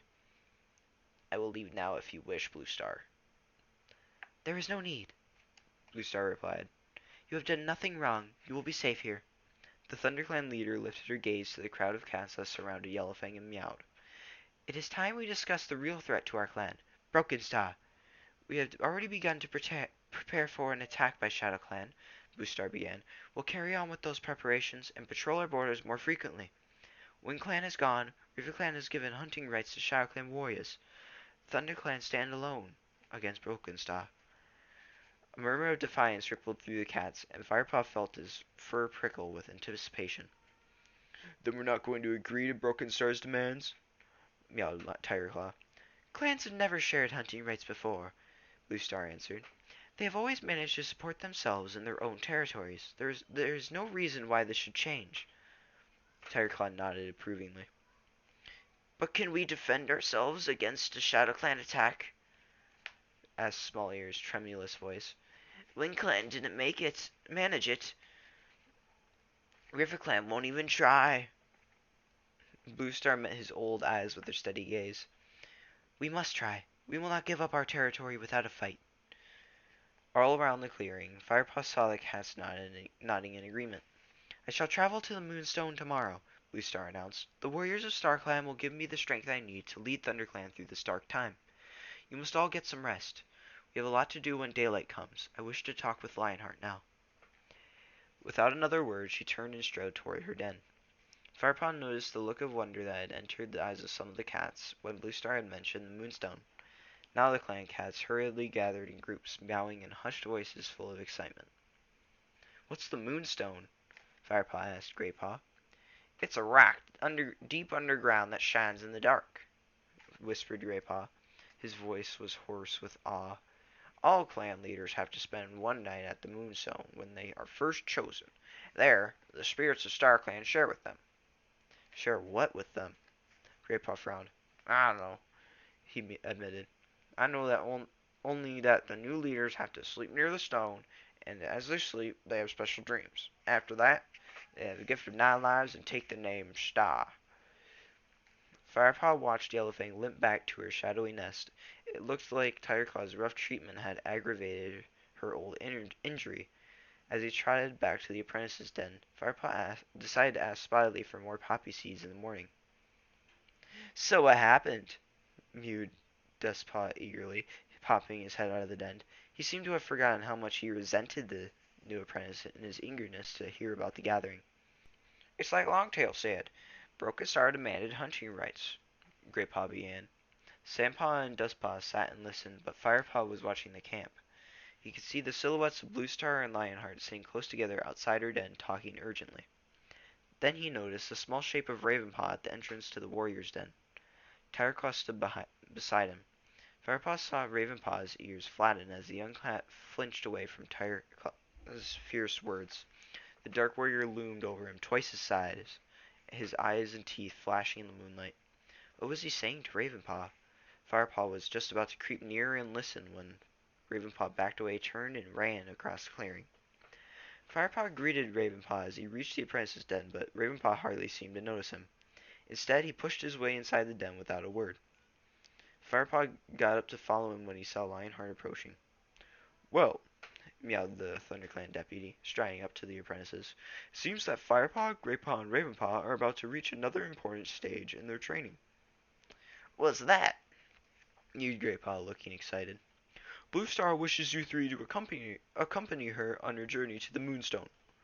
Lionheart didn't miss the look of disappointment on the faces of Dustpaw and Sandpaw, because he added, "Don't worry, you two. You'll make the journey soon enough. For now, ThunderClan needs your strength and skill at the camp. I will remain here also." Firepaw looked past Lionheart to his leader. She was moving from one group of warriors to another, meowing instructions to each. Why had she chosen him for this journey, he wondered. "She wants you to rest now," Lionheart continued. "But first go to Spotleaf and collect the herbs you will need on this expedition. It's a long way. You will need something to give you strength and quell your appetite. There will be little time for catching prey." Greypaw nodded, and Firepaw dragged his gaze away from Blue Star and nodded too. "Where's Ravenpaw?" asked Lionheart. "He's in his nest already," replied Firepaw. "Good. Leave him to sleep. You can fetch herbs for him," meowed Lionheart. "Rest well. You leave at dawn." He flicked his tail and walked back to Blue Star's den. Well then, mewed Sandpaw, you'd better go and see Spotleaf. Firepaw listened for sourness in her voice, but there was none. There was no time for jealousy now. All the cats in the clan seemed to be united against the threat from the Shadow Clan. Firepaw and Greypaw walked quickly towards Spotleaf's den. The fern tunnel was dark. Not even the full moon penetrated its thick covering. Spotleaf seemed to be expecting them as they emerged into her moonlit clearing. You have come for some traveling herbs," she meowed. "Yes, please," Firepaw answered.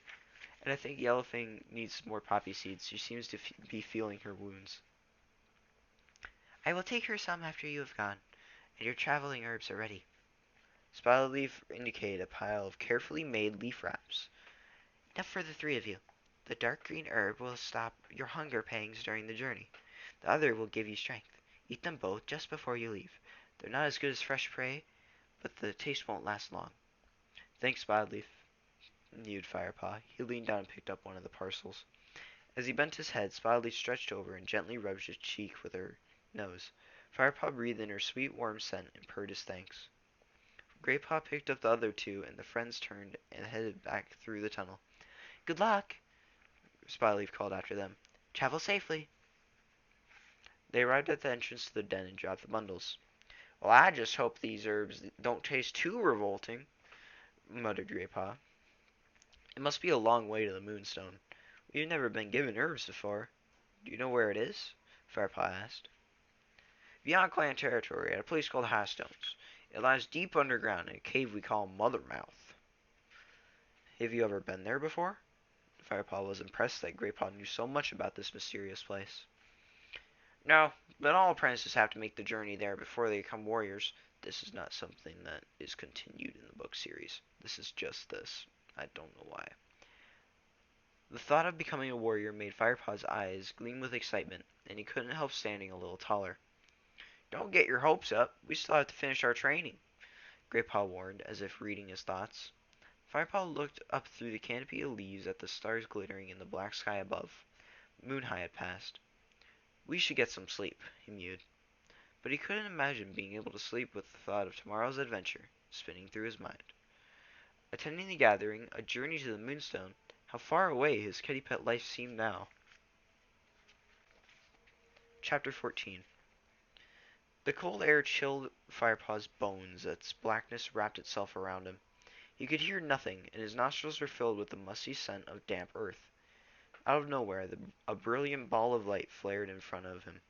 Firepaw ducked his head, screwing up his eyes against the glare. The light shone, dazzling coldly, like a star. Then it blinked out, disappearing as quickly as it had come. The darkness fell away, and Firepaw found himself in the forest. He felt comforted by the familiar smells of the woods. He breathed in the most green scents, and calmness flowed through his body. Without warning, a dreadful noise burst from the trees. Firepaw's fur bristled. It was the screeching of terrified cats racing out from the bushes ahead. Firepaw recognized their ThunderClan pelts as they fled past him. He stood rooted to the spot, unable to move. Then came great cats, huge dark warriors, their eyes glittering cruelly. They thundered toward him, pounding the earth with massive paws, their claws unsheathed. And out of the shadows, Firepaw heard a desperate cry filled with grief and rage. Graypaw! Firepaw woke, horrified. His dream vanished, leaving his ears ringing and his fur standing on end. As he opened his eyes, he saw the face of Tigerclaw peering into the den. Firepaw leaped to his feet, instantly alert. Something wrong, Firepaw? Asked Tigerclaw. Just a dream, Firepaw mumbled. Tigerclaw gave him a curious look, then growled. Wake the others. We leave shortly. Outside the den, the sky glowed a new dawn, and dew sparkled on the ferns.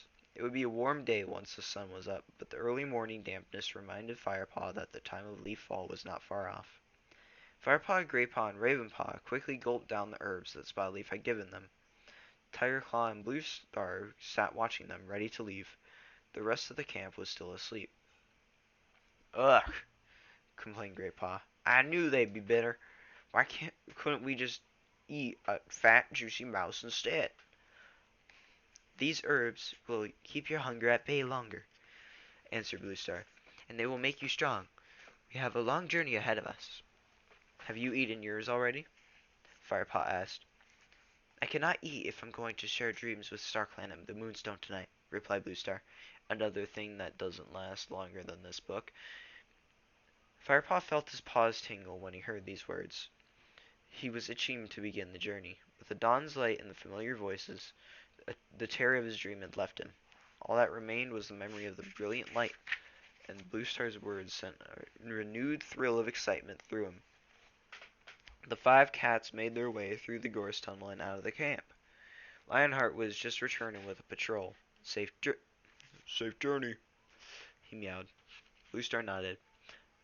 I know I can trust you to keep the camp safe, she answered. Lionheart looked at Graypaw and dipped his head.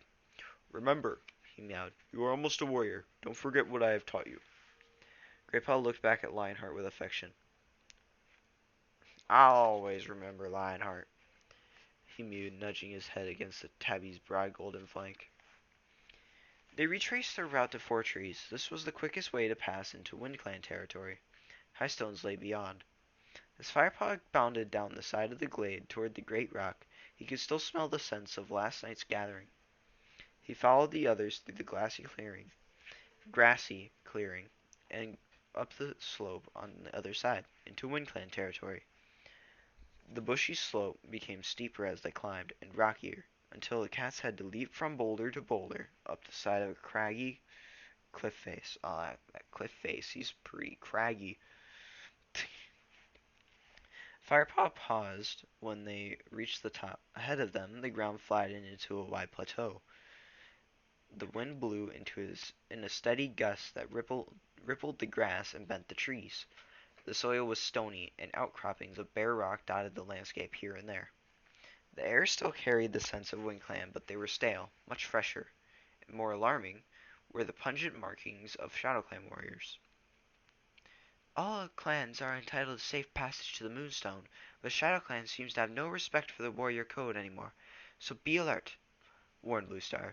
We mustn't hunt outside our territory, though. We'll follow the warrior code, even if ShadowClan doesn't. They set off across the plateau as the sun rose into the sky, following the tracks through the heather. Firepaw had grown used to living under a canopy of trees. Without their shade, his flame-colored pelt felt heavy and hot, and his back seemed to burn. He was thankful for the steady breeze blowing from the forest behind. Suddenly, Tigerclaw stopped dead. Watch out, he hissed. I smell a ShadowClan patrol. Firepaw and the others lifted their noses, and sure enough, the scent of ShadowClan warriors traveled on the wind. They are upwind. They won't know we are here if we keep moving, meowed Bluestar. But we must hurry. If they move ahead, they'll detect us. It's not far to the edge of the WindClan territory now. They moved on quickly, leaping over the rocks, pushing their way through the sweet-smelling heather. Every few steps, Firepaw sniffed the air and glanced over his shoulder, on the lookout for the ShadowClan patrol. But gradually the odor grew fainter and fainter. They must have turned back, he thought with relief. Finally they reached the edge of the uplands. The landscape changed dramatically, shaped and altered beyond recognition by two legs. Wide earth tracks crisscrossed green and golden meadows, small woods dotted the land, and two-legged nests were scattered here and there and among the fields. In the distance, Firepaw saw a familiar wide gray path, and an acid tang that stung his throat drifted on the breeze. "Is that the Thunder Path?" he asked Graypaw. "Yeah," replied Graypaw. "It runs up from Shadow Clan territory. Can you see the house stones behind it?" Firepaw looked at the distant horizon. The land rose sharply up to a point, jagged and barren. "Do we have to cross the Thunder Path, then?" "Yep," mewed Graypaw. His voice was strong and confident, almost cheerful, as he faced the difficult journey. "Come on!" Bluestar meowed. She bounded forward. "We can be there by moonrise as long as we keep up the pace." Firepaw followed her with the orders, down the hill, away from the bleak hunting grounds of WindClan, and into the lush two-leg territory. Keeping near the hedges, the cats walked on. Once or twice, Firepaw could smell prey scent from the bushes, but Spiley's herbs had succeeded in taking the edge off his hunger. The sun was still hot on his back, even in the shadows of the hedgerows. They skirted a two-legged nest. It stood on a wide expanse of hard white stone, with smaller nests around the edges. Keeping low, the cats crept past the fence that surrounded the white stone. A sudden barrage of barking and snarling made them spin around. "Dogs!" Firepaw's heart missed a beat. He arched his back, fur bristling from nose to tail. Tigerclaw peered through the fence. "It's all right. They're tied up," he hissed. Firepaw looked at the two dogs scrabbling on the stone barely 10 tail lengths away. They were nothing like the pampered pets that lived in the gardens of the two-leg place. These creatures stared at him with wild, killing eyes. They strained at their ties and reared up on their hind legs. They growled and barked, their lips drawn back to reveal huge teeth, until the shout of an unseen two-leg silenced them. The cats moved on. The sun was beginning to sink by the time they reached the Thunder Path. Bluestar signaled to them to stop and wait beneath a hedge. His eyes and throat stinging from the fumes, Firepaw watched as the gray monsters flashed to and fro in front of him. "We'll go one at a time," yelled Tigerclaw. "Ravenpaw, you first." "No, Tigerclaw," Bluestar interrupted. "I will go first. Don't forget, this will be the first time of crossing for the apprentices. Let them see how it is done." Firepaw stared at his leader as she padded onto the edge of the Thunder Path and looked up and down. She waited calmly as one master after another flew past her, ruffling her fur. Then, when the ear-splitting roar paused for a moment, she raced across to the other side. "Off you go, Ravenpaw. Now you've seen how it's done," meowed Tigerclaw. Firepaw saw Ravenpaw's eyes widen with fear. Eyes widen, eyes widen, eyes widen, eyes widen. "Yep." He knew just how his friend felt. He could smell his own fear scent. The small black cat crept forward to the edge of the road. It was quiet, but Ravenpaw hesitated. "Go!" hissed Tigerclaw from the hedge. Firepaw saw Ravenpaw, muscles tighten as he prepared to run. Then the ground began to tremble beneath his paws. A monster sped out of the distance and hurtled past. The black cat shrank back for a moment, then pelted over to join Bluestar. A monster coming in the other direction threw dust up where his paws had been just a heartbeat before. Firepaw felt his fur shiver and took a deep breath to calm himself. Graypaw was lucky. A long lull let him cross safely. Then it was Firepaw's turn. "Go on, then," growled Tigerclaw. Firepaw looked from Tigerclaw to the Thunder Path, and then walked out from beneath the hedge. He waited at the edge, as Bluestar had done. A monster was rushing toward him. Firepaw looked at the approaching monster. After this one, he thought, and waited for it to pass. Suddenly, his heart lurched as he realized the monster had veered off the Thunder Path and was bumping along the grass. It was heading straight for him. A two-leg was jeering from an opening in its side. Firepaw leaped backwards, claws out, battered by the storm of wind from the two-legged monster as it whirred past him, only a whisker away. He crouched, trembling, in the dirt, and stared as it swerved back onto the path and disappeared into the distance. Through the roaring of blood in his ears, Firepaw realized that the Thunder Path was quiet again, and he raced across, running faster than he had ever done in his life. "I thought you were fresh kill!" cried Graypaw as Firepaw cannoned into him, almost knocking him over. "Me too!" Firepaw gasped. He was trying to stop shaking, and he turned his back to watch Tigerclaw dart over the path toward them. Two legs! He spat as he arrived on their side. Do you want to rest before we go on? Blue Star asked Firepaw. Firepaw looked up. The sun was low in the sky. No, he answered. I'm okay. But he had leaped so frantically out of the monster's way that his claws felt frayed and tender. The cats carried on, with Blue Star in the lead. The earth was dark on this side of the thunderpath, and the grass felt coarser underpaw. As they approached the foot of high stones, the grass gave way to bare, rocky soil, dotted with patches of heather. The land sloped up now, toward the sky. Craggy rocks, those craggy rocks, topped the slope, blazing orange in the sun. Blue Star stopped once more. She chose a sun-warmed rock to sit upon, flat and wide enough for all 5 cats to rest side by side. Look, she meowed, tilting her nose toward the dark slope before them. Mothermouth. Firepaw peered upward. The glare of the setting sun blinded him, and the slope was engulfed in shadow. The cats waited in silence. Gradually, as the sun dropped down behind high stones,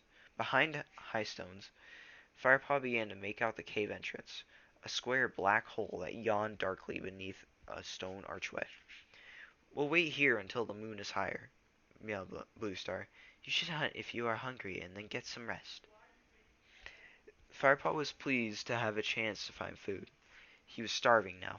Graypaw clearly felt the same and leaped away into a clump of heather, following the prey scent that was thick in the air. Firepaw and Ravenpaw followed him. Tigerclaw set off in the opposite direction, but Blue Star remained where she was. She sat still and silent, gazing unblinkingly at Mothermouth. The 3 apprentices gathered plenty of fresh kill. With Tigerclaw, they crouched on the stony hillside and feasted, but in spite of their easy hunt, no cat said much, and the air still felt thick with tension and anticipation. Afterward, the cats rested beside their leader until the warmth had seeped out of the rock on which they lay, and cold black shadows reached up on all sides. Only then did Blue Star call out, Come, it is time. Blue Star stood and began to pad toward Mothermouth. Tigerclaw walked beside her, matching her stride step for step. Come on, Ravenpaw, called Graypaw. Ravenpaw was still sitting on the rock, staring up at the rocks. At Graypaw's mew he stood and began to follow slowly. Firepaw realized his friend had hardly said a word the entire journey. Is he just worried about ShadowClan, or is there something else troubling him? Firepaw wondered. It took the cats only a few moments to reach Mothermouth. Firepaw stood on the threshold and peered inside. The blackness beyond the stone archway was darker than the cloudiest night. Firepaw narrowed his eyes, trying to see where the tunnel led, but he couldn't see a thing. Breathe in. Beside him, Graypaw and Ravenpaw craned their heads nervously around the entrance. Even Tigerclaw seemed unsettled by the black hole ahead of them. How will we find our way in such darkness? He asked. I will know the way, answered Blue Star. Just follow my scent. Ravenpaw and Graypaw, you will remain on guard outside. Firepaw, you will accompany me and Tigerclaw to the Moonstone. Firepaw felt a thrill jolt through him. What an honor! Firepaw glanced sideways at Tigerclaw. The warrior sat with his chin boldly raised, but Firepaw could detect a subtle fear scent coming from him. It grew stronger as Blue Star stepped forward into the blackness. Tigerclaw shook his mighty head and padded after Blue Star. With a brief nod to the other apprentices, Firepaw followed. Inside the cave, his eyes still detected nothing. The complete and utter blackness felt strange, but he was surprised to find that he wasn't frightened. His eagerness to discover what lay ahead was stronger. The cold, damp air reached through his thick fur and into his bones, stiffening his muscles. Even the coldest nights did not hold the same chill as the air here. This ground has never known the warmth of the sun, thought Firepaw, feeling the rocks smooth like ice beneath his paws. Freezing air filled his lungs with each breath until he felt lightheaded. He followed Blue Star and Tigerclaw through the darkness, judging his way by scent and feel alone. They were walking along a tunnel that sloped down and down, winding first one way and then the other.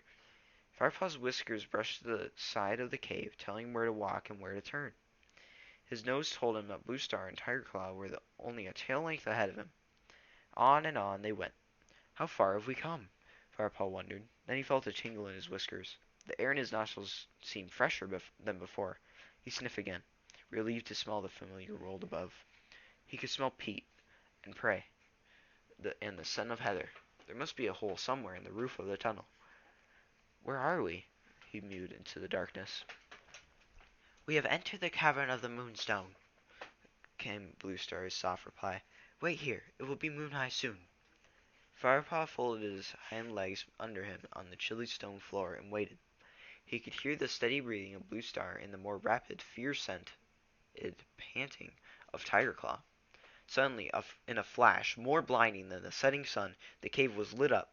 Firepaw's eyes were wide open after the blackness of the tunnel.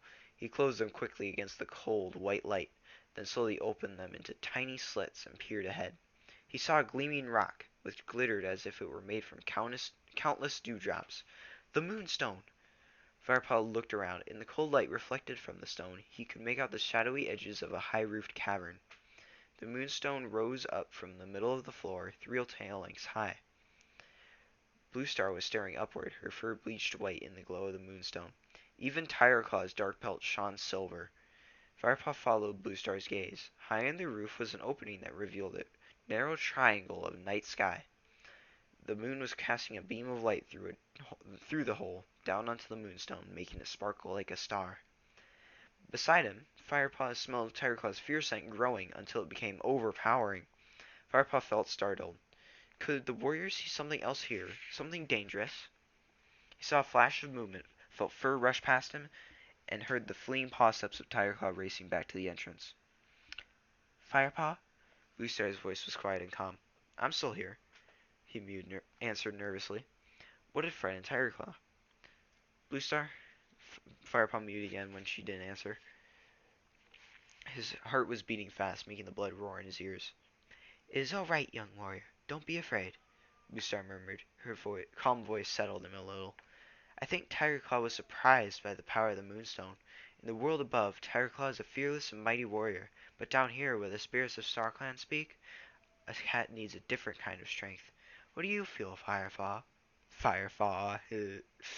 Firepaw sniffed the air deeply and forced his body to relax. Only my own curiosity, he admitted. That is good, Blue Star replied.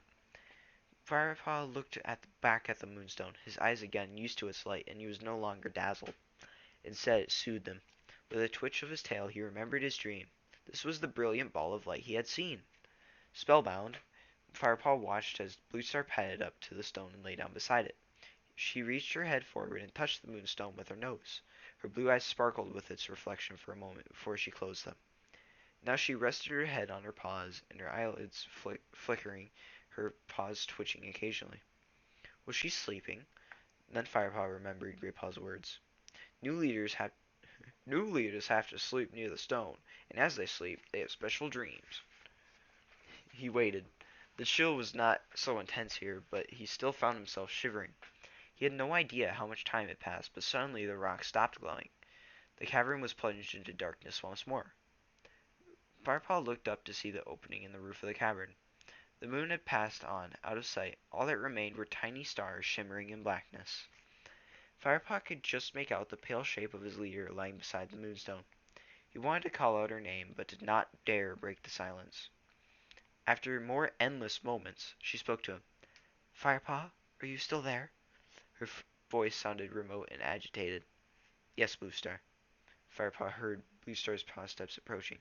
Hurry, she hissed. He felt her fur brush past him. We must return to camp. Firepaw raced after her, astonished by the speed with which she had rushed through the blackness. He followed her scent blindly, up and up the stone tunnel until she led him safely back to the outside world. Tigerclaw was waiting at the opening beside Greypaw and Ravenpaw as Blue Star and Firepaw climbed out of the cave. His expression was cold and his fur was slightly ruffled, but he sat motionless and dignified. Tigerclaw, Blue Star greeted him, but did not mention the warrior cat's flight from the depths. Tigerclaw relaxed a little. What did you learn? We must return to camp immediately, Blue Star meowed briefly. Firepaw saw a look of desperation in his leader's eyes. Now the horror of his dream forced its way back into his memory. The fleeing cats, the great dark warriors, the ear-splitting wail of distress. Firepaw tried to ignore the cold fear that gripped his muscles, and followed Blue Star as she and the others raced down the dark slope away from Mothermouth. Was his nightmare vision about to come true? Quick thing I just want to tell you guys. So ThunderClan, I just give them whatever accent, basically just no accent. Greypaw's an exception though because I remember seeing something that was really funny where he was a southerner and I thought it was really funny. Um, Shadow Clan, if you could not tell, they're very Russian. This is very Russian. River Clan, they didn't get an accent this time because they talked for just a little bit and I had not figured out what I wanted to do for them. But they're gonna be very France, bonjour. They're gonna be very French. Wind Clan hasn't been here the entire time, but they're gonna be Scots. You damn Scot. You what, mate?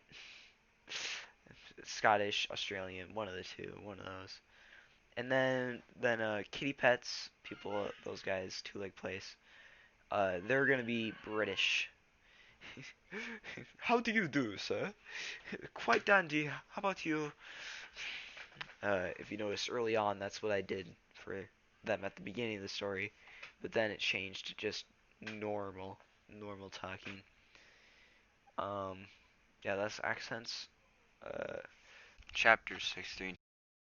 They headed back the way they had come. The moon had disappeared behind a bank of clouds. It was dark, but at least the thunderpath was quieter now. The only monster they heard was far off in the distance. The cats crossed the path together and pushed their way through the hedge on the other side. Firepaw could feel his muscles growing stiff with tiredness as they hurried on. Blue Star kept up a swift pace with her nose thrust forward and her tail high. Tireclaw loped beside her. Firepaw followed a few paces behind with Greypaw, but Ravenpaw was flagging. Keep up, Ravenpaw. Tireclaw growled over his shoulder. Ravenpaw flinched and bounded forward until he caught up with Firepaw and Greypaw. You okay? Firepaw asked. Yes, Ravenpaw panted, not meeting Firepaw's eyes. Just a bit tired. They scrambled down a deep ditch and up the other side. What did Tigerclaw say when he came out of the cave? Firepaw meowed, trying not to sound too curious. He wanted to check that we were still guarding the entrance, replied Greypaw. Why?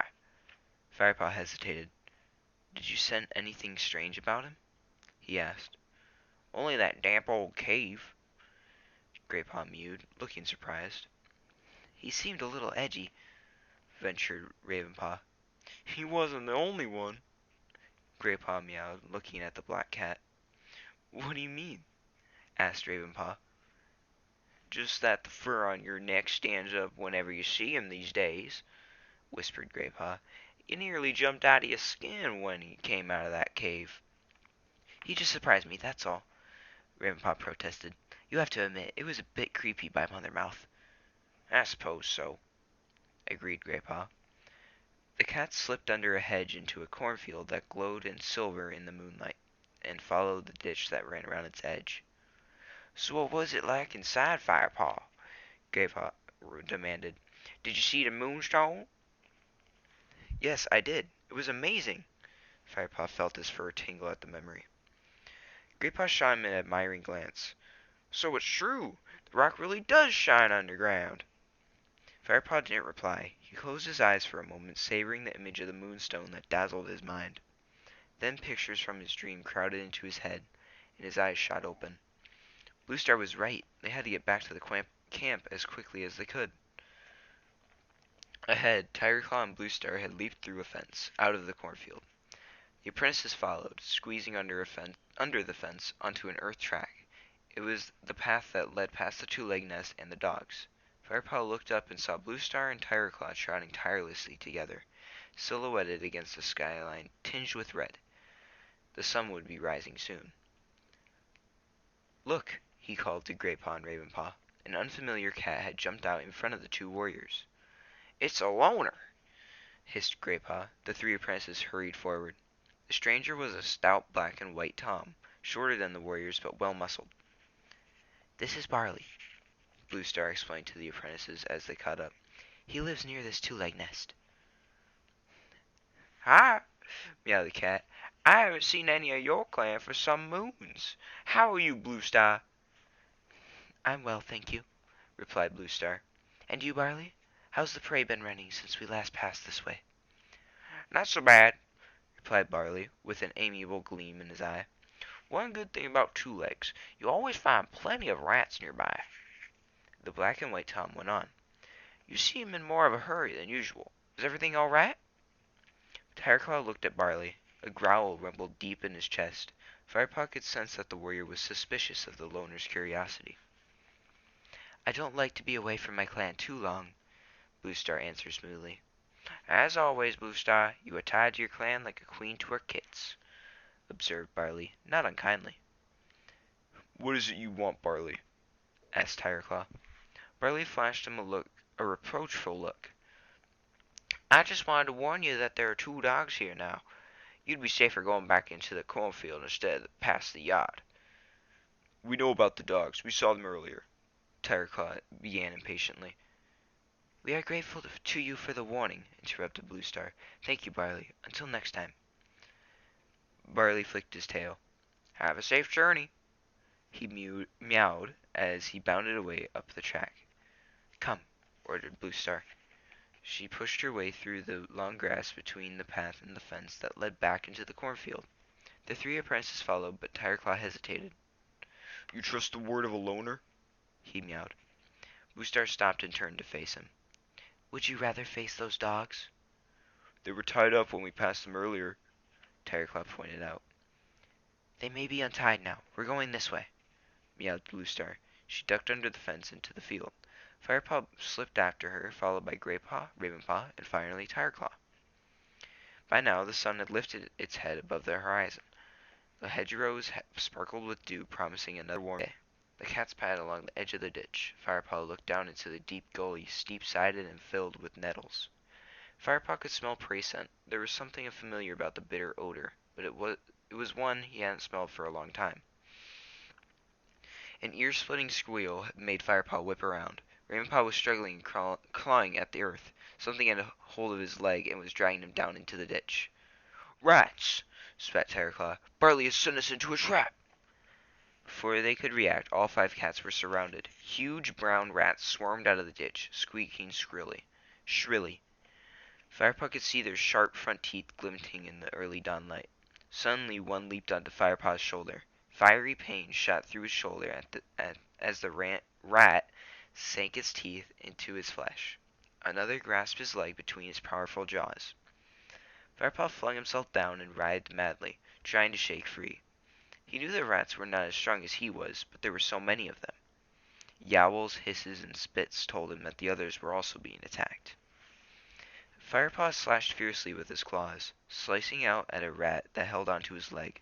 It let go, but another one gripped his tail. Fast as lightning, powered by fear and rage, Firepaw fought and hacked at his attackers. Twisting his head around, he sank his teeth into the rat that had embedded itself into his shoulders. He felt the bones of his neck crunch in his mouth and his body go limp before it fell away onto the dirt track. Hope my voice isn't too dead inside. I'm going to die. Firepaw gasped with pain as yet another rat leaped onto his back and sank his teeth in. Out of the corner of his eye, he saw a flash of white fur. For a moment, he was confused. Then he felt the rat being dragged off him. Firepaw spun around to see Barley flinging the rodent into the ditch.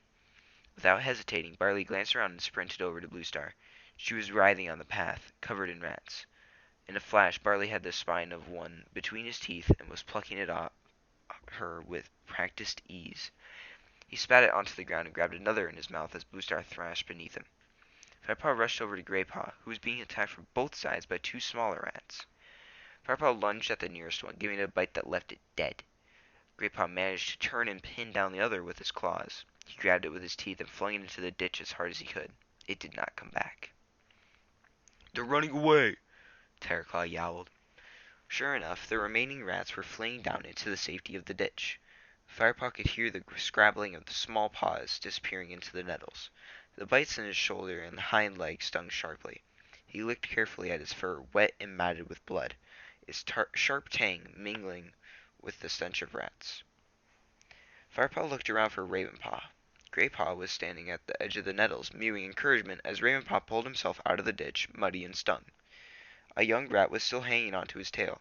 Firepaw bounded over and finished it off quickly while Greypaw helped to pull Ravenpaw over the top of the ditch. Now Firepaw looked for Bluestar. He saw Barley first, standing at the top of the ditch, scanning the depths for more rats. Bluestar was lying on the path nearby. Alarmed, Firepaw dashed to his leader's side. The thick gray fur at the back of her neck was drenched with blood. Bluestar, he mewed. Bluestar did not reply. A furious yowl made Firepaw look up. Tireclaw leaped on top of Barley and pinned him to the ground. You sent us into a trap, he snarled. I didn't know the rats were here, spat Barley, his paws scrabbling in the dust as he struggled to stand up. Why did you send us this way? Hissed Tireclaw. The dogs! The dogs were tied when we passed them earlier. The two-legged unties them at night. They guard his nest, Barley panted, wheezing under the weight of Tireclaw's massive paws. Tireclaw, Bluestar is injured, Firepaw burst out. Tireclaw released Barley at once. Barley got up and shook the dust from his coat. The great warrior bounded over to Bluestar's side and sniffed her wounds. Is there anything we can do? Firepaw asked. She's in the hands of Starkland now, meowed Tireclaw solemnly, stepping back. Firepaw opened his eyes wide with shock. Did Tireclaw mean that Bluestar was dead? His fur prickled as he looked down at his leader. Is this what the spirits at the Moonstone had warned her about? Greypaw and Ravenpaw joined them and stood beside their leader, horror-struck. Barley hung back, craning his neck to see what was happening. Bluestar's eyes were open but glazed, and her gray body lay motionless. She didn't even appear to be breathing. Is she dead? Whispered Ravenpaw. I don't know. You must wait and see, replied Tireclaw. The five cats waited in silence as the sun began to climb into the sky. Firepaw found himself wordlessly begging Starkland to protect his leader, to send her back to them. Then Bluestar stirred. The end of her tail twitched, and she lifted her head. Bluestar? Mewed Firepaw, his voice trembling. It's all right, Bluestar rasped. I'm still here. I have lost a life, but it wasn't my ninth. Joy flooded Firepaw. He looked at Tireclaw, expecting to see relief on his face, but the dark warrior was expressionless. Right, Tireclaw meowed in a commanding tone. Ravenpaw, fetch cobwebs for Bluestar's wounds. Greypaw, find Marigold or Horsetail. The two apprentices dashed away. Barley, I think you should leave us now. Firepaw looked over to the loner who had fought so bravely to help them. He wanted to thank him, but under Tireclaw's fierce gaze, he didn't dare. Instead of speaking, Firepaw gave Barley a tiny nod. Barley seemed to understand, for he nodded in return and left without another word. Bluestar was still lying on the dirt track. Is everyone all right? She asked hoarsely. Tireclaw nodded. Ravenpaw came charging back, his left forepaw wrapped in a thick wad of cobwebs. Here, he mewed. Should I put them on her wounds? Firepaw asked Tireclaw. Yellowfang showed me how. Very well, agreed Tireclaw. He walked away and scanned the ditch again, his ears pricked for more rats. Firepaw peeled a clump of cobwebs from Ravenpaw's paw and began to press them firmly onto Bluestar's wounds. She winced under his touch. If it had not been for Tireclaw, those rats would have eaten me alive, she murmured, her voice tight with pain. It wasn't Tireclaw who saved you, it was Barley, Firepaw whispered as he took more cobwebs from Ravenpaw. Barley? Bluestar sounded surprised. Is he here? Tireclaw sent him away, Firepaw answered quietly. He thinks Barley sent us into a trap. And what do you think? And what do you think? Bluestar rasped. Firepaw didn't look up, but concentrated on pressing the last bit of cobweb into place. Barley is a loner. What would he gain by sending us into a trap only to rescue us from it? He mewed eventually.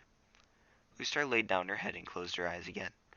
Greypaw returned with some horsetail. Firepaw chewed the leaves and spat the juice onto Bluestar's wounds. He knew it would help stop infection, but he still wished Spotted Leaf were with him. with her knowledge of and confidence in healing. We should rest here while Blue Star recovers, announced Tireclaw, padding up. No, Blue Star insisted. We must return to the camp. Narrowing her eyes in pain, she struggled to her paws. Let's keep going. The ThunderClan leader limped along the edge of the field. Tireclaw walked at her side, his face dark with unknowable thoughts. The apprentices exchanged anxious glances and then followed. It is a long time since I saw you lose a life, Blue Star. Firepaw overheard Tireclaw's whispered words. How many have you lost now? Firepaw couldn't help feeling surprised at Tireclaw's open curiosity. That was my fifth, replied Blue Star quietly. Firepaw strained his ears, but Tireclaw did not reply. He padded on, lost in thought. Chapter 17. Sunhigh came and went as the cats made their way through WindClan's old hunting grounds. Their heavy silence showed that they were still sore after the rat fight. Firepaw felt scratched and bitten all over. He could see Greypaw was limping occasionally, hopping on 3 legs to protect his injured back leg. But it was Blue Star who worried him most. Her pace was even, but it was even slower now, but she refused to stop and rest. The grim look on her face, clouded by pain, told Firepaw how much she wanted to reach the ThunderClan camp. Don't worry about ShadowClan warriors, she meowed through gritted teeth as Tireclaw paused to sniff the air. You won't find any here today. How could she be so sure? Firepaw wondered. They picked their way carefully down the steep, rocky hillside that led to Four Trees, and joined the familiar trail that led home. It was late afternoon, and Firepaw began to think longingly of his nest and a plump helping of fresh kill. I can still smell the stench of ShadowClan, Greypaw muttered to Firepaw as they trekked through ThunderClan's hunting grounds. Perhaps the breezes carried it down from WindClan's territory, Firepaw suggested. He could smell it too, and his whiskers were trembling. Suddenly Ravenpaw stopped. Can you hear that? He mewed in a hushed voice. Firepaw strained his ears. At first he heard only the familiar sounds of the forest, leaves rustling, a pigeon calling. Then his blood ran cold. In the distance he could hear battle-hungry yowls and the shrill squeal of terrified kits. Quick! Blue Star howled. It is as StarClan warned me. Our camp is being attacked. She tried to leap forward, but stumbled. She pushed herself up and limped onward.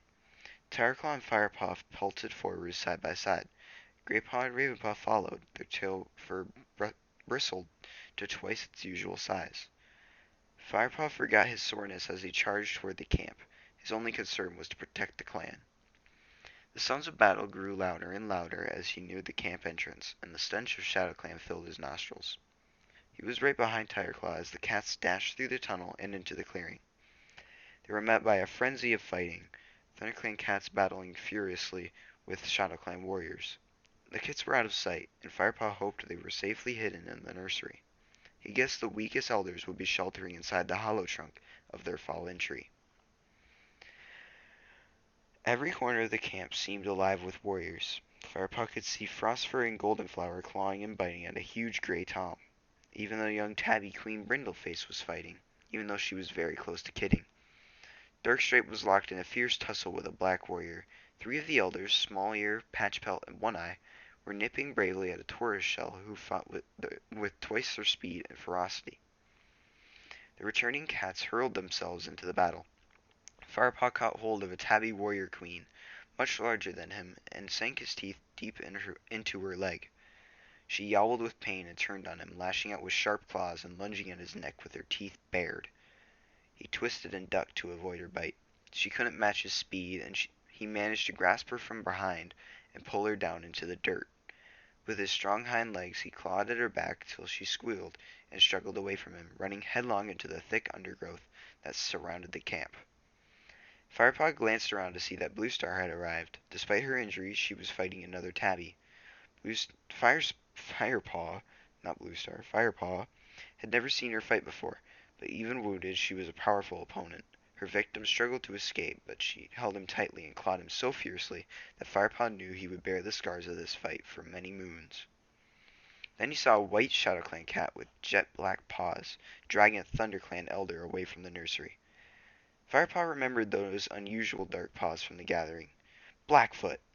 The Shadow Clan deputy made quick work of killing Yelder, who had been guarding the kits, and began to reach into the bramble nest with one massive paw. The kits were squealing and mewling, undefended now as their mothers wrestled with other Shadow Clan warriors in the clearing. Firepaw prepared to spring toward the nursery, but a claw sliced painfully down his side, and he whipped around to see a scrawny tortoiseshell leap on top of him. As he slammed into the ground, he tried to call out to the other ThunderClan cats that the kits were in danger. Fighting with all his strength to escape the tortoiseshell's grip, he wrenched his head around so he could see the bramble nest. Blackfoot had scooped 2 kits from their bedding already and was reaching in for a third. Firepaw saw no more as the tortoiseshell raked his belly with her hind claws. Firepaw scrabbled onto his feet and crouched low as if in defeat. The trick had worked before, and it worked now. As the tortoiseshell gripped him triumphantly and began to sink her teeth into Firepaw's neck, Firepaw sprang upward as hard as he could and flung the warrior away. He spun around and was on the winded warrior in an instant. This time he showed no mercy, plunging his teeth deep into the cat's shoulder. The bite sent the she-cat howling into the undergrowth. Firepaw jumped up, dashed over to the nursery, and thrust his head through the nursery entrance. Blackfoot was nowhere to be seen. Inside the nest, crouching over the terrified kits, was Yellowfang. Her gray fur was spattered with blood, and one of her eyes was painfully swollen. She looked up at Firepaw with a ferocious hiss. Then, realizing it was him, she yelled, "They're okay. I'll protect them." Firepaw looked at her as she calmed the helpless kits, and Broken Star's dire warning about the Shadow Clan rogue flashed through his mind. He didn't have time to think about that now. He would have to trust Yellowfang. He nodded quickly and ducked back out of the brambles. There were now only a few Shadow Clan cats left in the camp. Ravenpaw and Greypaw were fighting side by side, lashing out at a Black Tom until he fled howling into the bushes. White Storm and Darkstripe chased the last 2 intruders out of the camp, sending them off with a few extra scratches and bites. Firepaw sat down, exhausted, and stared around the camp. It was devastated. Blood spattered the clearing, and tufts of fur drifted in the dust. The surrounding wall of undergrowth was ripped open where the invaders had crashed through. One by one, the ThunderClan cats gathered beneath the high rock. Greypaw came to sit by him, his sides heaving and blood trickling from a torn ear. Ravenpaw flopped down and began to lick a wound on his tail. The queens ran to the nursery to check on their kits. Firepaw found himself waiting tensely for their return, his view blocked by the other cats. He relaxed when he heard squeals and purrs of joy coming from the bramble nest. Frostfur wove her way back through the crowd, followed by Yellowfang. The White Queen stepped forward and addressed them. "Our kits are all safe, thanks to Yellowfang. A Shadow Clan warrior killed brave Rosetail and was trying to steal them from their nest, but Yellowfang fought him off." "It was no ordinary Shadow Clan warrior either," Firepaw put in. He was determined to let the clan know how much they owed Yellowfang. "I saw him. It was Blackfoot." "The Shadow Clan deputy!" meowed Brindleface, who had fought so bitterly to protect the unborn kits in her swollen belly. There was a stir at the edge of the group as Bluestar limped forward and made her way over to the apprentices. The grave expression on her face was enough to tell Firepaw that something was wrong. "Spotted Leaf is with Lionheart," she murmured. "He was injured in the battle.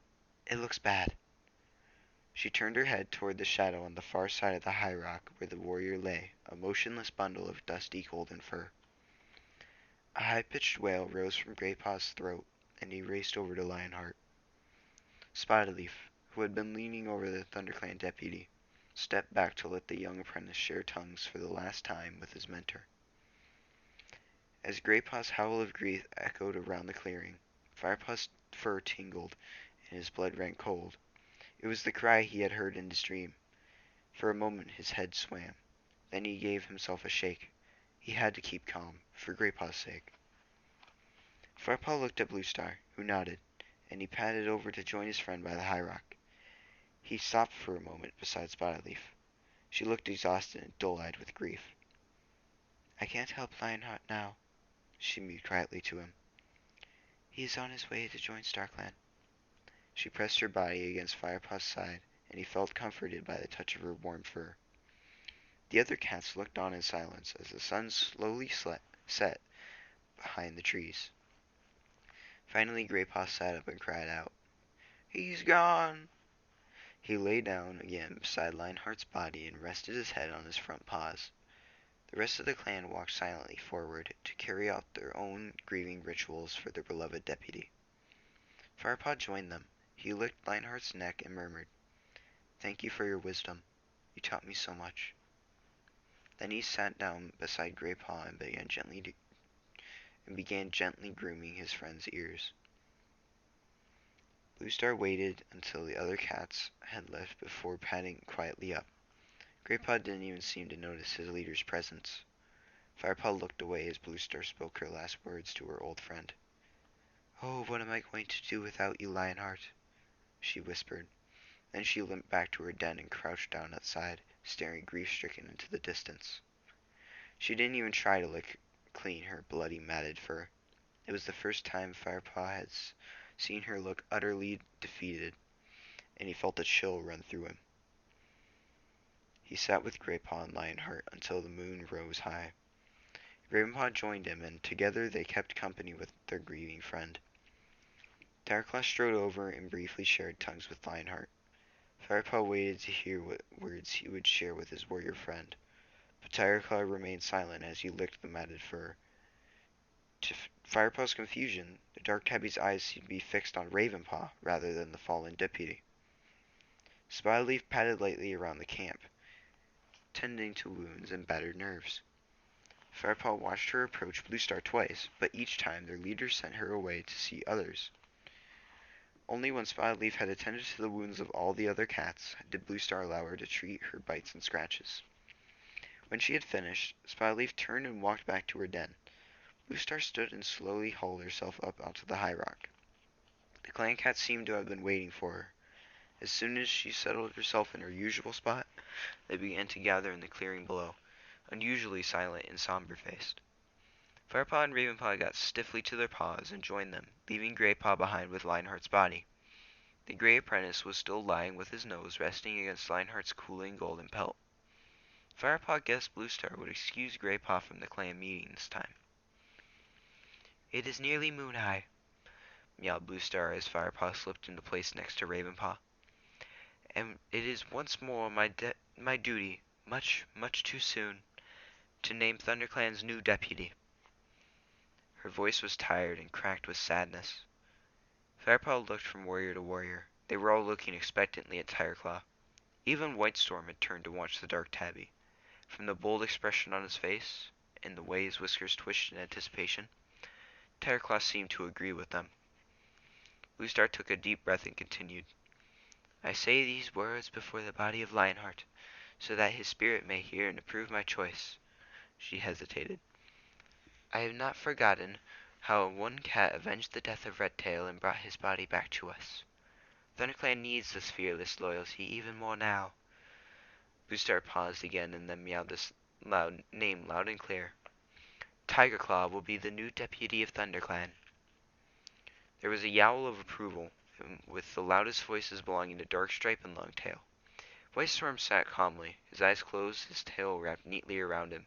He was nodding slowly and approvingly. Tireclaw lifted his chin proudly, his eyes half closed as he listened to the clan. Then he stalked through the crowd, accepting tributes with the smallest of nods, and leaped up onto the high rock beside Bluestar. ThunderClan, he yelled. I am honored to accept the position of clan deputy. I never expected to gain such high rank, but by the spirit of Lionheart, I vow to serve you as best I can." He gravely dipped his head and, fixing the crowd with his wide yellow eyes, and jumped down from the high rock. Firepaw heard Ravenpaw murmur, "Oh no," under his breath beside him. He turned to look curiously at his friend. Ravenpaw's head was hanging low. "She should never have chosen him," he muttered. "Are you talking about Tigerclaw?" Firepaw whispered. "He's wanted to be deputy ever since he took care of Redtail." Ravenpaw mewed. He stopped abruptly. "Took care of Redtail?" Firepaw echoed. His mind suddenly raced with questions. What did Ravenpaw know? At the gathering, had his account of the battle with the River Clan been true? Was Tigerclaw responsible for Redtail's death? Chapter 18.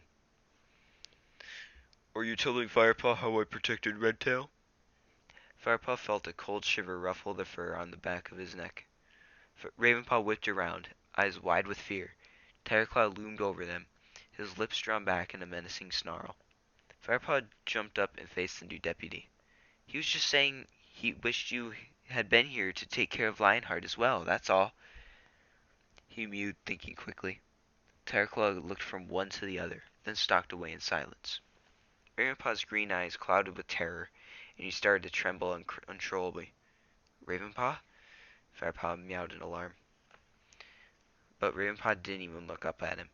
With his head held low, he slunk back to Greypaw and crouched next to him, pressing his skinny black body next to Greypaw's thick fur as if he was suddenly cold. Firepaw looked helplessly at his two friends as they huddled beside Lionheart's body.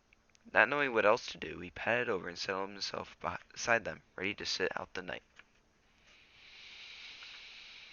As the moon passed overhead, other cats came to join their vigil. Bluestar arrived last, once the camp was calm and quiet. She said nothing, but sat a little way off, gazing at her dead deputy with an expression of such unbearable grief that Firepaw had to look away. At dawn, a group of elders came to take Lionheart's body away to the burial place. Greypaw followed to help dig the hole where the great warrior would rest. Firepaw yawned and stretched. He felt chilled to the bone. Leaf fall was nearly here now, and the woods were clouded with mist, but above the leaves Firepaw saw a rosy morning sky. He watched Greypaw disappear into the dew-soaked undergrowth with their elders. Ravenpaw jumped to his paws and hurried back to the apprentice's den. Firepaw followed him slowly. By the time he arrived, the black cat was curled up with his nose tucked under his tail, as if asleep. Firepaw was too exhausted to speak. He circled around on his mossy bed and then settled down for a long sleep. Just my mic spot. My breathing might get a little annoying. Wake up! Firepaw heard Dustpaw's voice calling through the den entrance. He opened his eyes. Ravenpaw was already awake, sitting bolt upright with his ears pricked. Greypaw was stirring beside him. Firepaw was surprised to see the familiar gray shape. He hadn't heard him come back after burying Lionheart. Bluestar's called another meeting. Dustpaw hissed at them and ducked out of the ferns. The three apprentices crawled out of the warm den.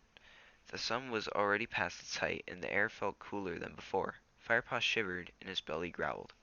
He couldn't remember the last time he had eaten, and wondered briefly if he would have a chance to hunt today. Firepaw, Greypaw, and Ravenpaw hurried to join the crowd gathered below the high rock. Tigerclaw was speaking from his position beside Bluestar. During the battle, our leader lost another life. Now that she has only 4 of her 9 lives left, I'm going to appoint a bodyguard to stay at her side constantly. No cat will be allowed to approach her unless the guards are present. His amber eyes flicked to Ravenpaw and then back to the rest of the crowd. Darkstripe and Longtail, he continued, turning his gaze on the warriors. You will act as Bluestar's guards. Darkstripe and Longtail nodded importantly and sat taller. Bluestar now spoke. Her voice sounded gentle and calming after her deputy's commanding yowl. Thank you, Tigerclaw, for your loyalty. But the clan must understand that I am still here for them. No cat should hesitate to approach me, and I am happy to speak to anyone with or without my bodyguards. Her eyes darted briefly in Tigerclaw's direction. As the warrior code says, the safety of the clan is more important than the security of any single member. She paused, and her sky-blue gaze rested briefly on Firepaw. And now I wish to invite Yellowfang to join ThunderClan. Meows of surprise rose from some of the warriors. Bluestar looked at Frostfur, who nodded her agreement. The other queens looked on silently. Bluestar continued. Her actions last night proved that she is brave and loyal. If she wishes it, we would welcome her as a full member of this clan. From her place at the edge of the crowd, Yellowfang looked up at the clan leader and murmured, I am honored, Bluestar, and I accept your offer. Good, meowed Bluestar, her voice firm as if the matter was now closed. Firepaw purred with delight and nudged Greypaw. He was surprised to realize just how much Bluestar's public show of trust in Yellowfang meant to him. Bluestar began to speak again. Last night we successfully defended ourselves against ShadowClan, but they are still a great threat. The repair work we began this morning will continue. Our boundaries will be patrolled constantly. We must not assume that the war is over." Tyreclaw stood up, his tail held high, and glared at the assembled cats. ShadowClan attacked while we were away from camp," he growled. They chose their moment well. How did they know that the camp was so poorly defended? Do they have eyes inside our camp? Firepaw froze in horror as Tyreclaw fixed his cold stare on Ravenpaw. Some of the cats followed their new deputy's gaze and stared in puzzlement at the black apprentice. Ravenpaw looked at the ground and shifted his paws nervously. Tyreclaw went on. We still have a while before sunset. We must concentrate on rebuilding our camp. Meanwhile, if you suspect anything, or anyone, tell me. Be assured, anything you say will be in confidence." He nodded to dismiss the clan. They then turned and began murmuring to Bluestar. The cats separated and began to move around the camp, assessing damage and forming work groups. "Ravenpaw!" Firepaw called, still shocked by Tyreclaw's dark hint that his own apprentice had betrayed the clan. But Ravenpaw had already bounded away. Firepaw could see him offering to help Halftail and Whitestorm before rushing out to collect twigs so they could patch the holes in the boundary wall. Ravenpaw clearly didn't want to talk. "Let's go and help him," suggested Greypaw. His voice was flat and exhausted, and his eyes were dull. "You go. I'll be there in a moment," Firepaw answered. "First I want to check on Yellowfang, see if she's okay after her fight with Blackfoot." He looked for Yellowfang in her nest by the fallen tree. She was stretched out in the shadows, her eyes thoughtful. "Firepaw," she purred when she saw him. "I'm glad you have come." "I wanted to check that you were all right," Firepaw mewed. "Old habits stay longer than old scents, eh?" meowed Yellowfang with a flash of her old spirit. "I suppose so," Firepaw confessed. "How are you feeling?" "This old leg injury is playing up again, but I'll be fine," Yellowfang told him. "How did you manage to fight Blackfoot off?" Firepaw asked, unable to keep the admiration out of his voice. "Blackfoot's strong, but he's not a clever fighter. Fighting you is more of a challenge." Firepaw looked for the flicker of humor in the old cat's eyes, but there were none. She continued. "I've known him since he was a kid. He hasn't changed. Bully, but no brains." Firepaw sat down beside her. "I'm not surprised Bluestar asked you to join the clan," he purred. "You certainly showed your loyalty last night." Yellowfang twitched her tail. "Perhaps a truly loyal cat would have fought at the side of the clan that raised her." "But then I'd be fighting for my 2 legs," Firepaw pointed out. Yellowfang shot him an admiring glance. "Well said, youngster. But then, you have always been a thinker."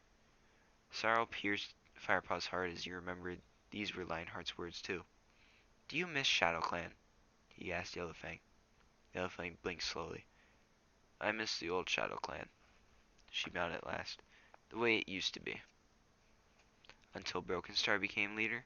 Firepaw was curious. "Yes," Yellowfang admitted softly. "He changed the clan." She gave a wheezy laugh. "He always knew how to give a good speech. He could make you believe a mouse was a rabbit if he set his mind to it. Perhaps that is why I was so blind to his faults." The old she-cat stared into the distance, lost in memories. "Bet you can't guess who the new ShadowClan medicine cat is." Firepaw mewed, suddenly remembering what he had learned at the gathering. It felt like moons ago now. His words seemed to shake Yellowfang back into the present. "Not Running Nose," she meowed. "Yup." Yellowfang shook her head. "But he can't even cure his own cold." "That's what Greypaw said." They purred together for a moment, amused. Firepaw got to his paws. "I'll leave you to rest now. Call me if you need anything else today." Yellowfang lifted her head. "Before you go, Firepaw, I heard you were in a rat fight. Did they draw blood?" "It's okay. Spotleaf has treated my wounds with marigold." "Sometimes marigold is not strong enough for rat bites. Go and find a patch of wild garlic to roll in. I think there's some not far from the camp entrance. That will draw any poisons the rats may have left. Although," she added dryly, "your den mates might not thank me for my advice." "Well, I do." Thanks, Yellowfang," Firepaw purred. Go carefully, young one. Yellowfang held his gaze for a moment, then let her chin rest on her front paws and closed her eyes. Firepaw slipped under the branches around Yellowfang's nest and headed for the gorse tunnel, in search of the wild garlic. The sun was setting now, and he could hear the queens settling their kits for the night. "Where do you think you're going?" growled a voice from the shadows. It was Darkstripe. "Yellowfang told me to go out and—" "You don't take orders from that rogue," hissed the warrior. "Go and help with the repairs. No cat is to leave the camp tonight." He lashed his tail from side to side. "Yes, Darkstripe," Firepaw mewed, dipping his head submissively. He turned and muttered, "Dirtstripe," under his breath, and then headed toward the camp boundary, where he could see Graypaw and Ravenpaw busily patching a large hole in the wall of the greenery. "How's Yellowfang?" asked Graypaw as Firepaw trotted up. "She's fine. She said wild garlic would be good for my rat bites. I was on my way to find some, but Darkstripe ordered me to stay in camp," Firepaw told him. "Wild garlic?" mewed Graypaw. "I wouldn't mind trying that. My leg still stings." "I could sneak out and get some," Firepaw offered. He had resented Darkstripe's offhand treatment and welcomed the chance to outwit him. "No one would notice if I slipped out of this hole here. It'd only take a couple of rabbit hops." Ravenpaw frowned, but Graypaw nodded. "We'll cover for you," he whispered. Firepaw nuzzled him gratefully and jumped out through the tear in the boundary wall. Once outside the camp, he began to make his way to the wild garlic patch, the sharp tang alluring him easily to its location. The moon was rising in the violet sky as the sun sank below the horizon. A cold breeze ruffled Firepaw's fur. Suddenly he caught a cat scent carried toward him on the wind. He sniffed cautiously. ShadowClan? No, just Tireclaw. And two other cats. He sniffed the air again. Darkstripe and Longtail. What were they doing here? Curious, Firepaw dropped into a stalking position. He prowled through the undergrowth paw by paw, keeping downwind so that he was not detected. The warriors were standing in the shadow of a clump of ferns, their heads very close together. Soon Firepaw was near enough to hear them speak. "StarClan knows my apprentice has shown little promise from the start, but I never expected him to turn traitor," growled Tireclaw. Firepaw's eyes widened and his fur prickled with shock. It sounded like Tireclaw intended to do more than just hint that Ravenpaw had betrayed the clan. "How long did you say Ravenpaw was missing on the journey to Mothermouth?" asked Darkstripe. "Long enough to have traveled to ShadowClan's camp and back," came the deputy's menacing answer. The fur on Firepaw's tail bristled angrily. "That's impossible," he thought. "He was with us the whole time." Longtail's voice sounded now, high-pitched with excitement. "He must have told them that ThunderClan's leader and the strongest warrior had left the camp. Why else would they attack when they did?" "We are the last clan to stand against ShadowClan. We must remain strong," purred Tireclaw. His tone had become velvetly soft now. He waited in silence for a response. It was Darkstripe who answered, eagerly, as if he were still Tireclaw's apprentice, giving the correct answer to a question on hunting techniques. His words made Firepaw breathless with fear. "And the clan would be better off without a traitor like Ravenpaw." "I have to say I agree with you, Darkstripe," murmured Tireclaw, his voice heavy with emotion. "Even though he's my own apprentice." Apprentice. He trailed off as if he were too upset to say any more. Firepaw had heard enough. Forgetting all about the wild garlic, he turned and crept as silently and as quickly as he could back toward the camp. He decided not to tell Ravenpaw what he had heard. He would be terrified. Firepaw's mind raced. What could he do? Tireclaw was the clan deputy, a great warrior, and popular with all the other cats. No one was going to listen to any accusations made by an apprentice. But Ravenpaw was in terrible danger. Firepaw shook himself, trying to clear his head. There was only one thing to do. He must tell what he had heard to Bluestar, and somehow convince her that he was telling the truth.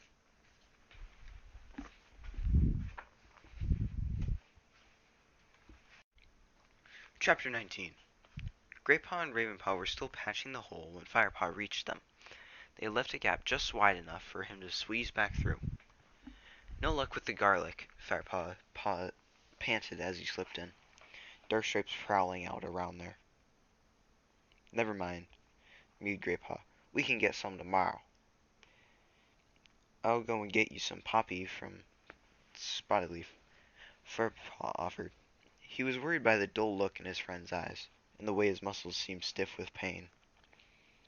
Nah, don't worry, mewed Graypaw. I'll be fine. It's no trouble, Firepaw insisted, and before Graypaw could argue, he bounded off towards Spotted den. She was pacing her small clearing, her eyes clouded with unhappiness. Are you okay? Firepaw asked. The spirits of Starkland are restless. I think they are trying to tell me something, she replied, flicking her tail uneasily. What can I do for you? I think Graypaw could do with some poppy seeds for his leg, Firepaw explained. His rat bites are still hurting him. The pain of losing Lionheart will make his injuries feel worse, but he'll mend in time. Don't worry. In the meantime, you're right, poppy seeds will help. Spotted Leaf went into her den and brought out a dried poppy head. She placed it carefully on the ground. Just shake out one or two and give them to him, she meowed. Thanks, Firepaw mewed. Are you sure you're okay? Go and see to your friend, answered Spotted Leaf, avoiding his gaze. Firepaw picked up the poppy head between his teeth and began to walk away. Wait, Spotted Leaf hissed suddenly. Firepaw spun around expectantly and met her tawny gaze. Her eyes burned back at him. Firepaw, she hissed. StarClan spoke to me moons ago, before you joined the clan. I sense they want me to tell you this now. They said only fire can save our clan. Firepaw stared at Spotted Leaf, mystified.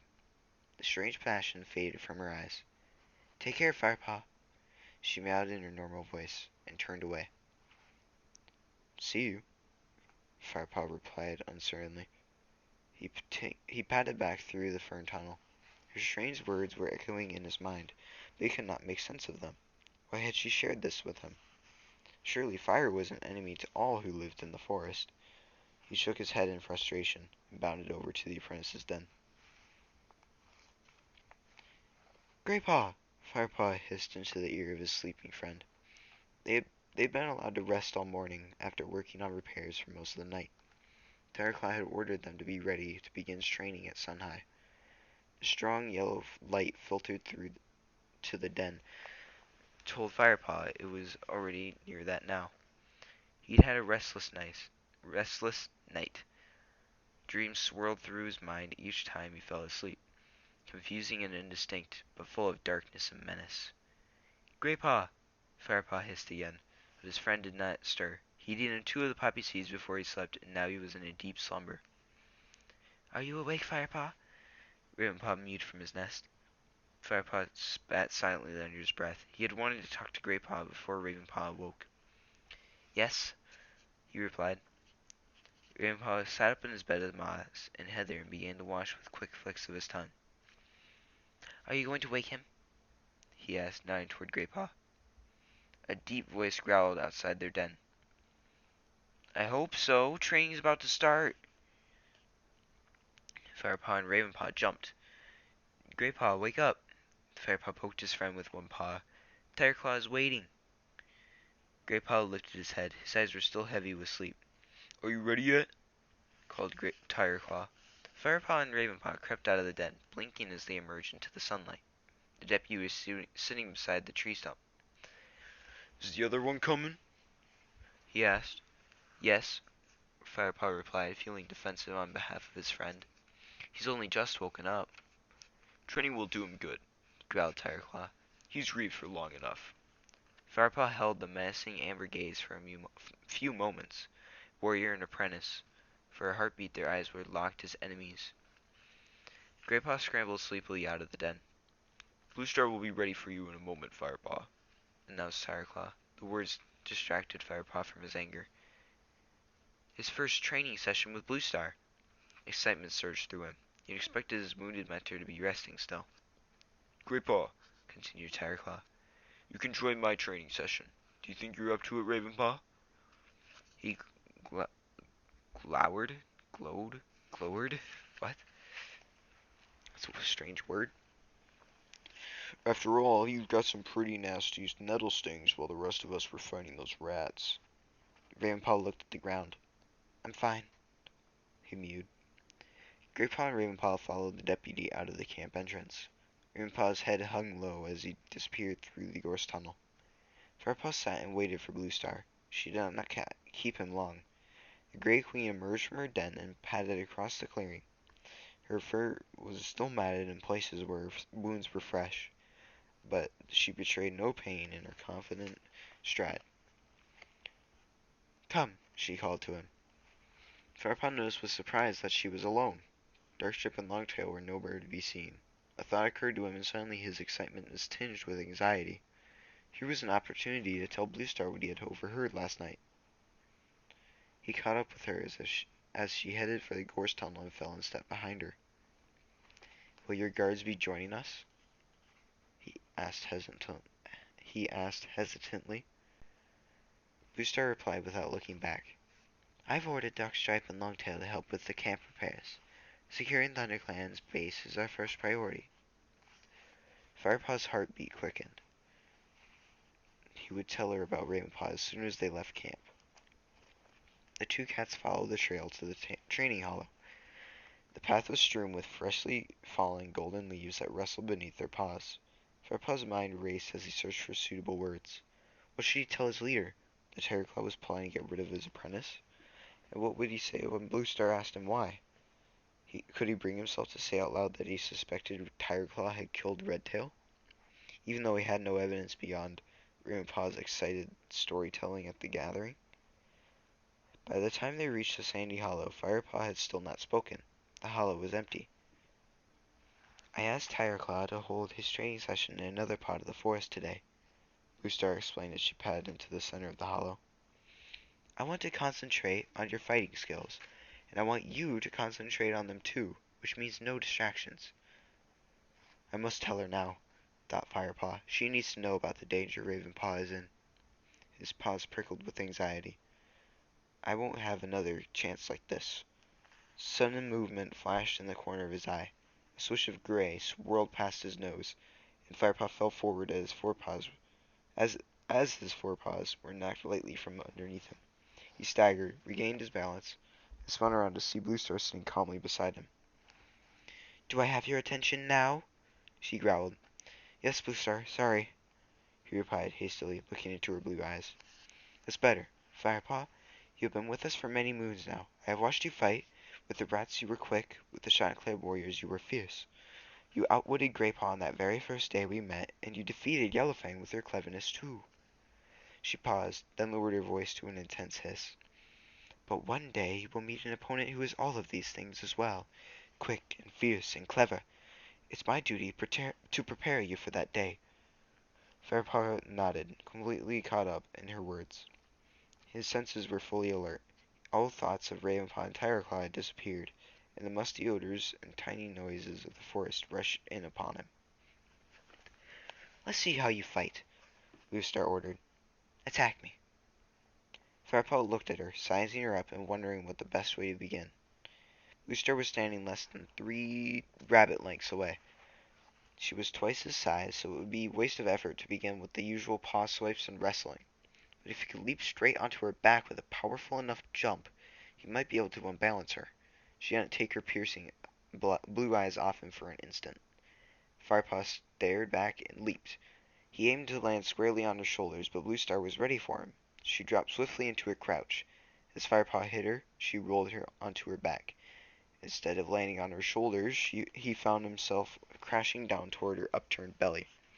She caught him with all 4 paws and flung him easily away from her. Firepaw felt he had been bundled away like a bothersome kit. He hit the dusty ground hard and lay winded for a moment before he scrambled to his feet. Interesting strategy, but your eyes betrayed where you were aiming, growled Bluestar as she stood up and shook off the dust from her thick coat. Now try again.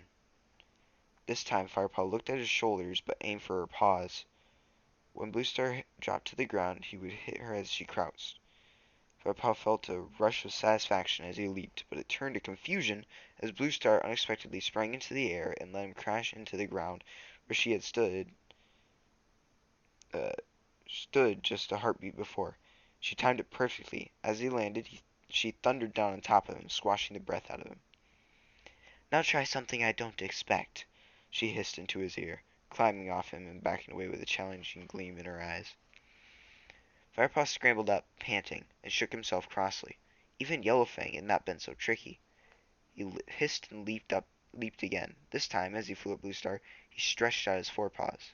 She reared up on her hind legs and used her forepaws to twist him away. As he felt himself slipping, Firepaw scrabbled with his hind paws in the sand, but it was too late, and he flopped heavily onto his side. "Firepaw," Bluestar meowed calmly, as once more he struggled to his paws. "You're strong and quick, but you must learn to keep control of your speed and body weight so that it's not so easy for me to unbalance you. Try again." Firepaw backed away, hot, dusty, and out of breath. Frustration raged through him. He was determined to get the better of his mentor this time. Slowly he crouched and began to creep toward Bluestar. She mirrored his crouch and hissed into his face as he approached. He raised a paw and swiped at her left ear. She ducked to avoid his strike and reared up, towering over him. Quickly, Firepaw rolled onto his back, slithered beneath her body, and in one fast movement kicked both his back legs upward into her belly. Bluestar was flung backward and fell into the sandy earth with a loud grunt. Firepaw flipped himself over and leaped to his paws. He felt jubilant. Then he saw Bluestar lying in the dirt. For the first time he remembered her wounds. Had he reopened them? He dashed to her side and stared down at her. To her relief, her eyes glinted proudly back at him. "That was much better," she puffed. She stood and shook herself. "Now it's my turn."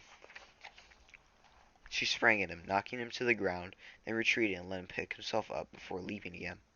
Firepaw braced himself, but she bowled him over easily again. "Look at my size, Firepaw. Don't try to stand up against my attack. Use your wits. If you are fast enough to avoid me, then avoid me." Firepaw scrabbled to his feet again, preparing for her attack. This time he didn't dig his paws into the soft ground, but stood lightly, keeping his weight on his toes. As Bluestar flew toward him, he hopped neatly out of her path, reared up onto his hind legs, and with his forepaws pushed her flying body onward past him. Bluestar landed gracefully on all four paws and turned. "Excellent! You learn quickly," she purred. "But that was an easy move. Let's see how you deal with this one." They trained until sunset. Firepaw heaved a sigh of relief when he heard Bluestar meow. "That's enough for today." She seemed a little tired and stiff, but she leaped easily out of the sandy hollow. Firepaw scrambled after her. His muscles were aching and his head spinning with all he had learned. As they trekked together back through the trees, he couldn't wait to tell Graypaw and Ravenpaw about this training session. And it wasn't until they reached the camp boundary that Firepaw realized he'd forgotten to tell Bluestar about Ravenpaw. Oopsies! Big oopsies. Chapter 20. By the time Firepaw returned, the camp was starting to look a little better. Parties of cats had clearly been patching and repairing continuously throughout the day. Frostfur and Goldenflower were still busy fortifying the nursery walls, but the outer wall looked solid and secure once more. Firepaw trotted across the clearing to see if there was any fresh kill around. He passed Sandpaw and Dustpaw, who were preparing to leave on the next patrol. "Sorry," mewed Sandpaw as Firepaw sniffed hopefully around the eating area. "We ate the last two mice." Firepaw shrugged. He would catch something for himself later. He headed back to the apprentice's den, where Graypaw was sitting with his back resting against a tree stump, licking a forepaw. "Where's Ravenpaw?" Firepaw asked as he sat down. "Not back from his task yet," replied Graypaw. "Look at that." He held out his paw for Firepaw to inspect. The pad was torn and bleeding. "Tireclaw sent me fishing, and I stepped on a sharp stone in this stream." "That looks pretty deep. You should get Spotted Leaf to take a look at it," Firepaw advised. "Where did Tireclaw send Ravenpaw, by the way?" "Dunno. I was up to my belly in cold water," muttered Graypaw. He stood up and limped away toward Spotted Leaf's den. Firepaw settled down, his eyes fixed on the entrance of the camp, and waited for Ravenpaw. After overhearing the warriors' conversation last night, he couldn't shake the feeling that something dreadful was going to happen to his friend. His heart lurched as he saw Tireclaw enter the camp alone. He waited longer. The moon was high in the sky. Surely Ravenpaw should be back by now. Firepaw found himself wishing he'd spoken to Bluestar when he had the chance. He could see Darkstripe and Longtail guarding your den now, and he certainly didn't want them to overhear his concerns. Tireclaw brought back his fresh kill, which he was sharing with Whitestorm outside the warrior's den. Firepaw realized that he was very hungry. Perhaps he should go and hunt. He might come across Ravenpaw outside the camp. As he wondered what to do, Firepaw saw Ravenpaw trotting through the entrance of the camp. A thrill of relief raced through him, and not just because Ravenpaw was holding fresh kill between his teeth. The apprentice came straight over to Firepaw and dropped the mouthful of food on the ground. "Enough for all three of us," he mewed proudly. "And it should taste extra good. It's from ShadowClan territory." Firepaw gasped. "You hunted in ShadowClan territory?" "That was my task," Ravenpaw explained. "Tireclaw sent you into enemy territory to hunt?" Firepaw could hardly believe it. "We must tell Bluestar. That was too dangerous." At the mention of Bluestar's name, Firepaw shook his head. His eyes looked hunted and shadowed with fear. "Look, just keep quiet, okay?" he hissed. "I survived. I even caught some prey. That's all there is to it." "You survived this time!" Firepaw spat. "Shh! Tireclaw's looking. Just eat your share and keep quiet," snapped Ravenpaw. Firepaw shrugged and took a piece of the fresh kill. Ravenpaw ate quickly, avoiding Firepaw's eyes. "Shall we save him for Greypaw?" he asked after a while. "He went to see Spotted Leaf," Firepaw mumbled through a mouthful. "He cut his paw. I don't know when he'll be back." "Well, save him whatever you want," replied Ravenpaw, suddenly sounding worn out. "I'm tired. I need to sleep." He stood up and pushed his way into the den. Firepaw stayed outside, watching the rest of the camp prepare for the night. He was going to have to tell Ravenpaw what he'd overheard in the forest last night. He needed to know just how much danger he was in. Tireclaw was lying beside Whitestorm, sharing tongues, but with one eye fixed on the apprentice's den. Firepaw yawned to show Tireclaw how exhausted he was. Then he got to his paws and followed Ravenpaw inside. Ravenpaw was asleep, but Firepaw could tell from his twitching paws and whiskers that he was dreaming. He knew it wasn't a good dream by the tiny mewls and squeaks that Ravenpaw was making.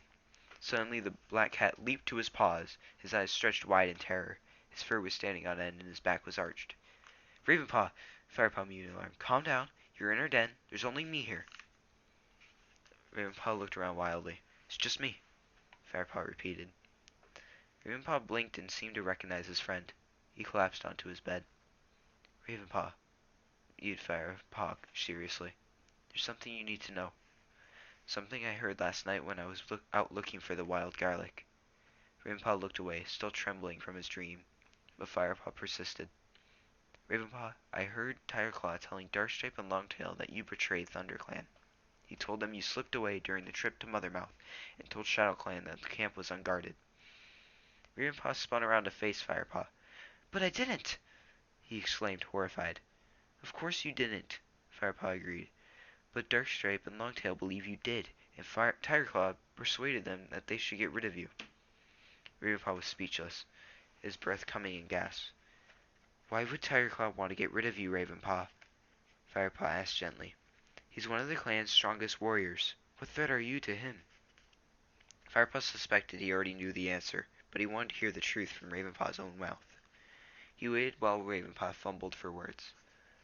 At last the Black Apprentice crawled closer to Firepaw and whispered hoarsely into his ear. "Because the RiverClan deputy didn't kill Redtail. Tigerclaw did." Firepaw nodded silently. Ravenpaw continued, his whisper cracking with tension. "Redtail killed the RiverClan deputy. So Tigerclaw didn't kill Oakhart." Firepaw couldn't help interrupting. Ravenpaw shook his head. "No, he didn't. After Redtail had killed Oakhart, Tigerclaw ordered me back to camp. I wanted to stay, but he yelled at me to go, so I ran into the trees. I should have carried on running, but I couldn't leave while they were still fighting. I turned and crept back to see if Tigerclaw needed help. At the time I got near, all the RiverClan warriors had fled. leaving just Redtail and Tireclaw. Redtail was watching the last warrior running away, and Tireclaw... Grandpa paused, then gulped. Tireclaw jumped on him. He sank his teeth into the back of his neck, and Redtail fell to the ground, dead. That's when I ran. I don't know if Tireclaw saw me or not. I just kept running until I got back to camp. Why didn't you tell Bluestar? Firepaw pressed gently. Would she have believed me? Firepaw's eyes rolled wildly. Do you believe me?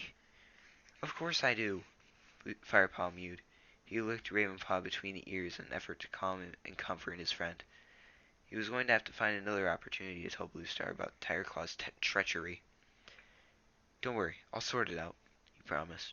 Meanwhile, make sure you stick close to me or Greypaw. Does Greypaw know about them wanting to get rid of me? Not yet, but I'll have to tell him. Ravenpaw settled silently onto his belly and stared ahead. It's okay, Ravenpaw, Firepaw purred, touching the skinny black body with his nose. I'll help you get out of this. Greypaw padded into the den at dawn. Sandpaw and Dustpaw had returned from their patrol a while ago and were asleep in their nests. Hi, mewed Greypaw, sounding more cheerful than he had for days. Firepaw woke at once. You sound better, he purred. Greypaw looked Firepaw's ears. Smiley put some gunk on my cut and made me lie still for hours. I must have fallen asleep. By the way, I hope that chaffinch out there was for me. I was starving. It was. Ravenpaw caught it yesterday. Tireclaw sent him into... Shut up, you two, growled Sandpaw. Some of us are trying to sleep. Greypaw rolled his eyes. Come on, Firepaw, he mewed. Brindleface has had her kits. Let's go and visit them. Firepaw purred with pleasure. At last, something for ThunderClan to celebrate. He looked down at Ravenpaw, who was still sleeping, and padded out of the den. With Greypaw, he trotted across the clearing toward the nursery. The rising sun had made his pelt glow with warmth, and he stretched appreciatively, reveling in the suppleness of his spine and the strength in his legs.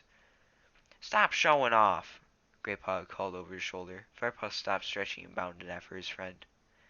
White Storm was sitting outside the nursery, guarding the entrance. Have you two come to see the new kits? He meowed as Firepaw and Greypaw approached. Firepaw nodded. One at a time only, then you'll have to wait. Bluestar's with her now. White Storm told them. Well, you can go first, Firepaw offered. I'll go and see Yellowfang while I'm waiting.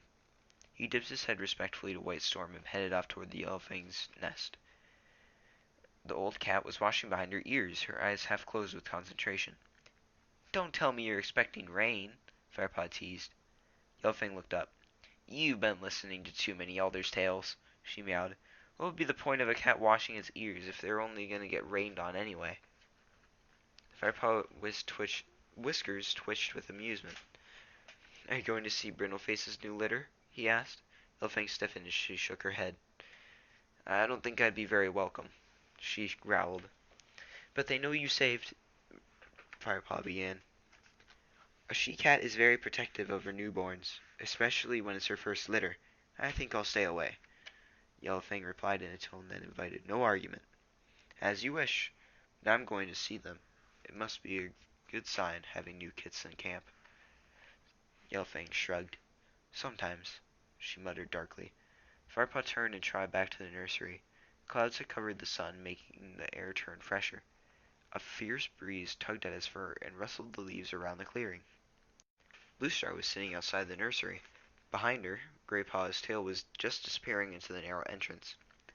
Firepaw, she greeted him. Have you come to see ThunderClan's newest warriors? The ThunderClan leader sounded tired and sad. Firepaw was surprised. Surely the kits were good news for ThunderClan. Yes, I have, he replied. Well, when you've finished, come and see me in my den. Yes, Bluestar. Firepaw mewed as she walked slowly away. He felt his fur prickle. Here was another chance to speak to Bluestar alone. Perhaps StarClan was on his side after all. Greypaw crawled out of the nursery entrance. They're really cute, he mewed. Now I'm starving now. I'm off to find some fresh kill. I'll save some for you if I find any. He blinked affectionately at Firepaw and bounded away. Firepaw purred a goodbye and looked up at White Storm. who nodded his permission for him to enter the nursery. Firepaw squeezed through the tiny entrance. 4 tiny kits huddled warmly in Brindleface's deeply lined nest. Their fur was pale gray with darker flecks, just like their mother, except for one tiny dark gray tom. They mewled and squirmed inside Brindleface's belly, their eyes shut tight. "How are you feeling?" Firepaw whispered to her. "A little tired," answered Brindleface. She looked down proudly at her litter. "But the kits are all strong and healthy." "ThunderClan is lucky to have them," Firepaw purred. "I was just talking about them to Yellowfang." Brindleface didn't answer, and Firepaw couldn't miss the look of worry that flashed in her eyes as she nudged a straying kit closer to her. Firepaw felt a tremor of anxiety in his belly. Bluestar may have accepted Yellowfang into ThunderClan, but it looked like the old cat was still not trusted by all of the clan. He touched his nose affectionately to Brindleface's flank, then turned and made his way out into the clearing. The clan leader was waiting for Firepaw at the entrance to her den. Longtail sat at her side. The pale tabby warrior stared hard at Firepaw as he approached. Firepaw ignored his gaze and looked expectantly at Bluestar. "Come inside," she meowed, turning to lead the way. Firepaw trotted after her. Longtail immediately stood up as if to follow them. Bluestar looked back at him over her shoulder. "I think I'll be safe enough with young Firepaw," she meowed. Longtail looked uncertain for a moment, then sat down again outside the entrance. Firepaw had never been inside Bluestar's den. He padded after her through the lichen that draped its entrance. "Brindleface's kits are lovely," he purred. Bluestar looked serious. "Lovely they may be, but they mean more mouths to feed, and the season of leaf bare will soon be here." Then she glanced at Firepaw, who was unable to hide his surprise at her melancholy tone. "Oh, don't listen to me," meowed Bluestar, shaking her head impatiently. "The first cold wind always worries me. Come, make yourself comfortable." She tipped her head toward the dry, sandy floor. Firepaw dropped onto his belly and stretched his paws out in front of him. Bluestar circled slowly on her mossy nest. "I'm still aching from a training session yesterday," she admitted once she had finally settled herself and curled her tail around her paws. "You fought well, young one. Yo." For once Firepaw didn't stop to bask in her praise. His heart was thumping. This was the perfect moment to tell his leader his fears about Tigerclaw.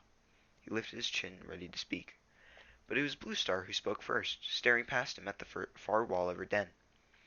"I can still smell the stale stench of ShadowClan in the camp," she murmured. "I hope to never see the day when our enemy broke into the heart of ThunderClan." Firepaw nodded in silent agreement, sensing Bluestar was going to say more. "And so many deaths," she sighed. "First Redtail, then Lionheart. I thank StarClan at least the warriors we have left are strong and loyal like them. At least with Tigerclaw as deputy, ThunderClan may still be able to defend itself." Firepaw's heart plummeted and an icy chill cut deep into him as Bluestar went on. "There was a time when Tigerclaw was a young warrior that I feared for the strength of his passion. Such energy can need careful channeling, but now I am proud to see how much respect the clan has for him. I know he is ambitious, but his ambition makes him one of the bravest casts I have ever had the honor to fight alongside." Firepaw knew at once that he could not tell Bluestar's suspicions about Tigerclaw, not when Bluestar looked to her deputy to protect the whole clan. He would have to save Ravenpaw himself. He took a deep breath and blinked slowly, so that when Bluestar turned and looked directly into his eyes, no trace of his shock and disappointment remained. Her next words were quiet and full of concern. "You know, Broken Star will return. He made it clear at the gathering that he wants hunting rights in all the territories." "We fought him off once. We can do it again," Firepaw insisted. "That's true," Bluestar acknowledged with a wry nod. "StarClan will honor your courage, young Firepaw." She paused and licked a healing wound on her side. "I think you ought to know that, in the battle with the rats, it was not my 5th light that I lost, but my 7th. Firepaw sat bolt upright, shocked. Bluestar went on. "I have let the clan believe it was my 5th because I don't want them to fear for my safety. But 2 more lives and I will have to leave you to join StarClan." Firepaw's mind was racing. Why was she telling him this? "Thank you for sharing this with me, Bluestar," he purred respectfully. Bluestar nodded. I am tired now, she rasped. Off you go, and Firepaw, I don't expect you to repeat this conversation to anyone. Of course, Bluestar. Firepaw replied as he nosed his way out through the curtain of lichen. Longtail was sitting by the entrance. Firepaw stepped past him and made his way toward the den. He didn't know which part of his conversation with Bluestar had been more bewildering. He was stopped in his tracks by a yell of horror coming from the nursery. Frostfur came sprinting into the clearing, her tail bristling and her eyes wide with alarm. My kits! Someone has taken my kits! Terraclaw bounded over to her. He called to the clan. Quick, search the camp. White Storm, stay where you are. Warriors, patrol the camp boundary. Apprentices, search every den. Firepaw rushed to the nearest den, the warriors, and pushed his way inside. It was empty. He scrabbled through the bedding with his paws, but there was neither sight nor scent of Frostfur's kits. He charged outside and headed for his own den. Rimpaw and Greypaw were already inside, pushing inside their nests, sniffing every corner. Dustpaw and Sandpaw were searching the Elder's den. Firepaw left them to it and charged from one clump of grass to another, pushing his muzzle into them, ignoring the nettles that stung his nose. There was no sign of the kits anywhere. He looked around the camp boundary. Warriors paced backward and forward, urgently sniffing the air. Suddenly, Firepaw spotted Yellowfang in the distance. She was pushing her way through an unguarded part of fern wall. She must have found a scent, he thought, and raced toward her as her tail disappeared into the greenery. By the time he arrived at the fern wall, she had gone. He sniffed the air. No kit scent, just the bitter smell of Yellowfang's fear. What was she afraid of? Firepaw wondered. Tireclaw's yowl sounded from the bushes behind the nursery. All the cats raced over to him, headed by Frostfur. They crowded as closely as they could, jostling to see through the dense undergrowth. Firepaw nosed his way forward and saw Tireclaw standing over a motionless bundle of dappled fur. Spotted Leaf! Firepaw stared in disbelief at her lifeless body. Fury rose in him like a dark cloud, and he felt the blood roaring in his ears. Who had done this? Bluestar stepped through the crowd and leaned over the medicine cat. She has been killed by a warrior below, she meowed softly. Firepaw craned his neck and saw a single wound on the back of Spotted Leaf's neck. His head swam and suddenly he was unable to see clearly. Through his grief, Firepaw heard a murmur at the back of the crowd that swelled into a single piercing yowl. Yellowfang is gone! Alright, welcome back. We're going to read the last 5 chapters, chapters 21 through 25. This is chapter 21. Yellowfang has killed Spotted Leaf and taken my kits, screeched Frostfur. The other queens rushed to Frostfur's side and tried to calm her with licks and caresses, but Frostfur pushed them away and wailed her grief to the darkening sky. As if in reply, the sky rumbled ominously, and a cold wind ruffled the cat's fur. Yellowfang, hissed Terraclaw. I always knew she was a traitor.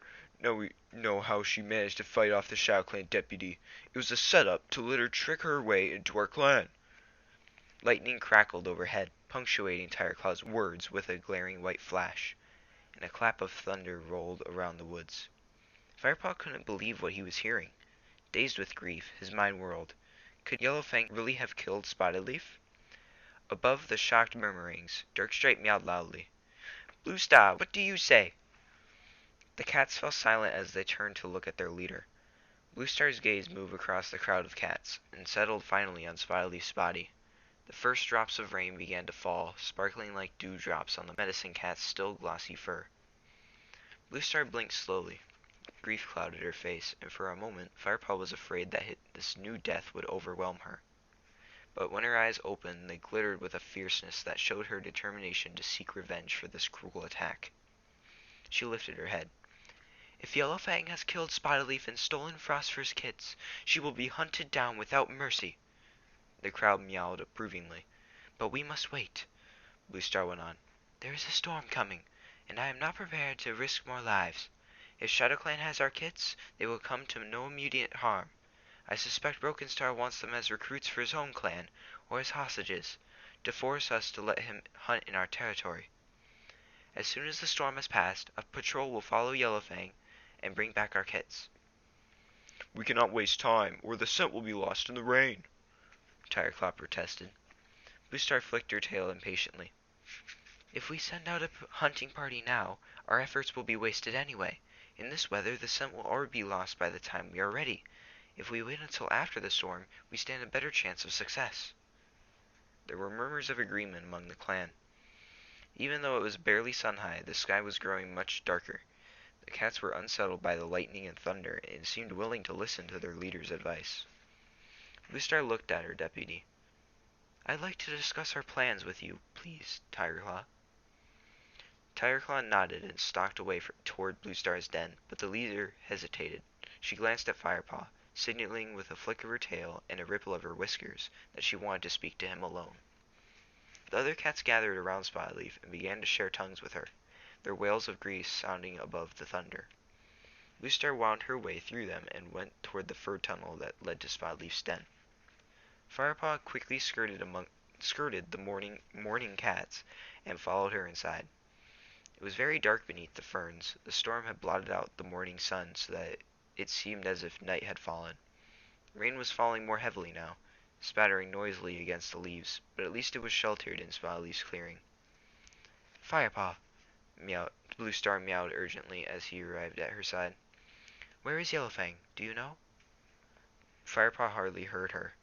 He couldn't help remembering the last time he had come to this clearing. An image of Spotted Leaf trotting out of her den with her coat gleaming in the sunlight burned in his mind, and he closed his eyes to preserve it. "Firepaw!" snapped Bluestar. "You must save your grieving for later." Firepaw shook himself. I saw Yellowfang go through the camp boundary after the kits went missing. Do you really think she killed Spotted Leaf and took the kits?" Bluestar gazed steadily at him. "I don't know," she admitted. "I want you to find her and bring her back, alive. I need to know the truth." "You're not sending Tigerclaw?"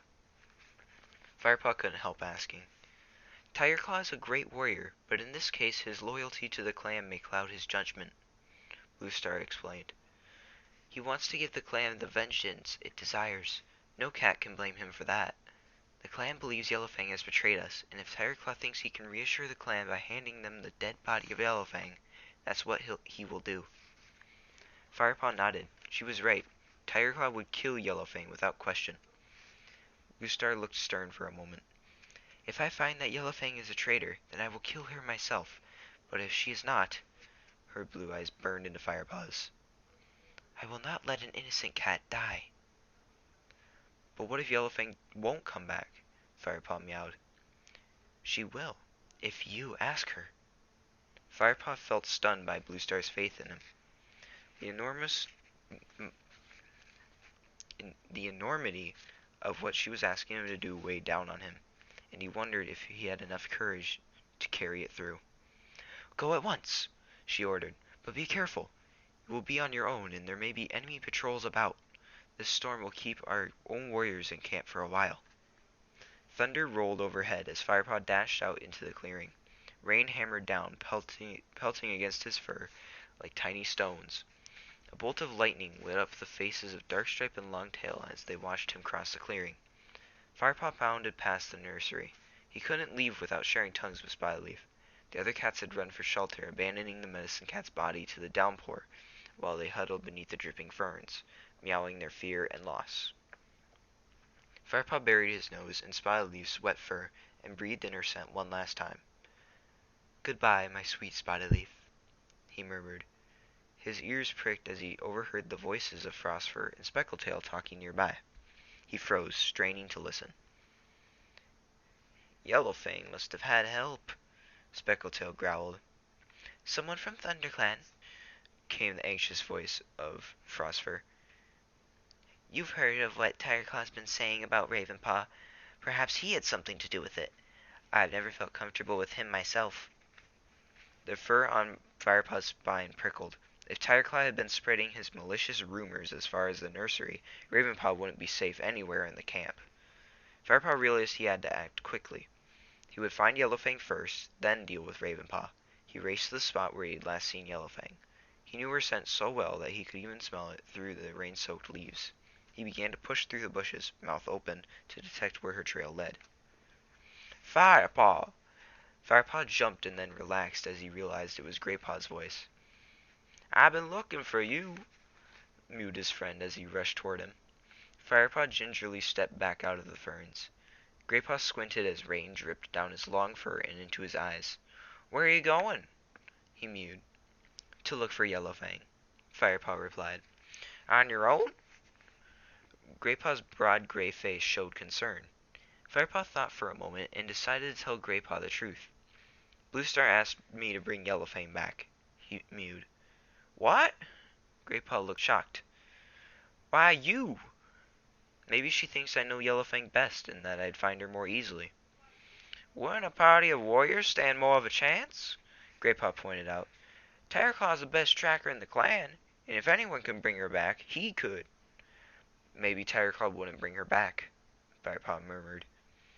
What do you mean?" "Tigerclaw's out for revenge. He would just kill her."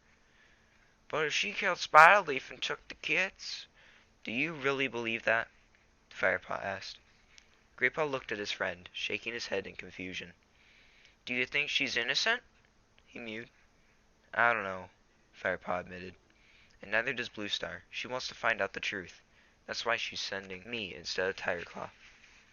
"But if she ordered Tigerclaw to bring her back alive—" Graypaw's words were drowned by a deafening crack of thunder, and a flash of lightning lit up the trees around them.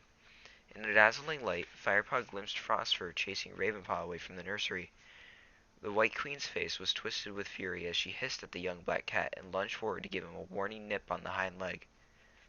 Graypaw turned to Firepaw. "What's that all about?" he mewed. Firepaw stared back at his friend, his mind leaping ahead to a new idea. It looked like Ravenpaw's time had run out, and Firepaw needed Graypaw's help. But would his friend believe him? The wind was beginning to roar through the trees above them, and Firepaw had to raise his voice. "Ravenpaw's in great danger," he meowed. "What?"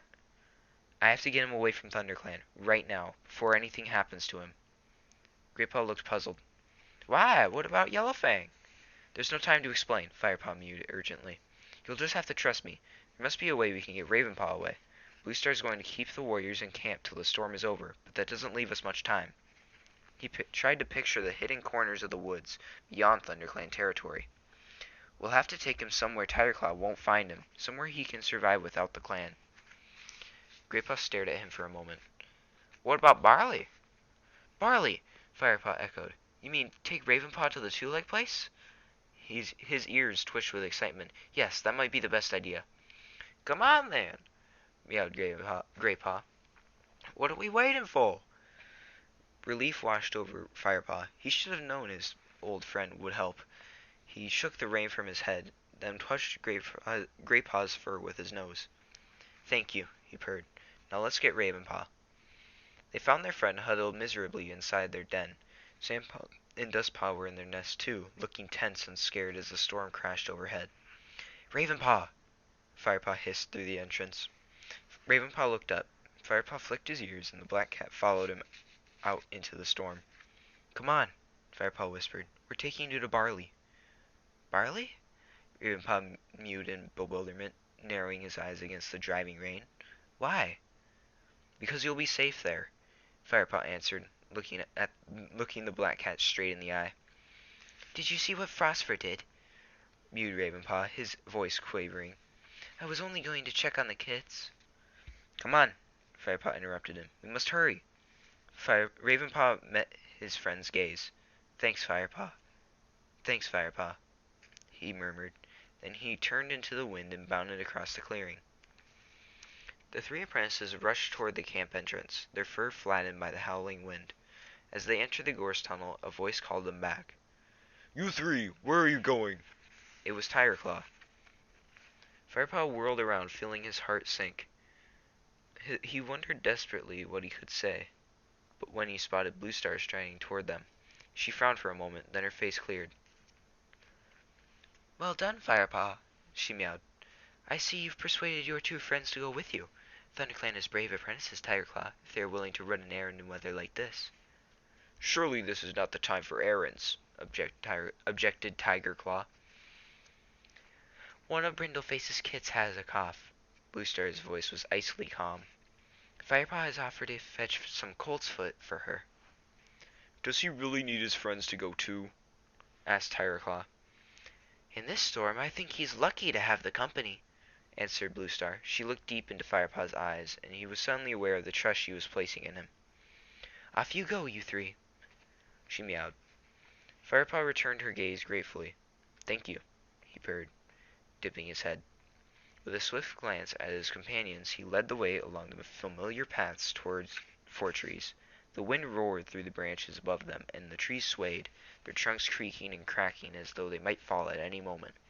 The rain poured down through the leaves, soaking the cats to their hides. They reached the stream, but the stepping stones they usually leaped across had completely disappeared.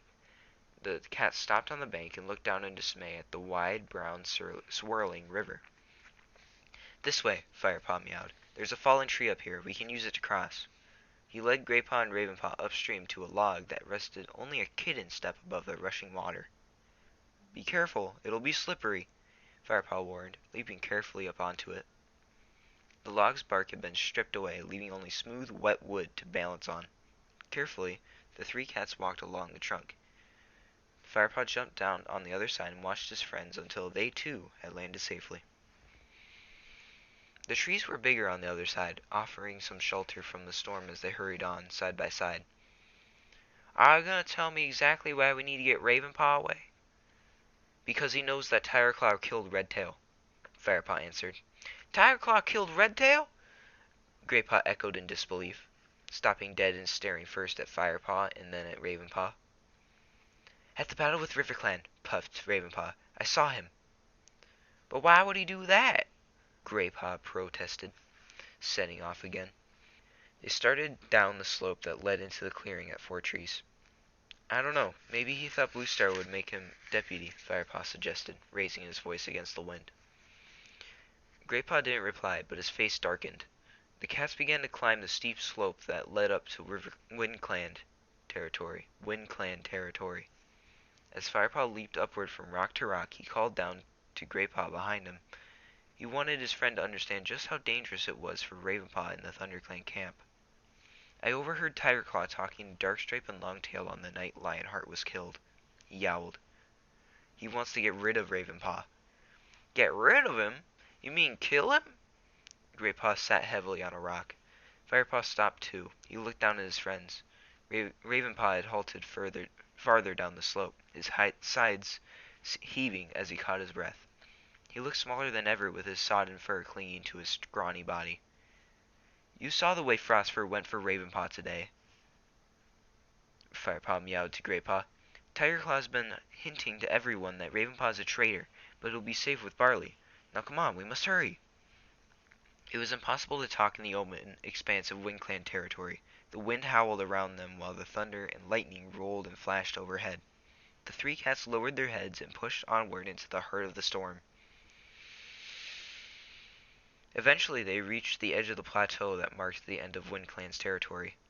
We can't take you any farther, Ravenpaw, meowed Firepaw through the gale. We have to get back and find Yellowfang before the storm has passed. Ravenpaw looked up through the battering rain, alarmed. Then he nodded. Will you be able to find Barley alone? Yowled Firepaw. Yes, I remember the way, answered Ravenpaw. Watch out for those dogs, warned Graypaw. Ravenpaw nodded. I will. Suddenly he frowned. How can you be sure Barley will welcome me? Just tell him you caught an adder once, answered Graypaw, affectionately nudging his friend's rain-soaked shoulder. Go, Firepaw urged, aware the time was short. He licked Ravenpaw's skinny chest. And don't worry, I'll make sure everyone knows you didn't betray ThunderClan. What if Tigerclaw comes looking for me? Ravenpaw's voice was small against the reveling storm. Firepaw met his gaze steadily. He won't. I will tell him you are dead. Chapter 22. Firepaw and Graypaw retraced their steps to ThunderClan territory. Both cats were bone-weary and wet through, but Firepaw kept up the pace. The storm was beginning to move away. A ThunderClan patrol would be out soon and on Yellowfang's trail. They had to find her first. The sky was still dark, even though the black thunderclouds were beginning to roll away toward the horizon. Firepaw guessed that must be nearly sunset. Why don't we head straight into ShadowClan territory? Suggested Graypaw as they ran down the steep hillside into Fortrees. We need to pick up Yellowfang's scent first, Firepaw explained. I just hope it won't lead to the Shadow Clan camp. Greypaw glanced sideways at his friend, but didn't reply. They headed back over the stream into ThunderClan territory. There was no scent of Yellowfang until they crossed into the oak woods close to the camp. Now that the rain had finally stopped, the scents around them were beginning to return. Firepaw hoped that the rain had not washed away Yellowfang's trail completely. He stopped and brushed at a fern with the tip of his nose and recognized the familiar smell. Yellowfang's fear scent prickled in his nostrils. "She came this way," he meowed. He pushed his way through the wet undergrowth. Greypaw followed.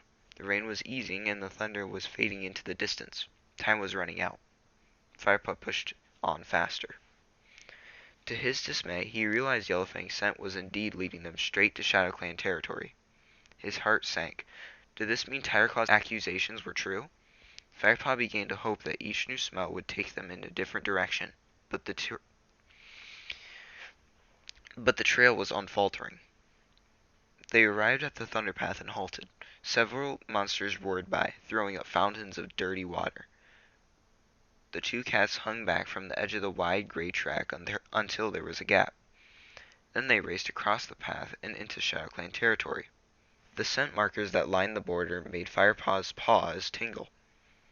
Greypaw halted and looked around nervously. "I always thought I'd have a few more warriors with me when I finally entered Shadow Clan territory," he confessed.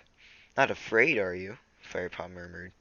"Aren't you? My mother warned me about the stench of Shadow Clan many times."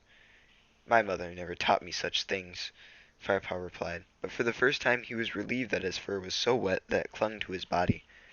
Greypaw might not notice the way it was bristling fearfully along his spine. The two cats prowled onward, alert to every sight and sound. Greypaw was on the lookout for Shadow Clan patrols, and Firepaw for the ThunderClan party he knew must come soon. Yellowfang's scent trail led them steadily into the heart of Shadow Clan's hunting grounds. The woods here were gloomy, and the undergrowth crowded with nettles and brambles.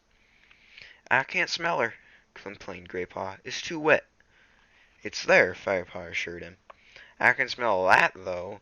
Greypaw spat suddenly. "What?" Firepaw hissed. He stopped, alarmed. "Kit scent! There's kit blood here!" Firepaw sniffed again, seeking out the smell of ThunderClan offspring. "I smell it too," he agreed, "and something else."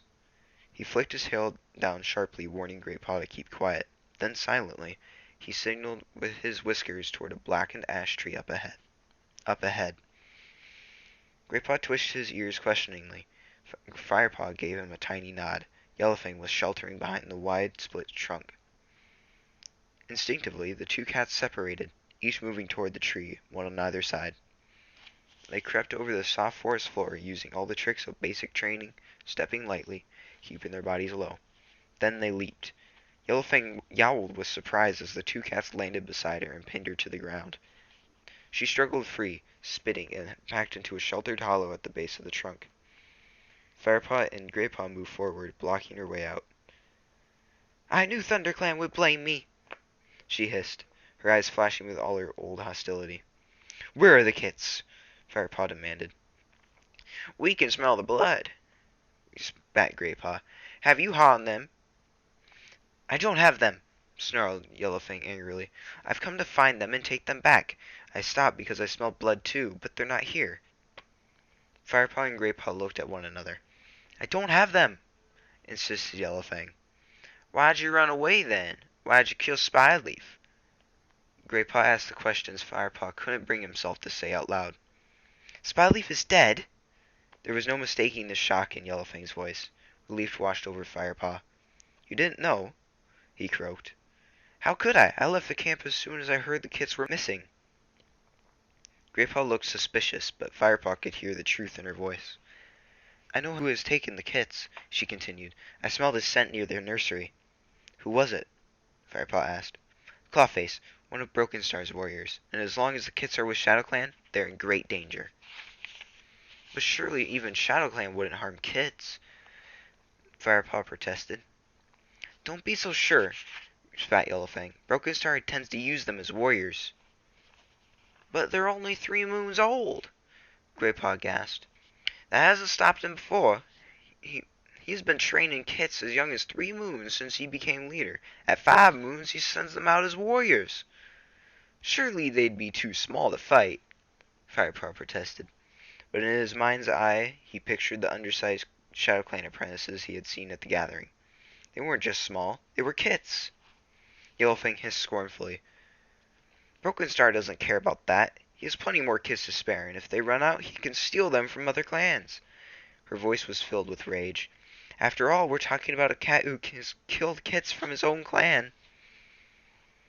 Firepaw and Greypaw were stunned. If he killed Shadow Clan's kits, why wasn't he punished? Firepaw asked, at last. Because he lied, growled Yellowfang. Bitterness made her voice hard. He accused me of their murder, and Shadow Clan believed him. Firepaw suddenly understood. Is that why you were driven out of Shadow Clan? He asked. You have to come back with us and tell all this to Blue Star. Not before I've rescued your kits. Yellowfang spat. Firepaw lifted his head and sniffed the air. The rain had stopped and the wind was dying down. The ThunderClan patrol would be well on its way. They were not safe here. Greypaw still seemed shocked by Yellowfang's accusation. How could a leader kill kits from his own clan? He demanded. Broken Star insisted on training them too hard and too young. He took 2 of the kits away for battle practice. Yellowfang took a deep, wheezing breath. They were only 4 moons old. They were already dead when he brought them back to me. They bore the scratches and bites of a full warrior, not of apprentices. He must have fought them himself. There was nothing I could do. When their mother came to see them, Broken Star was with me. He said that he had found me standing over their dead bodies. Her voice cracked and she looked away. Why didn't you tell her it was Broken Star? Firepaw asked in disbelief. Yellowfang shook her head. I couldn't. Why not? Old She-Cat hesitated. When she spoke, her voice was heavy with regret. Broken Star is Shadow Clan's leader. Noble Ragged Star was his father. His word is law. Firepaw looked away, and the 3 cats sat in silence for a moment. Then Firepaw meowed. We'll rescue the kids together, tonight, but we can't stay here. I can smell the ThunderClan patrol coming. He paused. If Tigerclaw is with them, Yellowfang doesn't stand a chance. He'll kill her before we can explain. Yellowfang looked at him, alert and determined again. There's peat this way. It'll be wet after the rain, she told him. Our scents will be disguised there. She leaped into a clump of ferns, and Firepaw and Greypaw quickly followed her. They could hear the rustling of undergrowth in the distance now. It was no longer the wind that disturbed the bushes, but an approaching patrol, no doubt hungry for revenge and fired up by Tigerclaw's lies. An eerie stillness settled over the woods, and a thin fog was beginning to gather between the tree trunks. Firepaw shook the droplets off his coat, and impatiently pulled a burr off his chest. Yellowfang led them onward. The ground grew soggier, and their paws began to sink into the soft peat.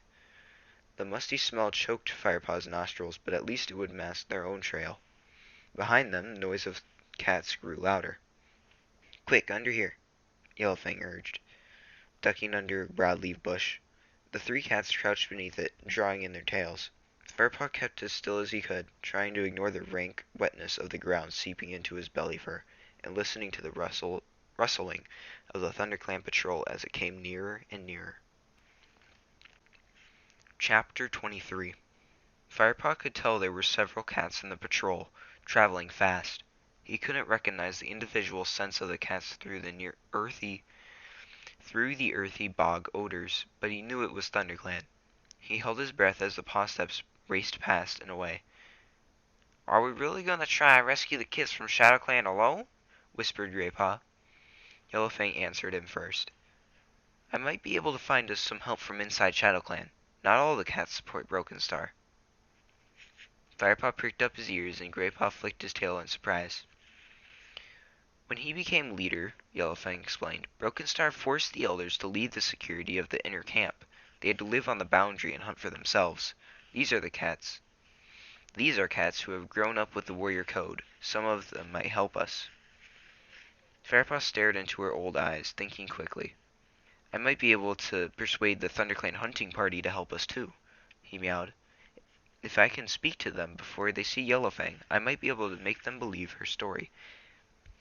Graypaw, you wait at the dead ash, where we smell the kit blood, till one of us returns. Graypaw looked worried. But do you really trust Yellowfang to bring back help? He murmured to Firepaw. You must trust me, growled Yellowfang. I will return. Graypaw looked at Firepaw, who nodded. Without another word, Yellowfang sprang past the two apprentices and disappeared into the bushes. Have we done the right thing? Asked Graypaw. I don't know, Firepaw admitted. If we have, we are heroes and the kits are safe. If we're wrong, then we are as good as dead. Firepaw sprinted after the patrol, around brambles, past gorse, and through nettles.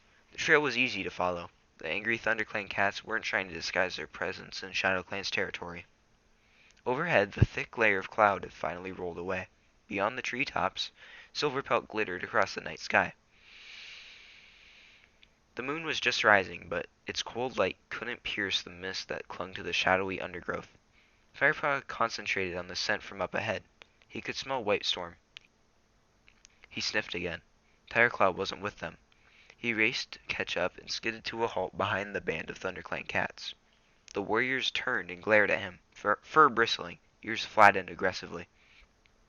Darkstripe was with them and the young she-cat Mousefur as well as the tabby warrior Running Wind. Mousefur wasn't the only she-cat in the patrol. Willowpelt was there too.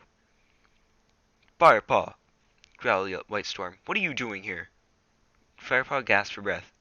Bluestar sent me, he panted. She wanted me to find Yellowfang before. White Storm interrupted him. Ah, he meowed. Bluestar told me I might find a friend out here. Now I understand what she meant. He looked thoughtfully at Firepaw. Is Tireclaw nearby? Firepaw asked, feeling a tingle of pride at their shared gaze. White Storm looked at him curiously. Bluestar insisted he needed to remain at camp to protect the remaining kits. Firepaw nodded quickly, relieved. He meowed urgently. White Storm, I need your help. I can lead you to the kits. Graypaw is waiting for me. We can plan to rescue them tonight. Will you come? Of course we'll come, the warriors flicked their tails with excitement. It will mean raiding the ShadowClan camp, Firepaw warned. Can you lead us there? Asked Running Wind eagerly. No, but Yellowfang can, and she has promised to bring help from her old allies in the camp. Mousefur glared at him and thrashed her tail angrily. You have found Yellowfang, she hissed.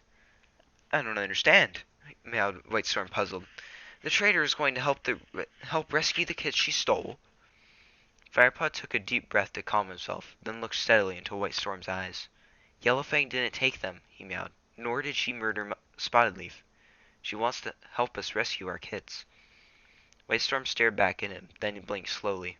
Lead the way, Firepaw, he ordered.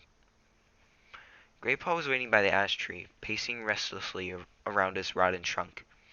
He stopped as soon as he saw the patrol emerge from the mist and twitched his whiskers in greeting. Any sign of Yellowfang? Firepaw asked. Not yet, answered Graypaw. We don't know how far it is to the ShadowClan camp, Firepaw pointed out quickly, feeling White Storm stiffen beside him. She might be on her way back right now. Or she might be happily sharing tongues with her ShadowClan comrades while we sit here like fools waiting to be ambushed, meowed Graypaw. White Storm watched the two apprentices. His ears flicked uneasily. Firepaw? He prompted. She will come back, Firepaw promised. Well said, young Firepaw. Yellowfang stalked out from behind the ash tree and sat down. You're not the only one who can sneak up on someone. She meowed at Firepaw. Remember the day we met? You were looking in the wrong direction that time, too. 3 other ShadowClan cats appeared from behind the tree and settled themselves calmly on either side of Yellowfang. The ThunderClan cats bristled, alert and suspicious. Both clans stared silently at each other. Firepaw fidgeted uncomfortably, unsure what to do now. Eventually one of the ShadowClan cats, a gray Tom, spoke. His long body was skinny and his fur looked dull. We have come to help you, not to harm you. You have come for your kids, and we will help you rescue them. What's in it for you? Asked White Storm warily. We want your help to get rid of Broken Star. He has broken the warrior code, and ShadowClan is suffering. So it's that simple, is it? Growled Running Wind. We just drop into your camp, snatch the kits, kill your leader, and go home. You will not meet as much resistance as you think, murmured the Grey Tom. Yellowfang stood up.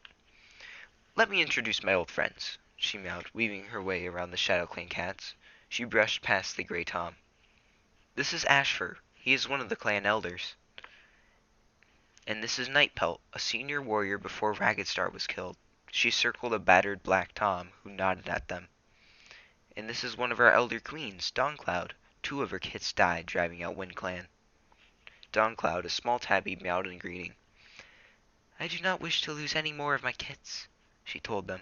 Whitestorm gave his chest a quick lick to smooth down his fur. You are clearly skilled warriors if you manage to creep up on us like that. But are there enough of you? We need to know what we'll face when we raid the Shadow Clan camp. The old and sick of Shadow Clan are sorely starving, meowed Ashfur. Ashfur. The casualties among our kits are more than we can cope with. But if Shadow Clan is a mess, burst out Darkstripe, how come you have shown so much strength lately? And why is Broken Star still your leader? Broken Star is surrounded by a small group of elite warriors, answered Ashfur. They are the ones to fear, because they would die for him without question. The other warriors obey his orders only because they are frightened. They will fight by his side as long as they think Broken Star is going to win. If they thought he would lose, they would fight against him and not for him. Darkstripe finished the elder's words in disgust. What sort of loyalty is that? The hackles of the Shadow Clan cats began to rise. Our clan was not always like this, Yellowfang interrupted. When Ragged Star led Shadow Clan, we feared for our strength. But in those days, our strength came from the warrior code and clan loyalty, not from fear and bloodlust. The old medicine cat sighed. If only Ragged Star had lived longer. How did Ragged Star die? Asked Whitestorm curiously. There were so many rumors at the gatherings, but no one seemed to know for sure. Yellowfang's eyes clouded with sorrow. He was ambushed by a warrior patrol from another clan. Whitestorm nodded thoughtfully. Yes, that is what most cats seem to think. These are bad times indeed, when leaders are picked off in the dark instead of open in honorable battle. Firepaw frowned, his mind racing over different battle plans. Is there any way of taking the kits without alerting the whole clan? Dawncloud answered him. They are very closely guarded. Broken Star will be expecting ThunderClan to try to take them. You won't be able to steal them in secret. Open attack was your only hope. Then we must concentrate our attack on Broken Star in his inner guard, meowed Whitestorm. Yellowfang had a suggestion. The Shadow Clan warriors should lead me into the Shadow Clan camp. They could say they captured me.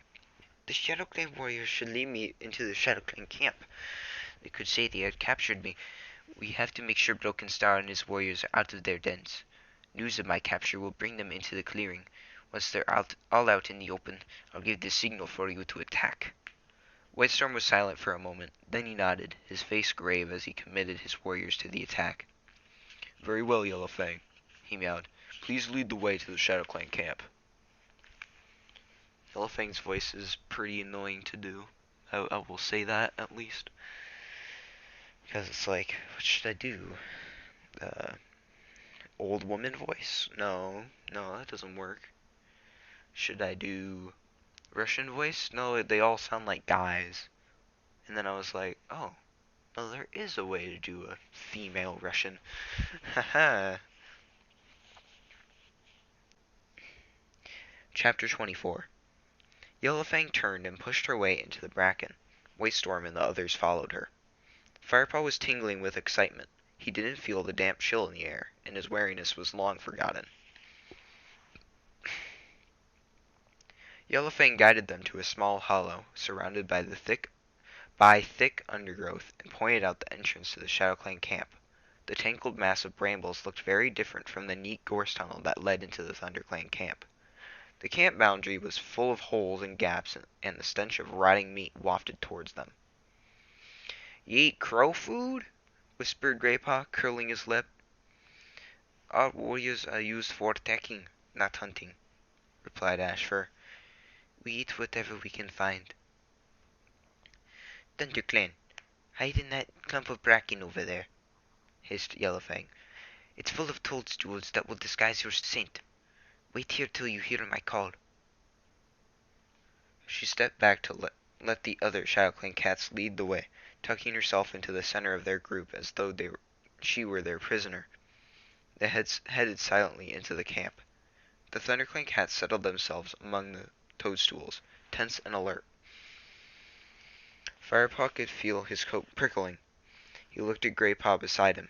The thick fur on the back of his friend's neck was standing on end, and Firepaw could hear him panting with suppressed excitement. Suddenly, yowling erupted from the ShadowClan camp. Without hesitating, the ThunderClan cats sprang from their hiding places and raced through the entrance. Yellowfang, Ashfur, Dawncloud, and Nightpelt were in a well-trodden, muddy clearing, wrestling with 6 vicious-looking warriors.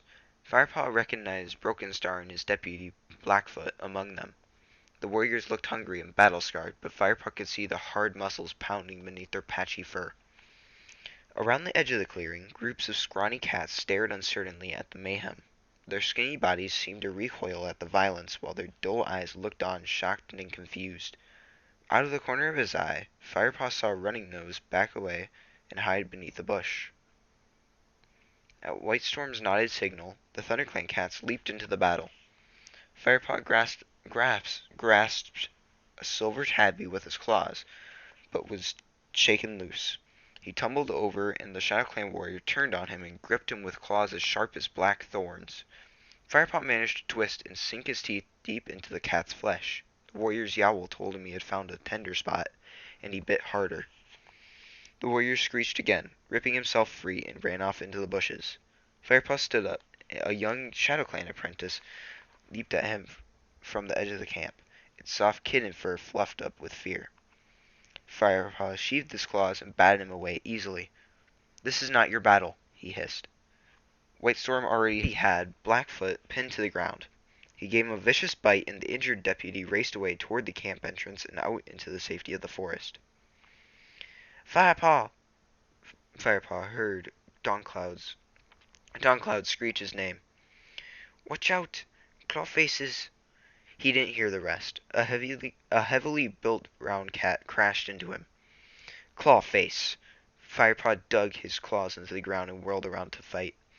The warrior that had killed Spotted Leaf! Rage surged through him, and he flung himself onto the brown tom.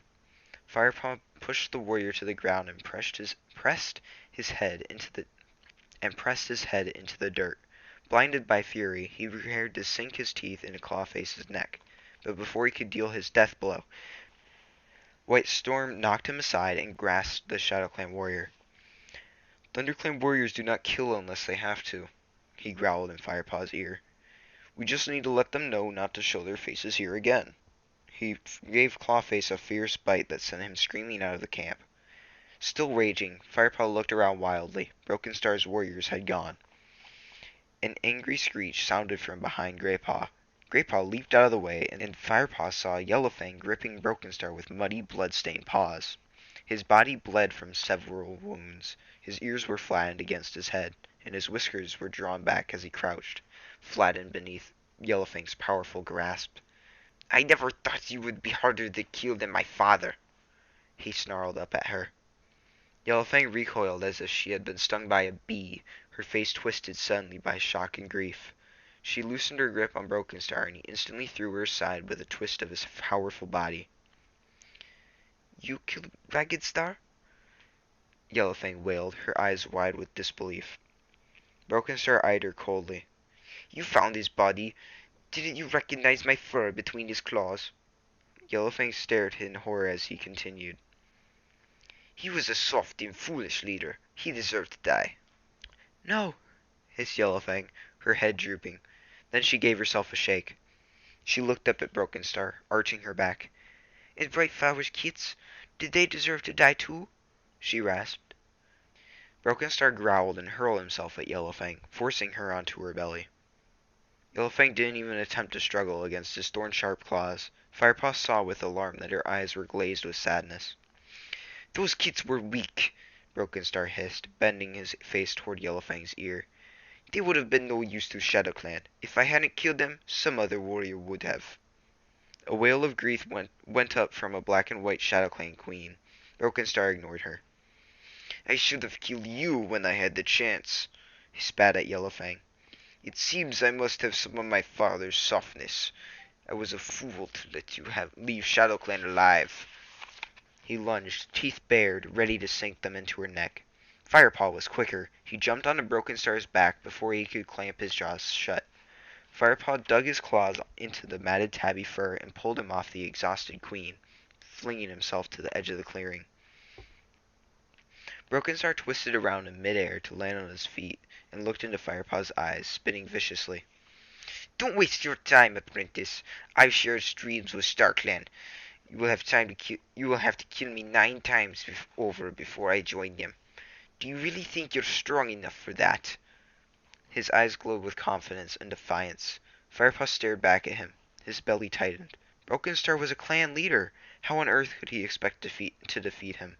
But the watching ShadowClan cats had begun to pad slowly toward their defeated leader, snarling and hissing with hatred. They were battered and half-starved, but Broken Star was outnumbered, and he seemed to realize this with a nervous flick of his tail.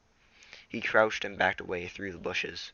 His eyes glittered menacingly from the shadows, his gaze finding Firepaw through the crowd. This isn't over, apprentice, he hissed before he turned and vanished into the forest after his broken warriors. Firepaw looked to White Storm. Should we go after them? He meowed. The warrior shook his head. I think they got the message that they're not welcome here.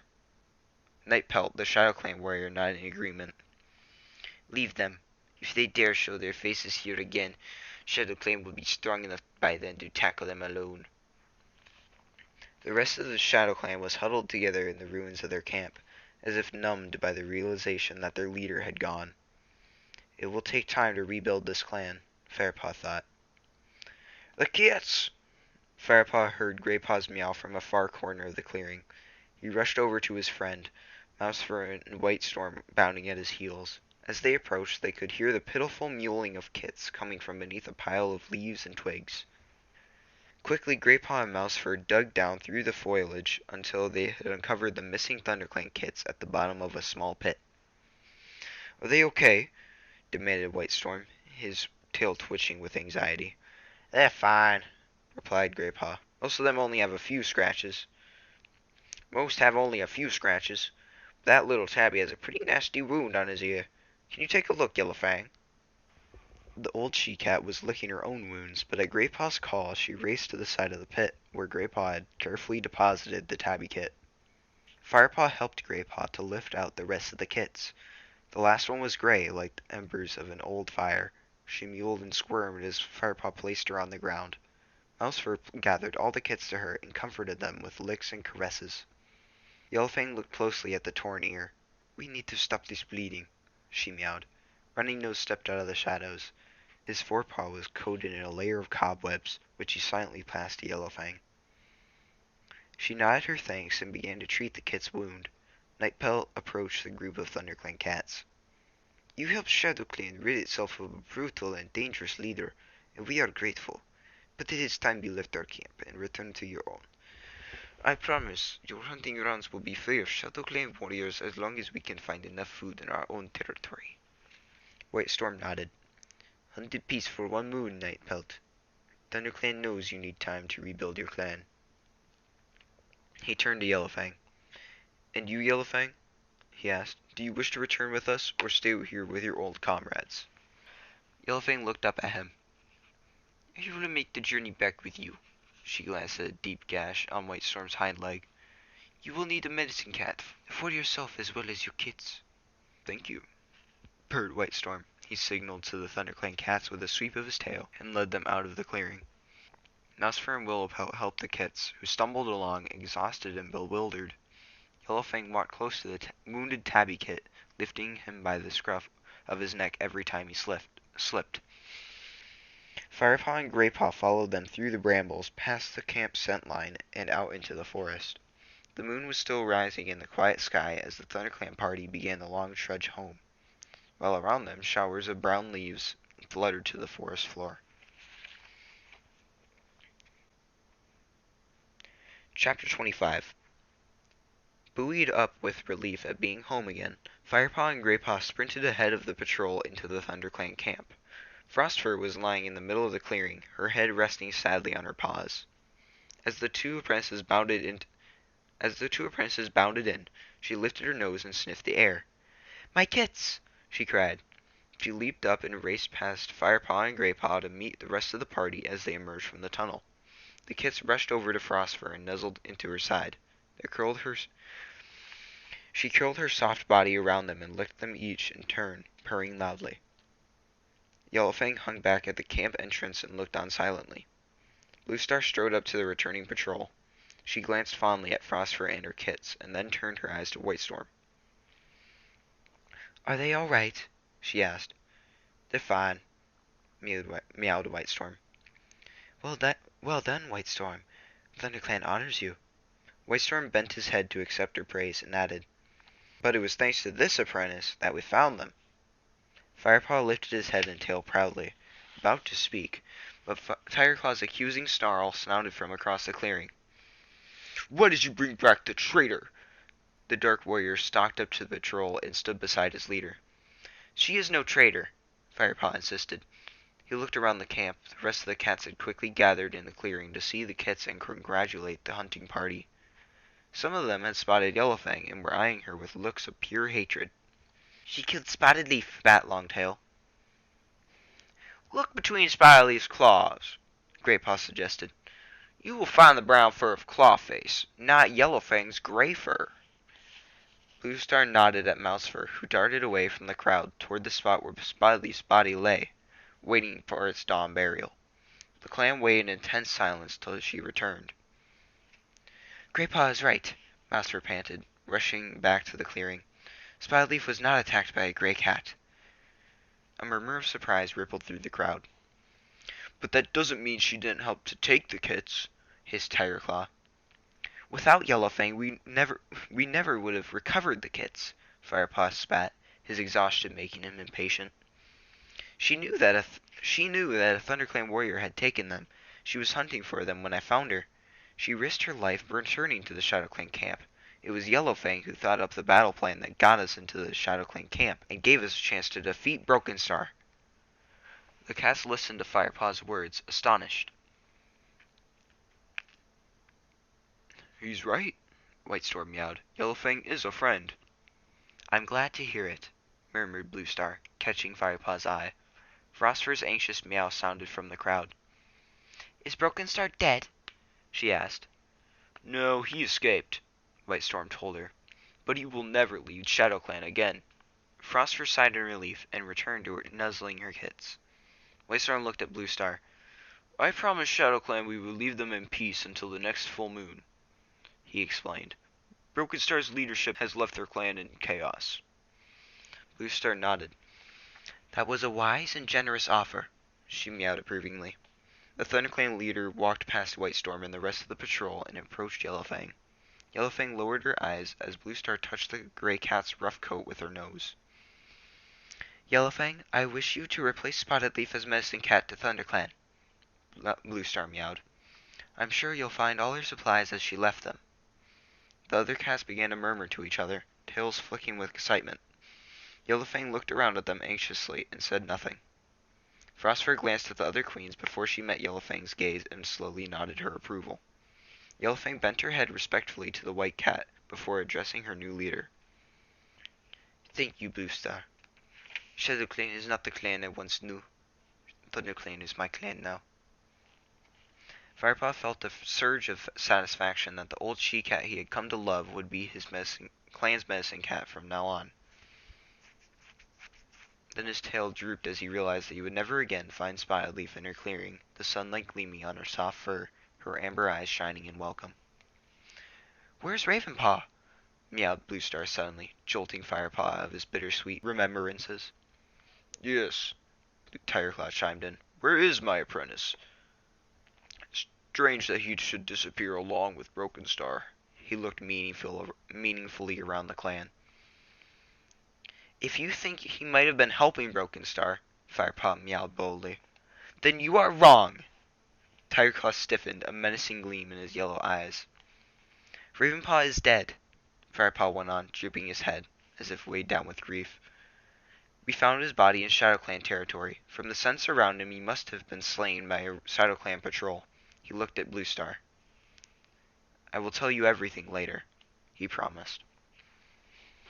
Yellowfang shot Firepaw a questioning look. Firepaw returned her gaze with a silent plea for her to hold her tongue. She twitched her ears briefly in understanding and looked away. I never said that Ravenpaw was a traitor, hissed Tigerclaw. He paused and allowed an expression of sorrow to cloud his eyes before he turned to address the rest of the clan. Ravenpaw might have made a fine warrior.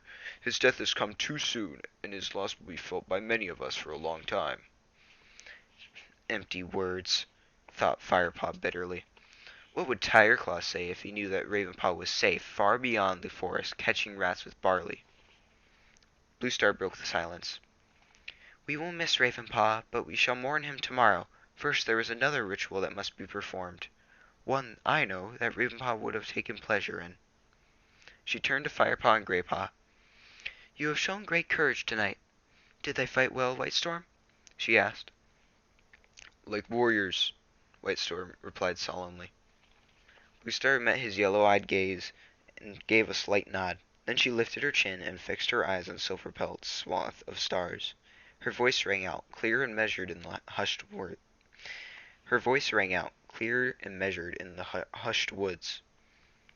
I, Bluestar, leader of ThunderClan, call upon my warrior ancestors to look down on these two apprentices. They have trained hard to understand the ways of your noble code, and I commend them to you as warriors in their turn. She looked down at Firepaw and Greypaw, narrowing her eyes. Firepaw, Greypaw, do you promise to uphold the warrior code and to protect and defend this clan, even at the cost of your lives? Firepaw felt something stir within him, a fire that burned in his belly and rang in his ears. He suddenly felt that everything he had done for the clan so far, all the prey he had stalked, all the enemy warriors he had fought, had been for the sake of this single moment. I do, he replied steadily. I do, echoed Greypaw, his fur bristling with excitement.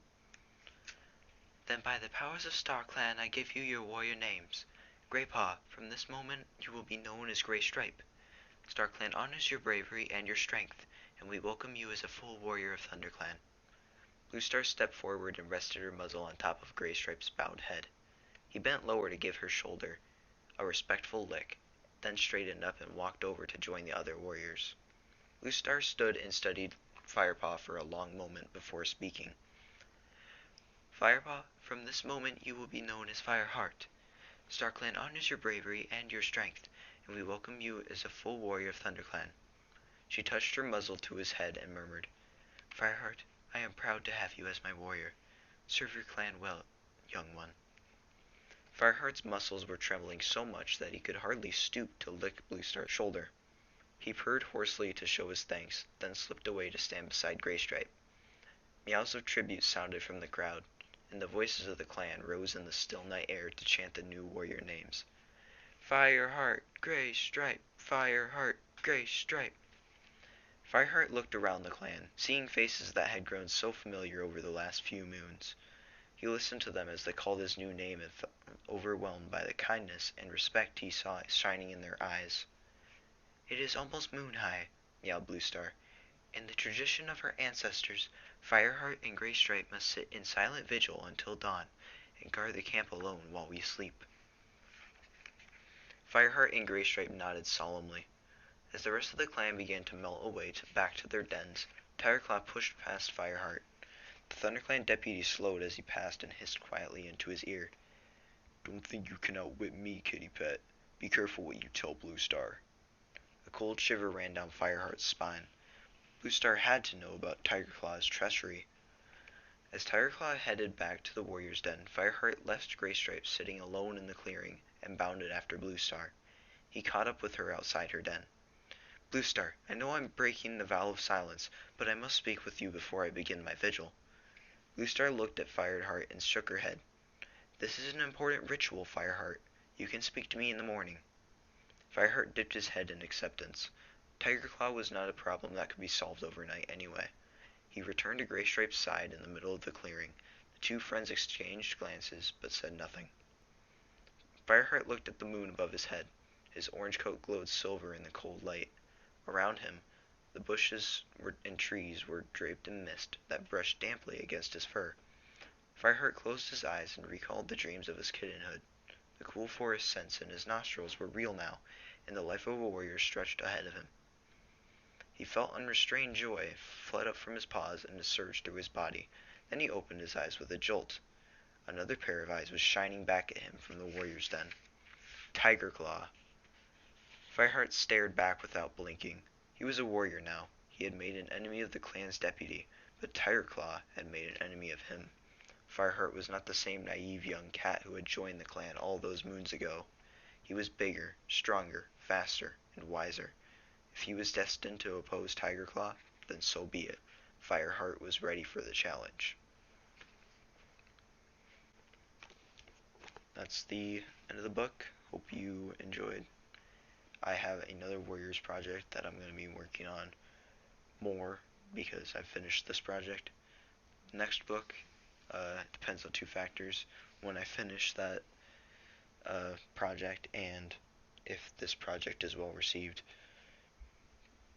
And this project as in the book project. Me reading the book. Thank you all for listening / watching, whatever. If you watched this this entire time, I double congratulations because it's hard to just stare at a still image for that long.